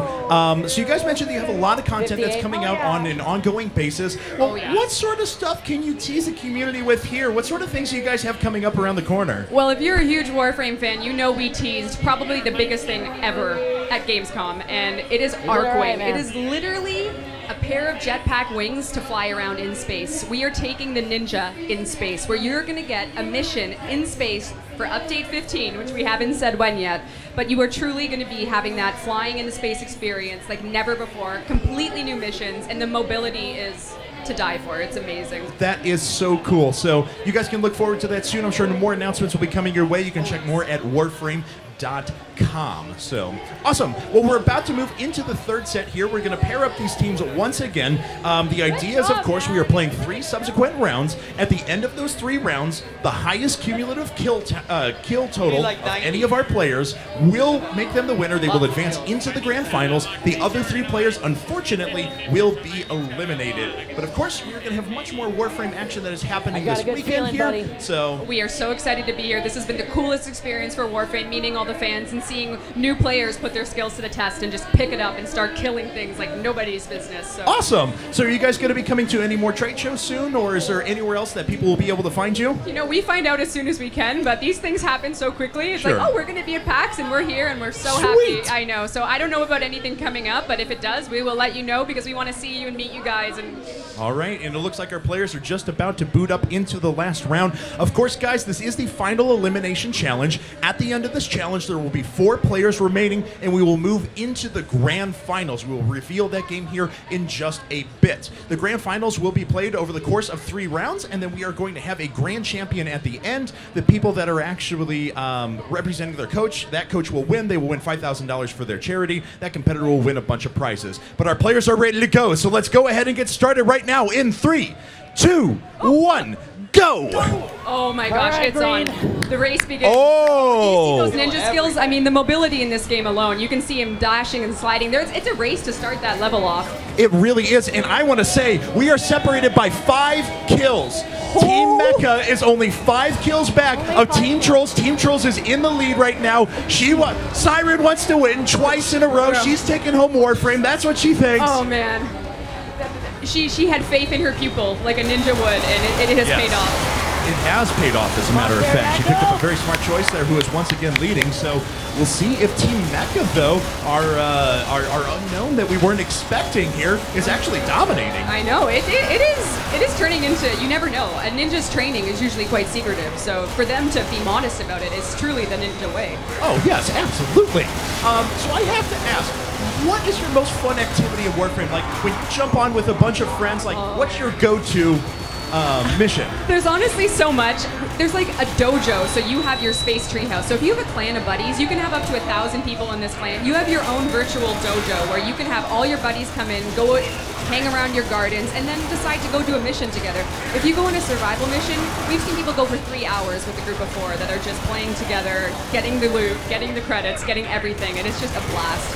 That's so cool. That's so cool. So, all right. Well, let's look back at the game here as we are actually following the member from Team Trolls. As of 2 rounds, he is in the lead right now with 149 total kills. Of course, in second place from Team Mecha, 144 kills. So a very small separation between these. But look at how efficient our Team Trolls player is. Just runs up, immediately snacks 4 or 5 kills, and runs back. Truly. I mean, he is nursing that Soma, which is one of our best rifles in the game, and he is just doing everything you should be with it. And a Rhino Stomp, so you know he just got at least 4 or 5 kills. I've got to say, he's actually doing a really cool tactic here. He's actually waiting on the Rhino Stomp intentionally until one of the wings disperses into these back areas. And then he gets them all. Exactly. Oh my god. So you don't even have to go find them all. All you have to do is take them out with the Rhino Stomp, then set up and get ready for the next wave of enemies that are coming in. I mean, their practice has paid off. They have strategies. He was yesterday's winner, as we said. So you know he is just learning and learning and learning, mastering his skills. And it is paying off hardcore. Oh yeah, it's proved to be very impressive so far. But of course, the Team Mecha player is not far behind, so there is certainly a potential And here. they're playing together, so this is the game for them. Yeah, it'd be awesome if you could see them. And there we go. That's actually the Team Mecha combatant right now. He's going back to defend the pod, but he's got to start finding a large group of kills here. He's taking out these ones off to the side individually, and I actually think they're moving on to one of the later waves right now. So. Oh man, they are clearing those waves very fast, so you know that their skill is being absolutely full gear right now to get these kills. That spawn point, he's got his eye on it, hoping that maybe the pink rhino, the legendary pink rhino. is there. The legendary pink rhino indeed, but I've got to say we're riding a bit of a myth right here too from the red rhino. The red rhino has shown us that we can't count anyone out at any given point in time. A nice stomp there from Team Mecha. That actually clears out a lot of enemies. May give him what he needs to be able to pull back even in this game. Oh man! Oh, and we have some pistol action going on down there with Team Mecha. He's using the melee. He is diversifying his arsenal, using every single thing he has to get these kills. Use that rhino. And he's doing a very effective job of that. I just got to say though, the overall strategy from the member from Team Trolls has been awesome though. Take out enemies when there's an easy opportunity to do so. Build up energy and rhino stomp once they disperse. That's a very cool tactic, and honestly, I'm going to use it. Yeah, it is good. I'm seeing so many different strategies at the same time. It's just unbelievable. I saw a stomp. Someone used roar, their damage buff, so not only did they didn't have to put as many magazine rounds in the enemy. You have that's awesome. Your damage is buffed double, triple sometimes. So, right. Yeah. Okay, that's really cool actually. So we'll see here. Team Trolls once again. Very efficient, picking off everyone before they make their way out. It looks like Team Mecha was able to intercept and take out a few Grenier and block Team Trolls from doing too much damage. But then Team Trolls just turns around, Rhino stomps and snags a few more kills. Oh man, that stomp is going to come in very handy. And I see some melee action with Team Mecha. A fleeing Grenier. He didn't quite get him there, but maybe the next time. That Grenier is going to be a little bit of out in the middle of the field over there. One of them is going to have to sacrifice and go out and kill them, or hopefully they'll come in. But yeah, it can be a bit of a challenge sometimes to run out there up to those spokes, because if you guess wrong or if a couple of waves spawn off to the side, you're all of a sudden isolated and you can't make your way back in very easily. Oh man, it's tough. Oh, and this is Team Trolls here. Whew. That pink rhino. Yeah, that pink rhino. And I think they're about ready to finish up here with wave 5, so that was a rhino stomp at the end just to catch anyone who might be around before they hunt down that last person. Yeah, it comes in handy because the mini-map is, it's not going to tell you where everyone is right away. Of course, you can mod your Warframe to do that if that's something you prefer. Oh, and it looks like they just finished. And I mean, that mini-map will only tell you where they are when it's absolutely necessary, so they have to look for that. All right, so it comes down to the wire. There was only a 5-kill separation in this last match between Team Trolls and Team Mecha, but that does mean that Team Mecha needed to win by 5 kills. No, they didn't do it. There it is, GG, and it looks like Team Trolls is going to win Warframe 2 days in a row. Oh my gosh, that is a true ninja right there. Wow. Very well done. Very, very well done. All right, so Team Trolls moving back into the finals. That does mean our final competitors, Team Trolls actually has 2 representatives in the finals. Team Scoots with 1 and Team Pterodactyls with 1 as well. Oh my gosh, you know, that past victory must have come in 2 in a row. You can't train that. That is a true ninja right there. Yeah, absolutely. Hey, Rebecca, it was a pleasure casting with you, and I've got to say, you know, you guys can check out the game on Xbox One coming up next week. Make sure you download it. If you have a PC or PS4, you can download it right now and start playing. That's right. It has been a pleasure. This is the best ever. Thank you so much for having us up here. All right, awesome. So, guys, we are going to move to an interview here in just a second. So, let's go ahead and kick it over to Anna, who's with Team Trolls. Let's hear it for Team Trolls and Camden. Camden, how are you feeling right now? I saw you kind of wipe your brow after a good old fist pump. How do you feel? Well, I feel fantastic. I mean, that last 6 seconds when it's counting down to show the scores was nerve-wracking. I saw you take a deep breath. How bad did you want to be in the finals? Really bad. I really, really, really wanted to be here, and now I am, so I'm excited to get another shot at this. How much experience did you have with Warframe before? Did you know that this was really going to be your game? I played it a bit before, not a lot. I think I'm going to be playing it a lot more after this, but yeah, I pretty much didn't have that much experience with it. But.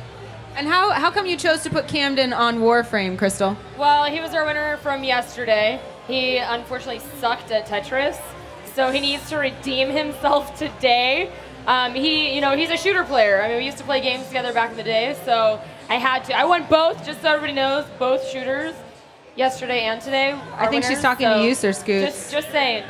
Where are you at, Scoots? Just saying. Oh, You're lucky that's not on camera. He's being mean. He just flicked me off, you guys. Some hey, you know really what? intense trash talk going on today. Well, Crystal, I think that you have 2 players now I get 2 in the finals. So I how get does 2. that feel? You're that much closer to bringing $5,000 to your charity. Yep, extra life. This one's for you. It's up to you or my other player to win $5 grand. No pressure. None at all. All right, guys. Well, we will be bringing that your way soon. Right now, we're going to take a quick break and be right back with more from the next level.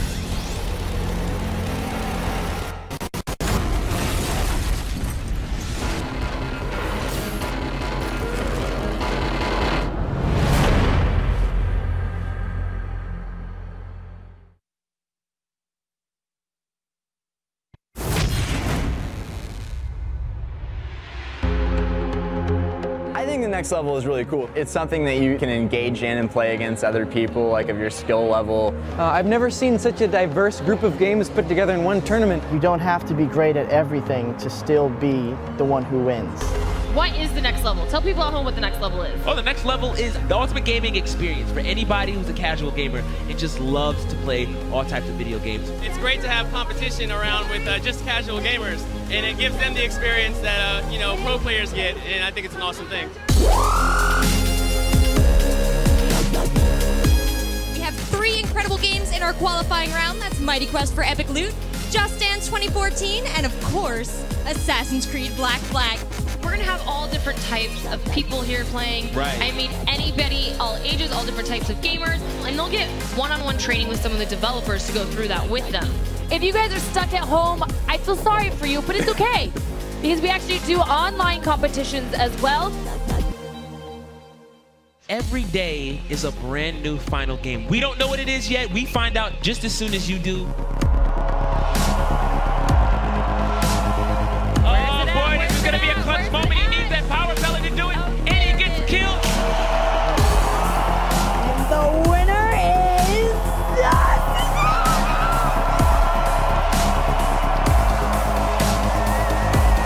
This is your champions for today, and this is the next level.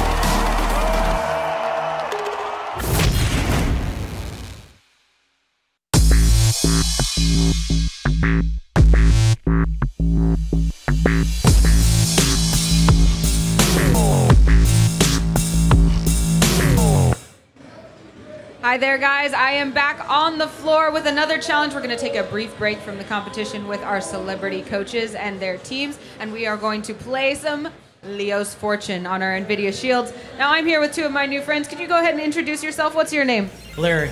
And what's yours? Sasan. Guys, you are going to be playing Leo's Fortune. Have either of you guys had the chance to play this game before? A little bit?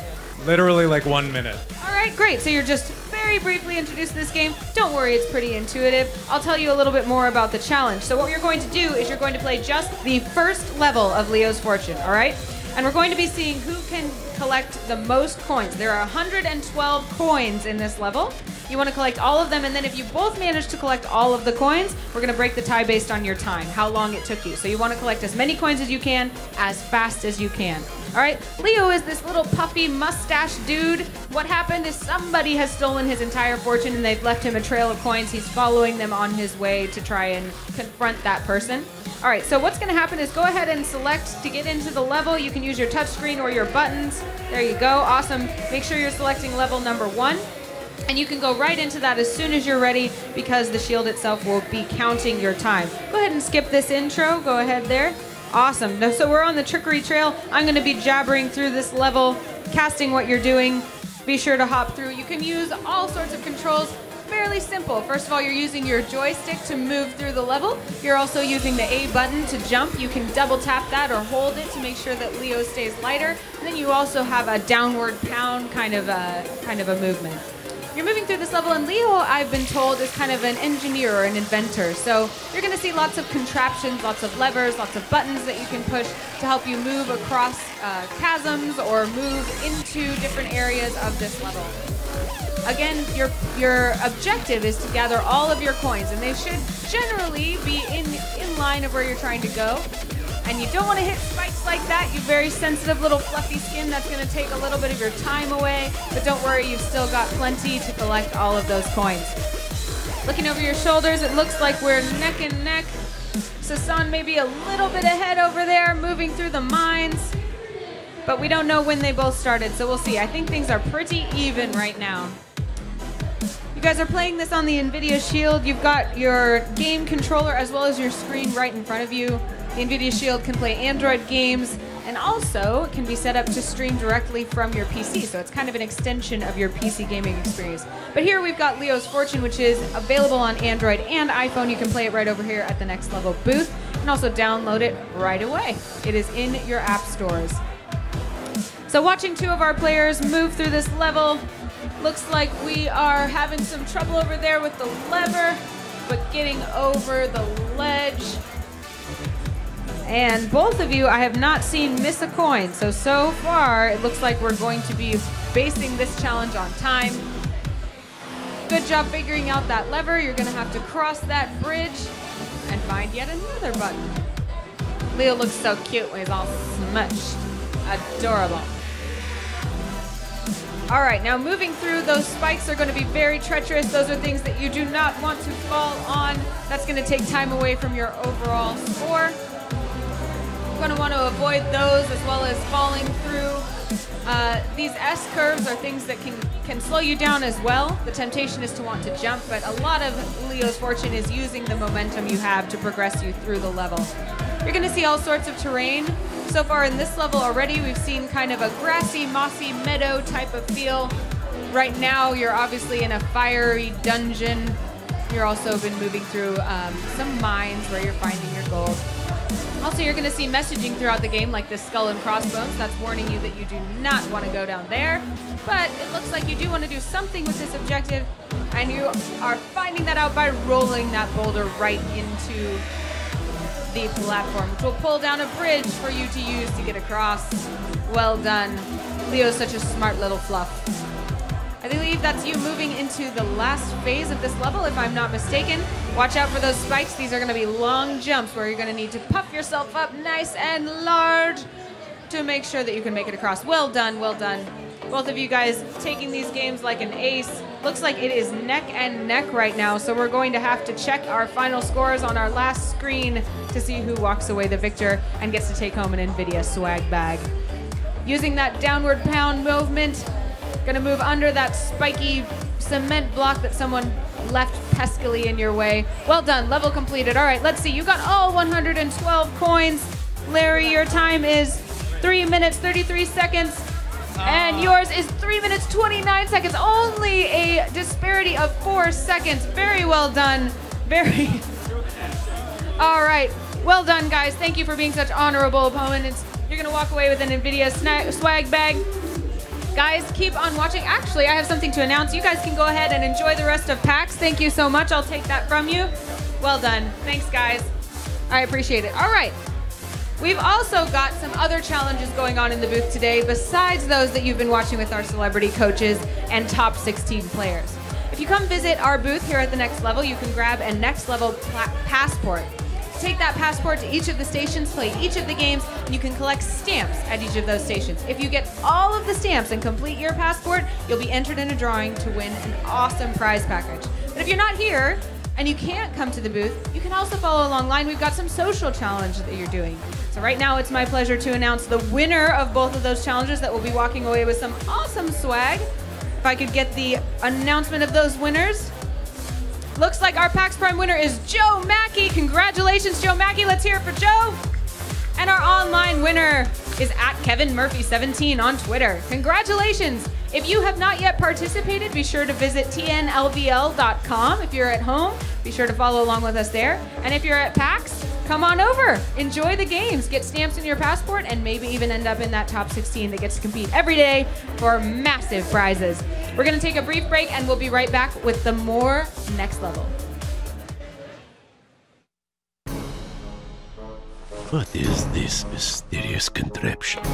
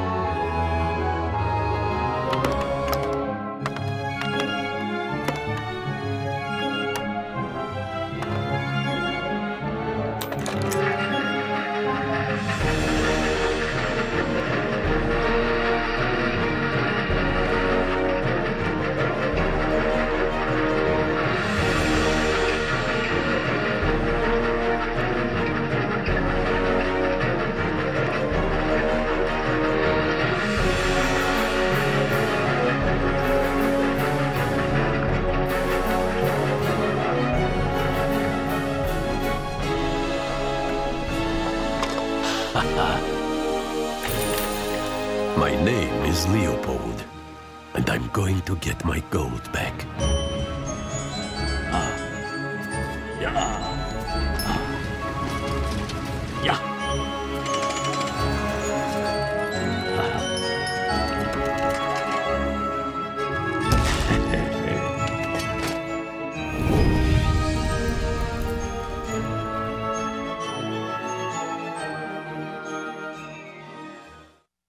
Welcome back to the Next Level here at PAX Prime, and we are ready to move into our final challenge of the day. This is going to be the Grand Finals. Up to this point, of course, so far, we have eliminated 12 of our contestants. We have 4 remaining. And let's actually take a quick look at the standings. We can see exactly who those 4 players are. So as you see, Team Scoots has 1 member in the finals, the No More Hero. Unfortunately, Team Mecha does not have any representatives. They will be fighting again tomorrow and Monday to try to get someone into the finals. Steve Zaragoza, Team Zerodactyls with ACM 14 in the finals.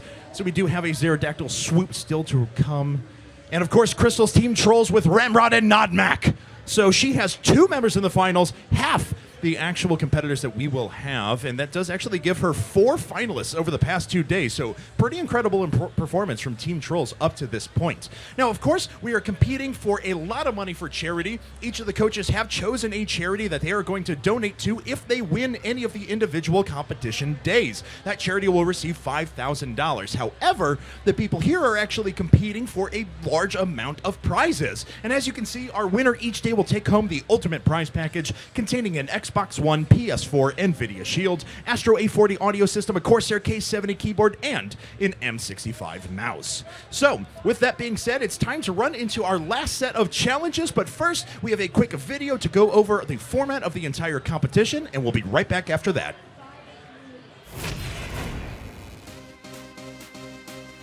Creating a one-of-a-kind experience for gamers, the Next Level brings competition for everyone and inspires the motto that anyone can play, compete, and win.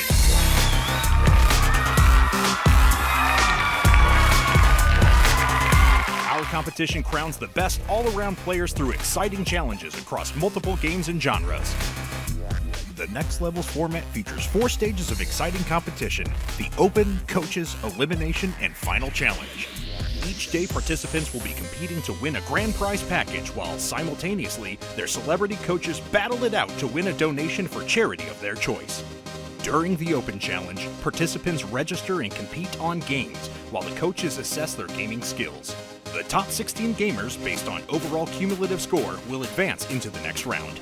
In the Coaches Challenge, the celebrities compete for the advantage of being the first to draft players to their team. Based on their challenge rank, they will make alternating selection of the contestants. The Elimination Challenge steps up the game as coaches strategically select players on their team to compete in each round until the last remaining finalists stand.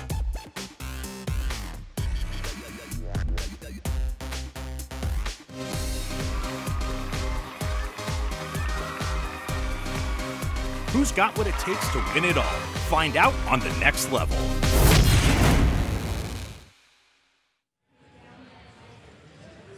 All right, ladies and gentlemen, we are back here, and it is time to go for our final challenge of the day, where we will find a winner. We will donate money to that coach's charity, and we will give away a lot of prizes as well. I don't know, I just went in the metal scream there, but it was pretty awesome. All right, Anna, have you been enjoying the competition so far? This has been so much fun. I love just the variety of games, the variety of genres, the different types of gamers, and the fun, friendly trash talk that we've all done all day. It really speaks to my heart. It feels like we're kind of inviting all of PAX to come to our living room and just play some games with us. Yeah, totally, and that's what I love about it is, too. I mean, I know I said this a little bit yesterday, but everyone always says competitive gaming. That's always a bit of a misnomer to me, to be totally honest. Like, competitive gaming is what we see here. It's trash talking your friends as you play Gauntlet. It's giving people the beat down in Mario Kart. It's, you know, I mean, that's the essence of competition for me. That's what I grew up doing. And what's really cool about this is that not only are we competing for fun, we're competing for awesome prizes on behalf of the next level, and then beyond that, we're giving money to charity. $5,000 each day is not a small amount of money to give to a charity. It's real things that are happening. Like yesterday, Sir Scoots was able to be victorious. He's going to be donating a medical cart to Gamers Outreach in a hospital nearby his home. So that's going to be amazing, and we're giving out more today. All right, well, it is time now to reveal our final game of the day. And that game is...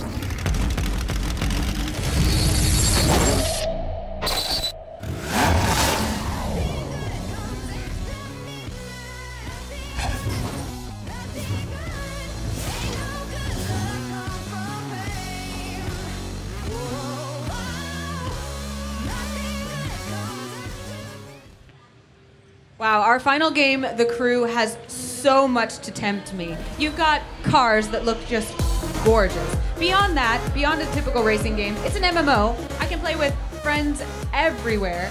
And not only that, I can drive across the entire United States. I believe they told me there's 1,900 square miles to drive across. I Yeah. can actually literally drive from one end of the United States to the other if I want. Yeah, that's so cool. So there are so many different cities to explore. There are so many different objectives. And of course, as Anna mentioned before, you can team up with people from all across the world to form your crew. You can customize your crew. You can kit them out. You can give them new cars. You can give them upgrades. There's so much awesome content for you to do. Yeah, there are customizations of your cars, ways that you can trick them out. I can make it for street. I can make it for off-road. I can make it for performance. And we're going to see a lot of those modes, I believe, in our challenge. Can you tell me a little bit about the format of this challenge? Yeah, absolutely. So we're actually going to start with a performance race. So this is just going to be straight up a race between our 4 players. And what we're going to do is in each of these challenges, we're going to assign points based on the place they got. So 1 point for first, 2 for second, 3 for third, 4 for fourth. And the smallest point total, of course, at the end will win.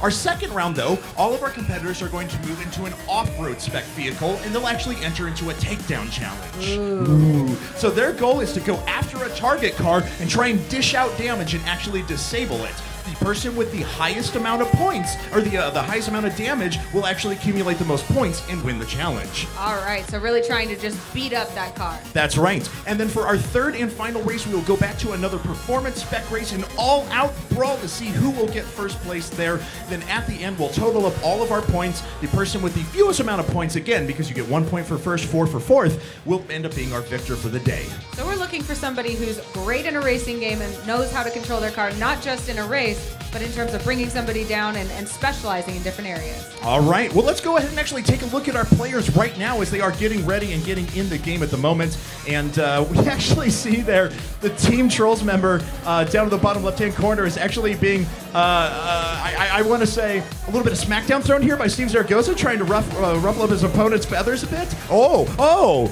dirty tactics. I don't know, Anna, do you approve of that?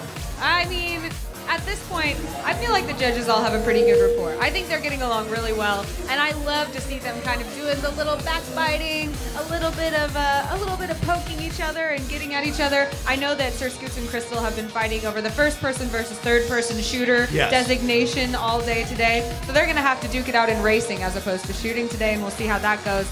And I know that Steve is just super proud to have somebody in the finals today as opposed to yesterday where it was just Scott and Crystal in the finals.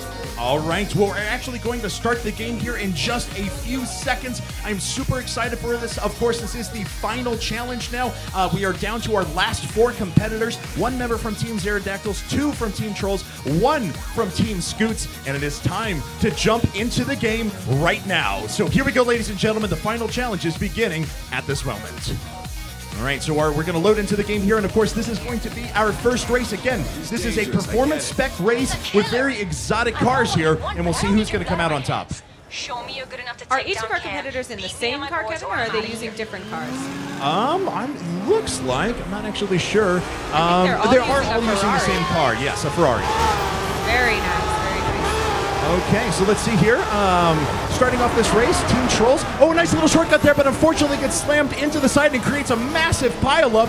Team Scoots ends up coming out on top there, and he ends up moving forward pretty darn well. And I don't know how many people are in front of him, but he is definitely in first place. Yeah, Team Pterodactyls getting stuck there behind that phone pole. Oh! As well as Team Trolls looking like they're hugging walls a little bit over there. When you actually do hit walls and things, your car does get damaged in the crew, but it looks like both of them are still well on their way to catching up. Yeah, that's absolutely right. And unfortunately, Team Scoots was actually in first there for just a second, but slammed right into a wall there, and that did cause a bit of a reset on his drive, so he fell to second. Now, there are 4 competitors here, but there are also 4 AI players that are in this race as well. Now, of course, we will not add up the points from the AI players. They will not affect the point total here in this competition, but there are other obstacles that you're going to have to get around in this fight. The AI is actually very good here and has already slammed a few people off the tracks. That's what's so fun about an MMO or something that gives you a really immersive driving experience. You're not just trying to do something faster, you're also trying to be more agile, you're also trying to dodge the obstacles that get in your way. There have been, in the races I've played, people, other cars, minivans, and you never want to turn over a minivan, Kevin. That's just not nice. Absolutely not. We've got to be considerate to our fellow drivers on the road here. Absolutely. Never mind that they're going to damage your car and reduce your time. Details, Anna, details. Not the minivan! Not the minivan! All right, so here we go now. We're actually following one of the members of Team Trolls right now, and looks like he is actually in 6th place out of 8 right now. It does put him in 3rd place overall of our active players, though, in this competition, so certainly not a terrible place to be. Or no, I'm sorry, that is actually 4th place. I apologize. 1st place right now does actually have 1st place in the race altogether, which is kind of cool. Wow, very cool.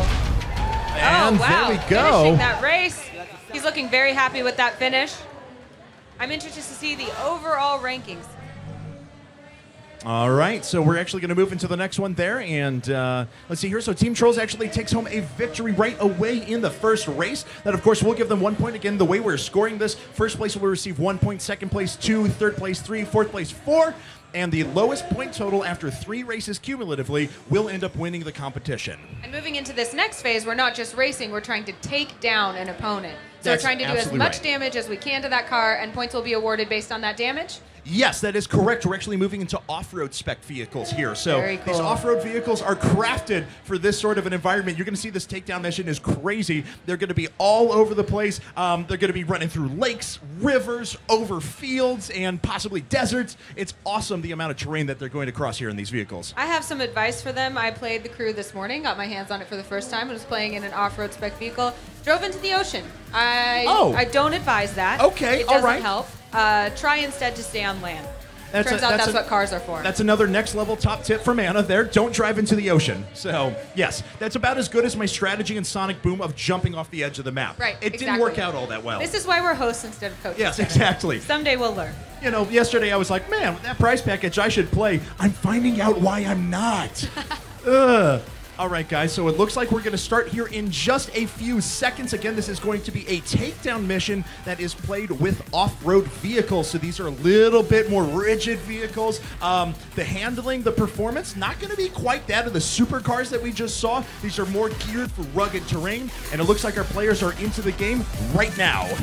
And Crystal must be feeling very confident as a coach. She has 2 players in this final again, and one of her players, I believe was it Camden? No, it was not Camden. Her other player, who is in the finals, was able to come out victorious in that last round. So she is probably feeling very good running between her 2 players right now. All right, here we have the quadruple Porsche Caymans there that are outfitted for the off-road. And let's see how they're going to be able to do. So as you can see, you're in the middle of this huge open world, just running through fields, running through people's farms, buildings, towns, doesn't matter. All of this world that you see is available for you to explore. And oh, unfortunately, Team Pterodactyls slams into a building head-on, and a building beats a car, unfortunately. Yeah, unfortunately, like we learned in Rochambeau, there are certain things that beat others, That's and true. building apparently is over car. So we have these really cool sand dunes here that all of our players are moving over, and as you can see, it makes things a little bit more slippery, a little bit more tough to control, but they are starting to catch up to that target vehicle right now. They need to start putting on damage, and to a degree, they even need to work together as a team a little bit. Even though this is an individual competition, they need to make sure they don't spin each other out, otherwise that vehicle will get away. Right, Team Pterodactyls was just about to ram into that target vehicle and instead got pushed out of the way by one of the competitors and ended up in the lake, which, as I mentioned, not a great strategy. Right. So it is great to push your opponents away from the target vehicle, but you've all got to do some damage to it, so working together to flank is going to be a strategy that they're going to need to employ at some point. Yep, you are exactly right here. So they are catching up to that target vehicle one more time. They've got to start working together here in just a second. Nice little boost out of our member from Team Pterodactyls right there as he tries to catch up to the lead target vehicle. Now, it actually doesn't take a whole lot to take this target vehicle down. The real challenge is just catching up to it and doing damage in the first place. Yeah, it looks like the challenge here has been they haven't been close enough very many times to hit the target vehicle, and once they do, you've got to make sure that your timing is precise enough to turn around and ram your car into that car. Okay, well, we're actually following the member from Sir Scoots right here. This is Chris. This is his second finals appearance over the course of this competition here the last couple of days, and he wants to avenge his performance at Tetris yesterday with a sweet, sweet victory here at the crew.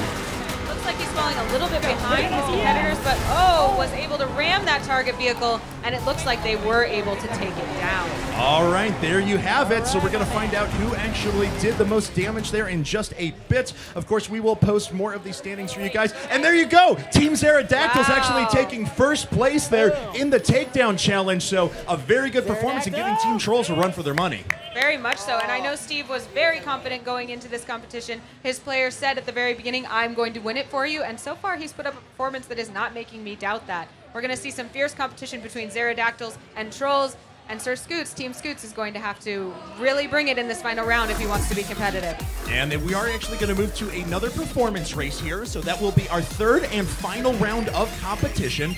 Once that has been decided, we'll tally up all of the points, and we will announce our winner on stream. Our players are starting to get loaded in now, and hopefully they're starting to get a little bit more feel for the game. They're starting to understand the strategy and tactics. It really does seem like that you can't just be concentrated on pure racing. You've got to know where your enemies are. You've got to give them a little nudge every now and again to get them out of the way. What do you think our players are learning about this game as they've had this first race where they're doing this performance car, they're really just trying to get there the fastest, then they've had this second race where they're trying to take down another car. What do you think they're learning is the most important thing that they've got to do to win this third and final round? You know, I think it's going to come down to a quick start, because if you remember at the beginning of the last performance race, there was a big 5-car pileup right there at the end, and we actually saw a couple of Team Trolls members sneak around, and it was a pretty clean race from there on out. They didn't have a ton of difficulty, so I think you've got to get that strong start, a clean start, avoid that early collision in order to be successful. Looks like the balance of speed and control is really important to find. Yes. If you just hold down that accelerator, you're inevitably going to run into a wall, and that is going to cost you far more than perhaps moderating your speed, making sure that you're moving around those obstacles, staying agile, and making sure that you preserve every precious second of your race. I think you are absolutely correct, and it looks like our teammates are actually getting into the last match right now. We're going to start that here in just a few seconds. Of course, it does all come down to this. One of our 3 coaches, Team Pterodactyls, Team Scoots, Team Trolls, one of the coaches of those teams will be taking home $5,000 for the charity of their choice right after this match. One of these players is going to be walking home with a huge prize package once this race is done. You know, all the coaches are looking like they're having a great time, but there is a more serious look on their face right now than there has been all day, because this is where it really comes down to something important, that $5,000 for those charities they really care about, and they're having fun. I just saw Crystal try to chop Steve's head off with an arm or two, so they're really enjoying it. I don't think they begrudge any of them, because ultimately $5,000 going to a good cause for children is great, but all of them really want to take it home for their charities. Oh, absolutely. And, you know, they were joking a little bit before yesterday about, oh, we need to collude to make sure all the charities get money. But no, these guys are pretty serious about raising money for the charity of their choice. They have some very personal, direct applications that they would like to use that money for. So this competition is super fierce. And it looks like we're ready to jump into the game right now. So here we go for our third and final race on the crew. All right, and they are loading up right now. This is another performance race, as we mentioned before, and we got to be looking for that quick start here. Yeah, Kevin, you mentioned that quick start, and avoiding that early collision is going to be imperative for getting a good spot in this race. And once you pull out ahead, the easier it is to stay away from people who are going to try to be pushing you out of the way. All right, so looks like the race is just about to start right here. A couple of seconds, and we will begin. Pterodactyls there with some, I don't know what's happening there, but oh, it's okay, it's all right. No, we didn't see anything. All right, here we go, guys. So the race Kevin, has started. I'm going to leave you here. I've got to make it to the main stage. I'm going to watch over their shoulders, get a closer look, and bring us a winner interview as soon as we get the victor. Awesome. Thank you very much, Anna. So I will bring you guys the rest of this race so far. As we can see, it looks like Team Trolls is actually out to a pretty good start. As they have a couple of cars that are very far up in the top right-hand corner, we can see that they are indeed doing very well. Those are the checkpoints that are actually going across. There are 12 checkpoints, as you can see. Team Scoots did actually take the advantage right there, but a spin-out actually takes 3 of the cars, and our bottom right competitor, Team Trolls, is actually way in the advantage right now. He's losing to one of the AI characters, but again, that's fine. The AI characters will not enter into the final tabulation of scores. So Team Trolls in the advantage right now. Everyone else is pretty far back, but Team Scoots is making a hard push right now. He has actually risen 2 ranks here very quickly over about the past 15 seconds. A big setback from our player from Team Trolls in the top right-hand corner. Unfortunately, he spins out and crashes again, and that does put him in 8th place. All right. As we can see, that is our race Oh no, he's trying to climb back into this. He's made his way back up to third overall in the race, which puts him in second in this competition. A good use of boost so far to continue to keep his speed up. This is looking pretty efficient at the moment, and he is continuing to gain time. He's only 3 seconds behind the next competitor. And there we go. He actually does manage to take second place. It looks like, I'm not sure if that was intentional, if he was trying to take a shortcut, but unfortunately he pays for it. And Scoot's team falls back yet another place. And I see Pterodactyl starting to make their way up from the rear of the pack as well. They've climbed their way back into 4th place, so very, very well done. We can take a look at the split screen view here again in just a second. We'll be able to compare all of these players together. But currently Team Trolls is in first, and they are not looking to give that up in any way, shape, or form. All right. Looks like we're getting down to our last third of the race. Only 4 checkpoints remaining. Oh, and a big spin out there, unfortunately, for Team Scoots. And that is going to put him back yet more time. And it looks like, unfortunately for them, that just increases the lead for Team Trolls over the course of this match. Very well done on their part. Oh, and unfortunately goes off the road once again. So we have a dominating performance right now from Team Trolls. And this gentleman did actually win the first match, so he would almost certainly be guaranteed a victory right now, depending on how he did, I suppose, in the demolition match that we saw just a couple of seconds ago. However, Team Trolls now down to just their last checkpoint. This is going to be very, very decisive of victory. He's actually 5 seconds ahead of his nearest competitor right now. There's the finish. Team Trolls has taken it, and that is 2 first place for them. Very, very well done. And there we have it. And we'll have to see the final tabulation of scores just to be sure for everyone. But I do believe that Team Trolls has taken home the championship today. They are going to win $5,000 for Siren's charity of choice. And there we have it, ladies and gentlemen. Our competition comes to the close for the next level, day number 2. Again, once again, ladies and gentlemen, thank you very much for joining us. We have a ton of content that's still coming up here. We, of course, are going to talk to our winners here in just a second. And don't forget, oh, by the way, yeah, we're here for the next 2 days as well. So if you guys are here at PAX, you want to join in on the action, you want to compete on stage live, be here from 10 to 12 tomorrow. Go up to the front desk, grab your passport, start competing in these games. If you score high enough, you will actually be placed in the top 16, and you will be allowed to compete with our celebrity coaches over the course of the day. For now, though, that was a ridiculously good performance from Team Trolls. They not only take 2 of the final spots, but they also win the entire finals at the end of the day. Again, that's $5,000 going to the charity of Siren's Choice. So, I have to say it though, both of the folks that have been coaches here at the next level in the past, they've both taken a big victory right now, as Scoots and Siren have taken days 1 and 2. However, Team Pterodactyls was able to make their first entrance into the finals. You'll be certain that they will be looking for a victory come tomorrow. So we are just getting ready for an interview with the winners. But don't forget, guys, you can always check out more about the next level at TNLVL on Twitter. Follow us, get updates, join in on the conversation, hashtag all of your favorite coaches, and let them know that you're giving them your support. And we're going to move to that interview here in just a second with Siren and the victor, who is looking mighty happy at the moment, I would have to say. So here we go, ladies and gentlemen. Anna, take it away with the winners. Guys, I just made Crystal put away her phone. She was so excited to text Extra Life. I'm so happy right now. I just want to. Aww. So Extra Life now gets $5,000 thanks to you, Andrew. How do you feel? I feel great. I mean, it's all for the charity, and just a bunch of fun with everyone that's come out here for PAX. It's just a good time overall. How has it been working with Crystal as your coach? Amazing. Amazing. Crystal, how has it been working with Andrew? Trolls, dude. All about trolls. Trolls always come on top. Just saying. Just saying. So much excitement here. $5,000 to charity is a huge deal, but not only that, you are walking home with a huge prize package. You're getting a PS4, an Xbox One, all sorts of computer peripherals, an NVIDIA Shield. How do you feel about that? Are you excited? I'm excited, but really, I'm just excited that I was able to help you get the charity money. Thank you. Yeah. What a guy, what a guy. Well, congratulations. Let's hear it for Andrew, the Day 2 Next Level champion for Team Trolls, bringing out his prizes if he can even hold them all. Don't kill him. He just won. Don't kill him. All right, and let's put those down for a second. And again, what's really important here is that $5,000 for charity. Can we bring that big check up for you, Crystal? There's your check for Extra Life and your trophy, Andrew. pictures. Let's hear it for Extra Life, for Team Trolls, and for the next level. Yes. Yes. Thank you so much. All right, guys, like Kevin I'm so said, happy right now. You don't even understand. we are here tomorrow, and the next day this could be you winning $5,000 for charity, a fantastic trophy, and a massive prize pack. Kevin, to you one last time.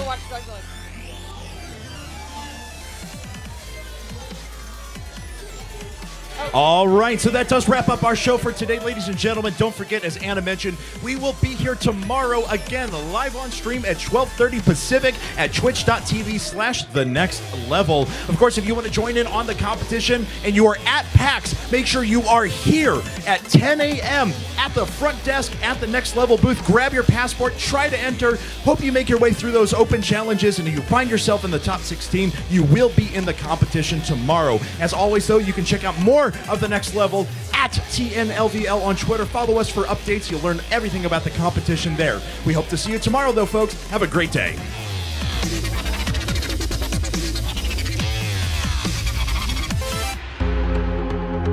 I think the Next Level is really cool. It's something that you can engage in and play against other people, like of your skill level. I've never seen such a diverse group of games put together in one tournament. You don't have to be great at everything to still be the one who wins. What is the next level? Tell people at home what the next level is. Oh, the next level is the ultimate gaming experience for anybody who's a casual gamer and just loves to play all types of video games. It's great to have competition.